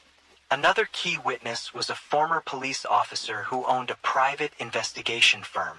He was able to cross-reference phone records and determine that Thomas and Michael had been together at various points leading up to the crime. It was also shown that Michael left his home shortly before 11 p.m. on the night of the murder right after receiving a call from the man who had hired him. The prosecutor concluded that Thomas had masterminded the plan to end his marriage and had found the perfect scapegoat in his former employee, Michael. Thomas's defense centered on the argument that he was being falsely accused, claiming that Michael had acted alone with the sole intent of robbing the house. The prosecution called 65 witnesses and presented over 400 pieces of evidence, while the defense presented 10 witnesses and conducted rigorous cross-examinations. 7 weeks after the trial began, the jury deliberated for only 6 hours before delivering their verdict. On February 23, 2017, Thomas was found guilty of first and second-degree murder. After the verdict was read, Kelly's sister presented a letter that Charlie, Kelly's daughter, had written for the court. In it, Charlie expressed her love for both her mother and father, but called her dad a coward for making Michael kill her mom. Kelly's sister also stated that raising the children allowed her to keep her sister's memory alive and ensure that Kelly's legacy as a loving mother would never be forgotten. Thomas's family stood by him throughout the trial, and after the guilty verdict, his father expressed pride in calling him his son. The sentencing hearing took place nearly 2 months later. Thomas Clayton was sentenced to life in prison without the possibility of parole and was ordered to serve his time in a New York State correctional facility.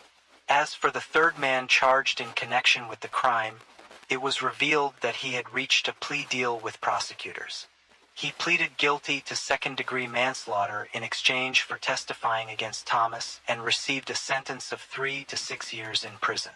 In October 2018, Thomas appealed his conviction, bringing the case back into the public eye.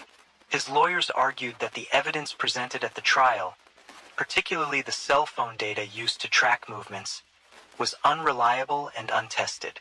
They also maintained that the prosecution had failed to prove Thomas's guilt. Despite their efforts, the appeal was denied, leaving limited options for future legal challenges.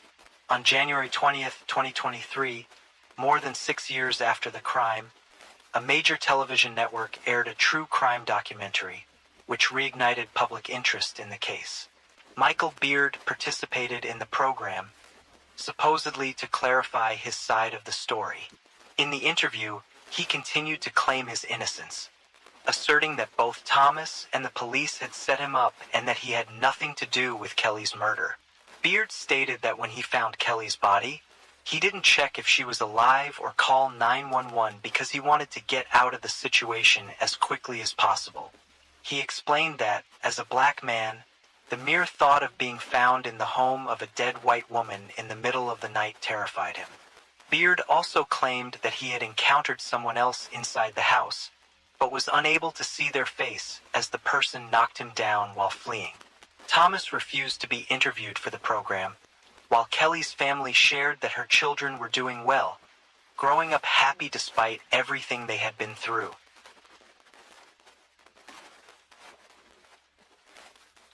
Story 15. In the early hours of December 18, 1994, a chilling incident shook the coastal city of Port Elizabeth, located in South Africa. A young woman was discovered unconscious on a remote, dark road far from the city. She had been brutally assaulted, and her rescuers were shocked to find that despite the severity of her injuries, she was still clinging to life. Without hesitation, they did everything they could to save her. The injured woman, Alison Botha, was rushed to the nearest hospital. The medical team could hardly believe their eyes. Her body had endured so many stab wounds that it seemed unimaginable she could still be alive. But Alison, against all odds, held on. The hours following this tragic event felt endless, and the lives of everyone who assisted her or waited anxiously for news of her recovery were forever changed. As the police tirelessly searched for the person responsible for such a horrific crime, the doctors witnessed something extraordinary. Alison's remarkable survival. What had happened defied medical explanation. Alison Botha's story soon spread worldwide, becoming known as a true miracle. She herself took on the mission of sharing her tale of survival and resilience, using her voice to transform the pain she had endured into a source of inspiration for thousands. Alison found a new way to live, shaped by the horrific experience she had faced, yet determined to make that experience a beacon of hope for others. This is her story. Alison Botha was born on September 22, 1967, in Port Elizabeth, a city known for its expansive beaches along Algoa Bay. Growing up with her parents, Brian and Claire, and her brother Neil, Alison enjoyed a fairly carefree childhood. When she was 10, her parents divorced, but this didn't significantly affect her temperament. As a child, she was somewhat detached from her surroundings, and her school years were fairly unremarkable, as her interests seemed to lie elsewhere. As she grew older, Allison realized she didn't have big dreams or ambitions for her future. After completing high school, she pursued a one-year secretarial course at her mother's suggestion as a safety net for an uncertain future. During her teenage years, Allison became curious about the world beyond Port Elizabeth. For several years, she traveled abroad, living new adventures and discovering unfamiliar lands. These experiences gradually shaped her character, and she started to gain more clarity about her motivations in life. After 4 years of traveling, she decided to return home, partly to ease her mother's worries about the distance and her well-being. Back in Port Elizabeth, things returned to normal, but Allison had changed. She found a job she enjoyed as an insurance broker, and when she wasn't working, she spent much of her time with friends, eagerly awaiting the summer months to enjoy days at the beach. But one summer day would lead to an unimaginable event that would forever alter the course of her life. On December 18, 1994, with the summer heat in full swing in Algoa Bay, Allison spent the day at the beach with friends.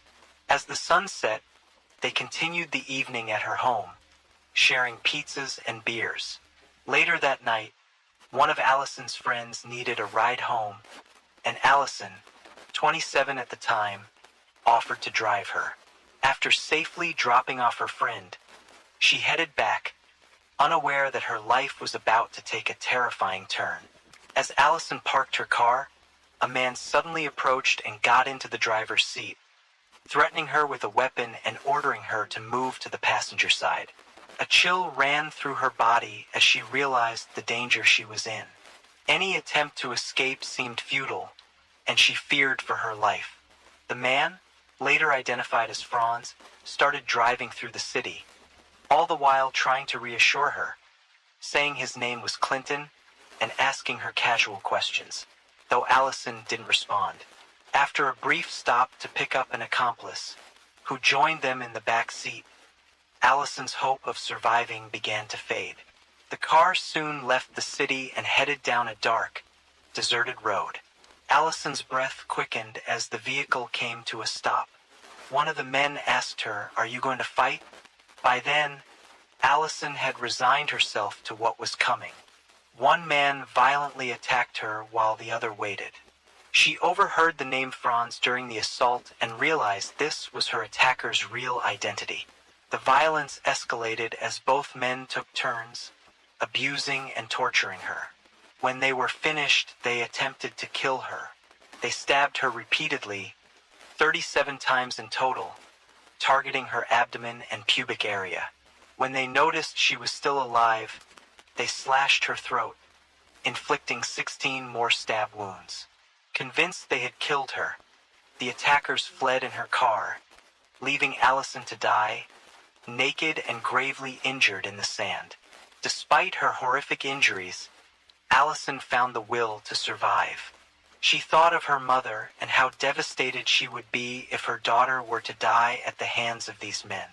With what little strength she had left, Allison managed to drag herself towards the road. Before leaving the scene, she scrawled the names of her attackers in the sand and wrote a message of love for her mother. As she tried to stand, she noticed an odd sound coming from her breathing and realized her trachea had been destroyed. Her head, barely attached to her body, hung precariously, but even then, Allison refused to give up. She felt something wet against her leg. It was her intestines. Determined to survive, Allison Bota held her head steady with one hand and clutched her organs with the other. Step by step, she made her way towards the paved road where she collapsed, waiting for someone to help. In the distance, the headlights of a car sparked a glimmer of hope, but when it came near, the vehicle sped away, likely in shock at the horrifying sight of her condition. As each minute passed, Allison's strength waned until, finally, another car appeared. This time it stopped. Tion, a young veterinary student vacationing in Port Elizabeth with friends, stepped out and ran toward Allison. He immediately grasped the severity of her condition but stayed by her side, doing everything he could to save her. He called for an ambulance and held her hand, offering comfort while she fought for her life. Though panic gripped him inside, Tion kept his composure, never letting Allison see his worry. After what seemed like an eternity, the ambulance arrived and Allison was rushed to the hospital. Her life would never be the same, but she clung to it, determined to seize this second chance. By the time Allison arrived at the hospital, an hour and a half had passed since the brutal attack. The doctors were stunned by what they saw.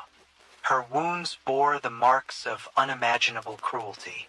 None had ever seen anything like it, but they wasted no time. Allison's sheer will to live inspired the medical team to fight for her, despite the grim prognosis.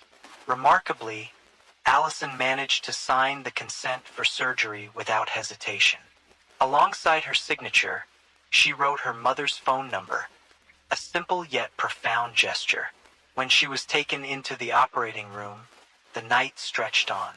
Allison had been on the verge of decapitation, breathing through a hole left by a stab wound in her trachea. Her exposed organs were covered in sand and debris from the beach, presenting a massive challenge for the doctors. But fortunately, an experienced general surgeon was on call that night.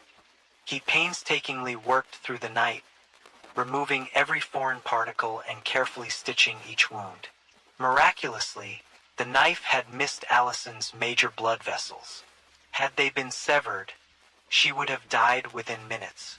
Her vital organs, though severely damaged, had also escaped the worst, and slowly her body began to heal.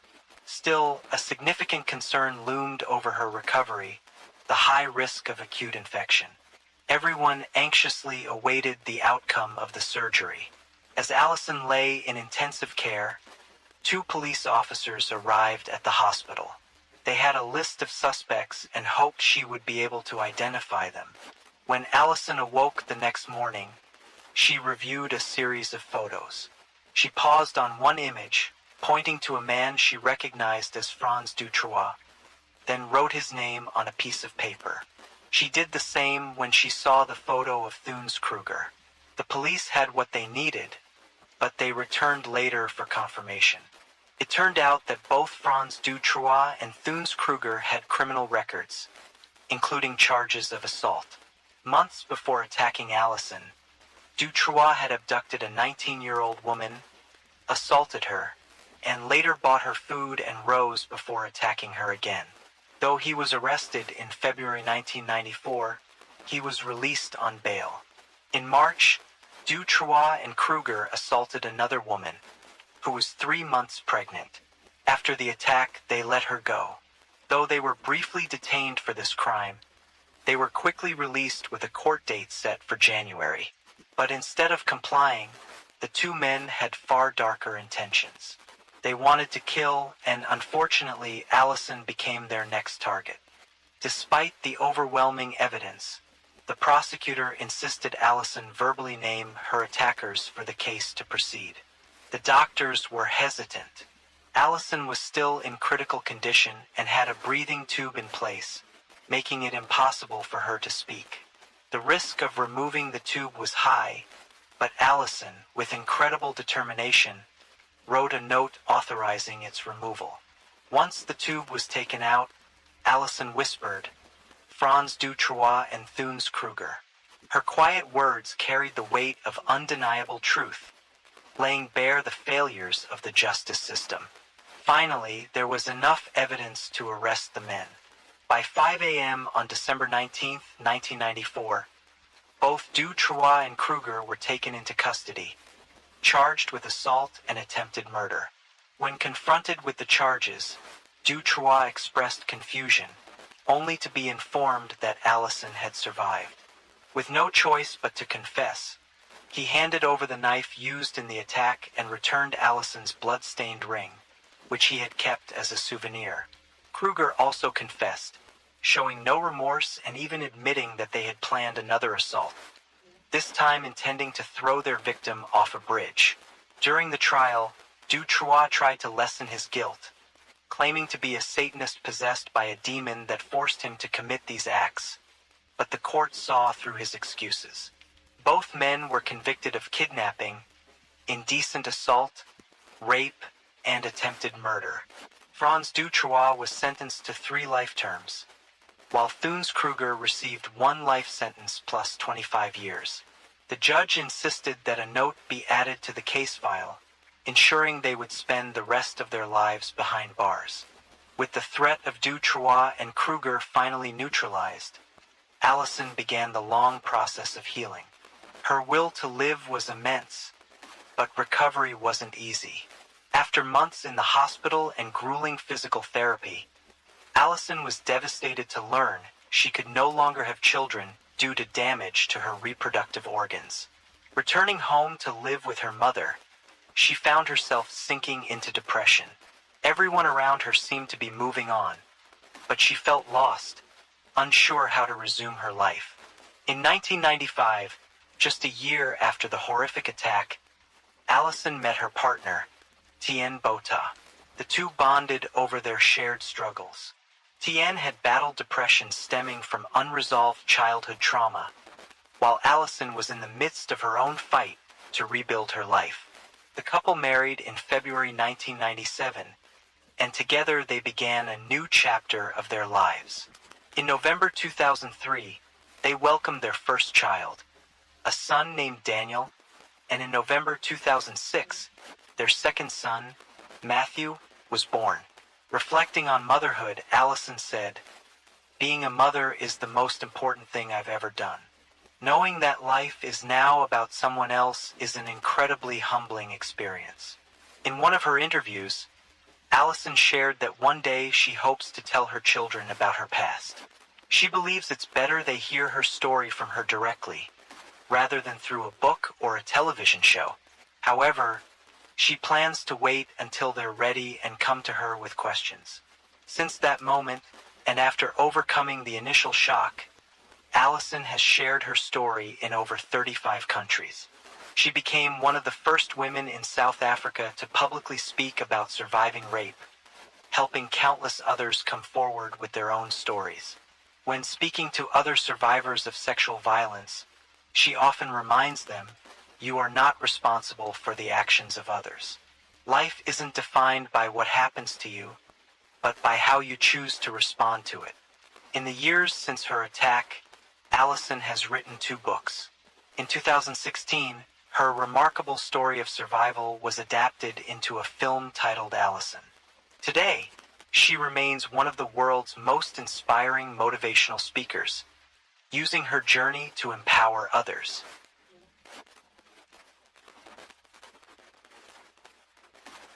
Story 16.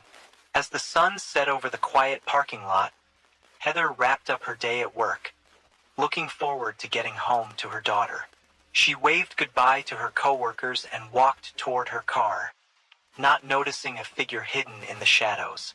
Suddenly, a person in a mask stepped forward, dressed all in black and holding a gun. Before Heather could react, the stranger aimed the weapon at her and said, "You've ruined my life." 2 gunshots shattered the silence, leaving her coworkers frozen with fear. The attacker quickly vanished into the night, but the shocking event was only the start. What followed was a chain of secrets and betrayals no one saw coming. During their time at the University of Northern Colorado, Ignacio Garros and Heather Hodges met at a party. Ignacio was a friendly and confident young man, immediately catching Heather's attention. It was love at first sight for both of them. Heather had a lively personality with a hint of innocence, complemented by her fair skin, red lips, and dark hair. Ignacio found her irresistible and soon reached out to her. When he invited her on a date, Heather felt like Cinderella after the ball, radiant with joy. She eagerly shared the news with her roommates, who celebrated her happiness. For her friends, this new romance was special. They saw it as the beginning of something extraordinary, as Ignacio had never had a serious girlfriend before. Their relationship quickly deepened. Ignacio was thoughtful, often surprising Heather with flowers or her favorite coffee. His kindness and attentiveness made her feel cherished, and their bond grew stronger. After they graduated from the University of Northern Colorado, Ignacio proposed to Heather, who happily accepted. However, she set a clear condition for their engagement. If Ignacio ever cheated, she would end the marriage immediately with no second chances. This clause was a non-negotiable boundary for her. A year after their engagement, they married in a joyful ceremony. Ignacio began working as an officer for the Colorado Police Department, while Heather took a supervisory role at a local credit union. Her colleagues and clients deeply admired her for her exceptional ability to handle situations with empathy and grace. One coworker described her as a wonderful person, a sentiment that seemed universal. After their wedding, Heather and Ignacio decided to start a family. The birth of their daughter, Victoria, brought immense joy to their lives, and Heather's world began to revolve around her new baby. Ignacio also showed himself to be a dedicated father. From the outside, their life in 1997 looked perfect. But tragedy struck when Heather's father passed away from a heart attack, and shortly after, her mother, battling cancer, also passed away. Grieving, Heather dedicated herself to her mother's care, providing constant support until her mother's passing in 2003. Throughout this difficult time, Ignacio proved to be a caring husband, taking on additional responsibilities with their daughter and around the home. After months of supporting Heather, however, Ignacio's attention began to drift toward a coworker, Shauna Nelson, a dispatcher at the police department. Shauna, who was married to a Weld County deputy named Ken, had 2 children, though her marriage was on the rocks. Shauna later mentioned that her relationship with Ken changed after the birth of their second child. Initially, her interactions with Ignacio were friendly, but gradually, they became more flirtatious, and a deeper connection began to form between them. The relationship between Ignacio and Shauna eventually became the talk of the town, yet Heather remained unaware of the situation. Everyone around them knew but felt uncomfortable sharing the truth with her. Over time, the relationship between Ignacio and Shauna deepened, evolving beyond mere friendship. Their bond intensified, and though they were both married, they struggled to resist their mutual attraction. Eventually, Shauna discovered she was pregnant and excitedly shared the news with Ignacio. However, he reacted with hesitation, questioning whether the child could be his, as Ken had undergone a vasectomy after their second child's birth. This revelation led Ignacio to pressure Shauna into terminating the pregnancy, fearing the repercussions if Heather found out. Years passed, and Heather remained oblivious to her husband's affair with Shauna. But as Shauna grew frustrated, she decided to confront Heather. One day, Shauna and a close friend followed Heather into a grocery store, watching her every move. Unaware of their presence, Heather was chatting with a friend on the phone. Eventually, Shauna approached her, hurling accusations and insults, which left Heather shocked and furious. This confrontation deeply unsettled Heather, prompting her to question Ignacio when she recognized Shauna as his coworker from the police department. Ignacio explained that Shauna had feelings for him, but assured Heather there was nothing to worry about. He promised to speak with Shauna and put an end to her harassment. However, even after this confrontation, Shauna continued to pursue Ignacio, adding strain to an already fragile situation. One evening, Shauna unexpectedly showed up at Ignacio and Heather's home, demanding to see Ignacio. This left Heather puzzled and uneasy. Although she didn't want to consider the idea of anything inappropriate between her husband and his coworker, she couldn't shake her curiosity about what was really going on.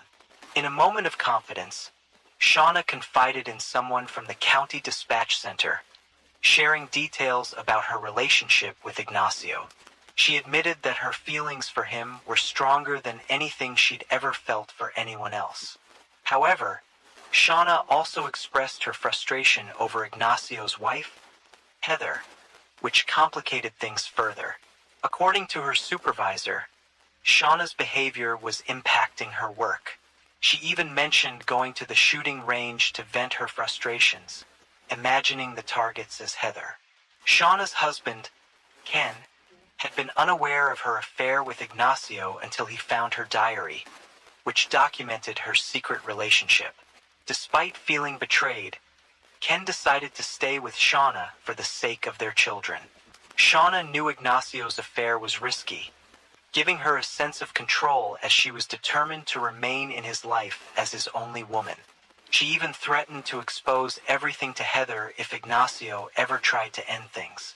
Her fixation on him intensified, and in July 2005, she took a bold step to solidify her attachment by tattooing his last name on her leg. Her infatuation spiraled further, reaching the point of harassment, especially when she learned that Ignacio and Heather were taking their daughter, Victoria, out to a restaurant. Shauna ensured she and her family were there as well. Though Shauna's behavior worried him, Ignacio continued the affair. When Shauna found herself pregnant again, she insisted on keeping the baby, naming him Christian. In March 2006, she gave birth while still married to Ken. Heather had no idea about this child, a result of Ignacio's involvement with Shauna. Ken, despite his knowledge, offered to raise Christian as his own if Shauna stayed with him, and she agreed. In the summer of 2006, while Heather was away, a woman approached her with shocking news. Shauna had recently given birth to Ignacio's child. Stunned and disoriented, Heather confronted Ignacio upon returning home. When pressed, he lied again, trying to keep his affair hidden. Trusting her husband, Heather believed him. But one December night in 2006, Heather awoke to find Ignacio missing. When he finally returned, she immediately confronted him. This time, Ignacio didn't attempt to lie. Instead, he confessed everything: his years-long affair with Shauna, both pregnancies and the birth of their son. True to her promise, Heather ended the relationship and asked Ignacio to leave. However, determined to keep her family intact for Victoria's sake, she reached out to Ignacio the next day, despite her initial disbelief. In their conversation, a heartbroken Heather made her feelings clear. She wanted to keep her marriage but wasn't ready to reconcile immediately. She laid out specific conditions for their future together. First, Ignacio had to take an STD test and agree to counseling to address the issues leading to his infidelity. Heather also insisted that Ignacio renounce his parental rights over Shauna's child and completely end his relationship with Shauna. Committed to saving his marriage, Ignacio agreed to every condition. Knowing he had deeply hurt Heather, he called Shauna to end the affair once and for all. While Ignacio was on the phone with Shauna, Heather listened in from nearby, hearing every word. Moments later, a message arrived on Heather's phone with a photo of Ignacio's son with the caption, "Flesh and blood." Shauna's fury escalated as she realized Ignacio had chosen to stay with Heather. Feeling betrayed and abandoned, Shauna considered pursuing child support, seeking financial compensation for her son, Christian. In early 2007, Ignacio and Heather were focused on rebuilding their marriage after Ignacio's infidelities. Despite the obstacles, they were determined to work through the challenges and move forward. However, as Ignacio tried to cut ties with Shauna, her harassment of Heather intensified, prompting Ignacio and Heather to take extreme steps to protect their family and home. They began parking Heather's car in the garage, fearing Shauna might damage it if it were left outside. They also sought legal assistance, having a lawyer send Shauna a formal warning that demanded she stay away from Ignacio, Heather, and their daughter, Victoria. The letter clearly instructed Shauna to cease all forms of harassment and intimidation. Despite these warnings, Shauna ignored the consequences and continued to harass Heather through text messages, emails, and voicemails filled with offensive and hurtful words. On January 23, 2007, around 6 p.m., Heather was leaving work at the credit union, eager to spend the evening with her daughter, but her peaceful night was shattered as she left the building with her coworkers and headed toward the parking lot. In the dimly lit area, a masked figure dressed in black and wielding a gun suddenly appeared, focusing on Heather. While others tried to hide, the assailant pointed the gun at Heather's head, ordered her to kneel, and said, "You've ruined my life," before shooting her twice in the head. After the attack, the shooter ran to a nearby red truck and quickly fled the scene. The shocking incident left Heather's colleagues in horror. Witnesses in the parking lot dialed 911 moments after the shooting. Paramedics arrived quickly, but their efforts to save Heather were in vain. The gunshot wounds to her head were fatal, and she was pronounced dead at the scene. When officers arrived to secure the crime scene, they realized the victim was Ignacio's wife. They immediately contacted Ignacio, urging him to come to the hospital. Racing through the hospital halls to reach the trauma room, Ignacio was stopped by a doctor who broke the devastating news that it was too late. Heather had passed away. Ignacio was hit hard by the realization that he would now have to break the heartbreaking news to his 9-year-old daughter, Victoria. At the crime scene, witnesses provided their accounts to the police. One described seeing the shooter appear suddenly and then quickly flee in a red truck. Another witness suggested the shooter might have been a woman, based on their movements. As the investigation continued, Shauna's name surfaced due to her history of harassing Heather. Knowing that Shauna drove a vehicle similar to the one witnesses had described, the police quickly compiled evidence linking her to the murder.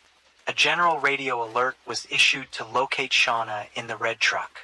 Meanwhile, Shauna's husband, Ken, was on duty that night when he heard the alert regarding his wife and her vehicle. Following instructions, Ken soon located Shauna near their home.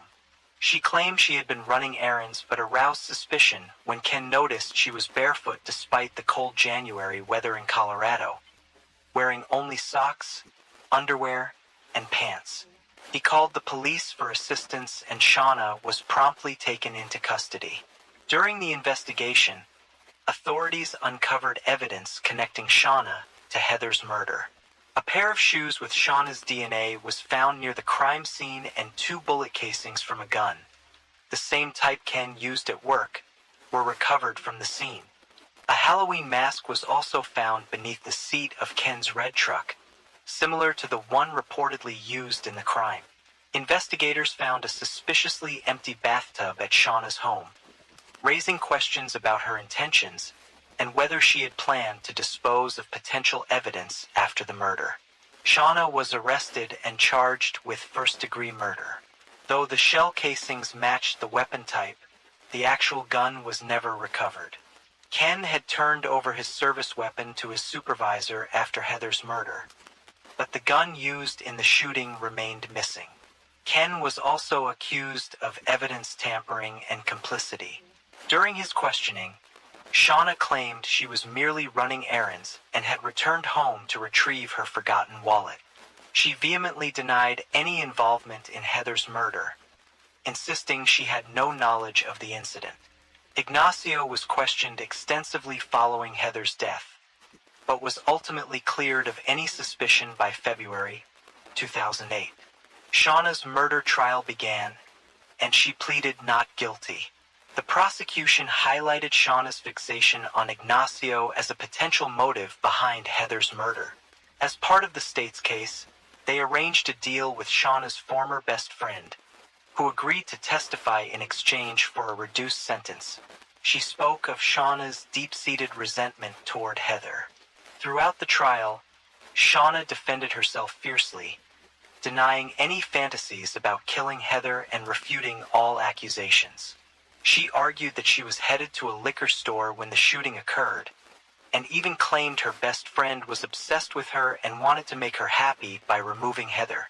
However, her best friend denied these claims when called to the stand. The prosecution suggested that Shauna had worn her husband's clothes during the shooting to implicate him in the murder, asserting that by eliminating Heather, Shauna and Ignacio would be free to live happily ever after. The jury deliberated for only 5 hours before delivering a guilty verdict. Shauna was sentenced to life in prison without parole. Ken resigned from the police department after Shauna's conviction and filed for divorce. Following the guilty verdict, he relocated with his children, including Christian, the son Shauna had with Ignacio. After some time, Ken returned to court hoping his children would someday visit Shauna in prison as he believed she was still a loving mother. All charges against Ken were eventually dropped. Tragically, in 2015, Victoria, only 17 years old, lost her life in a car accident when she lost control of her vehicle and struck a tree, marking another heartbreaking loss for the family.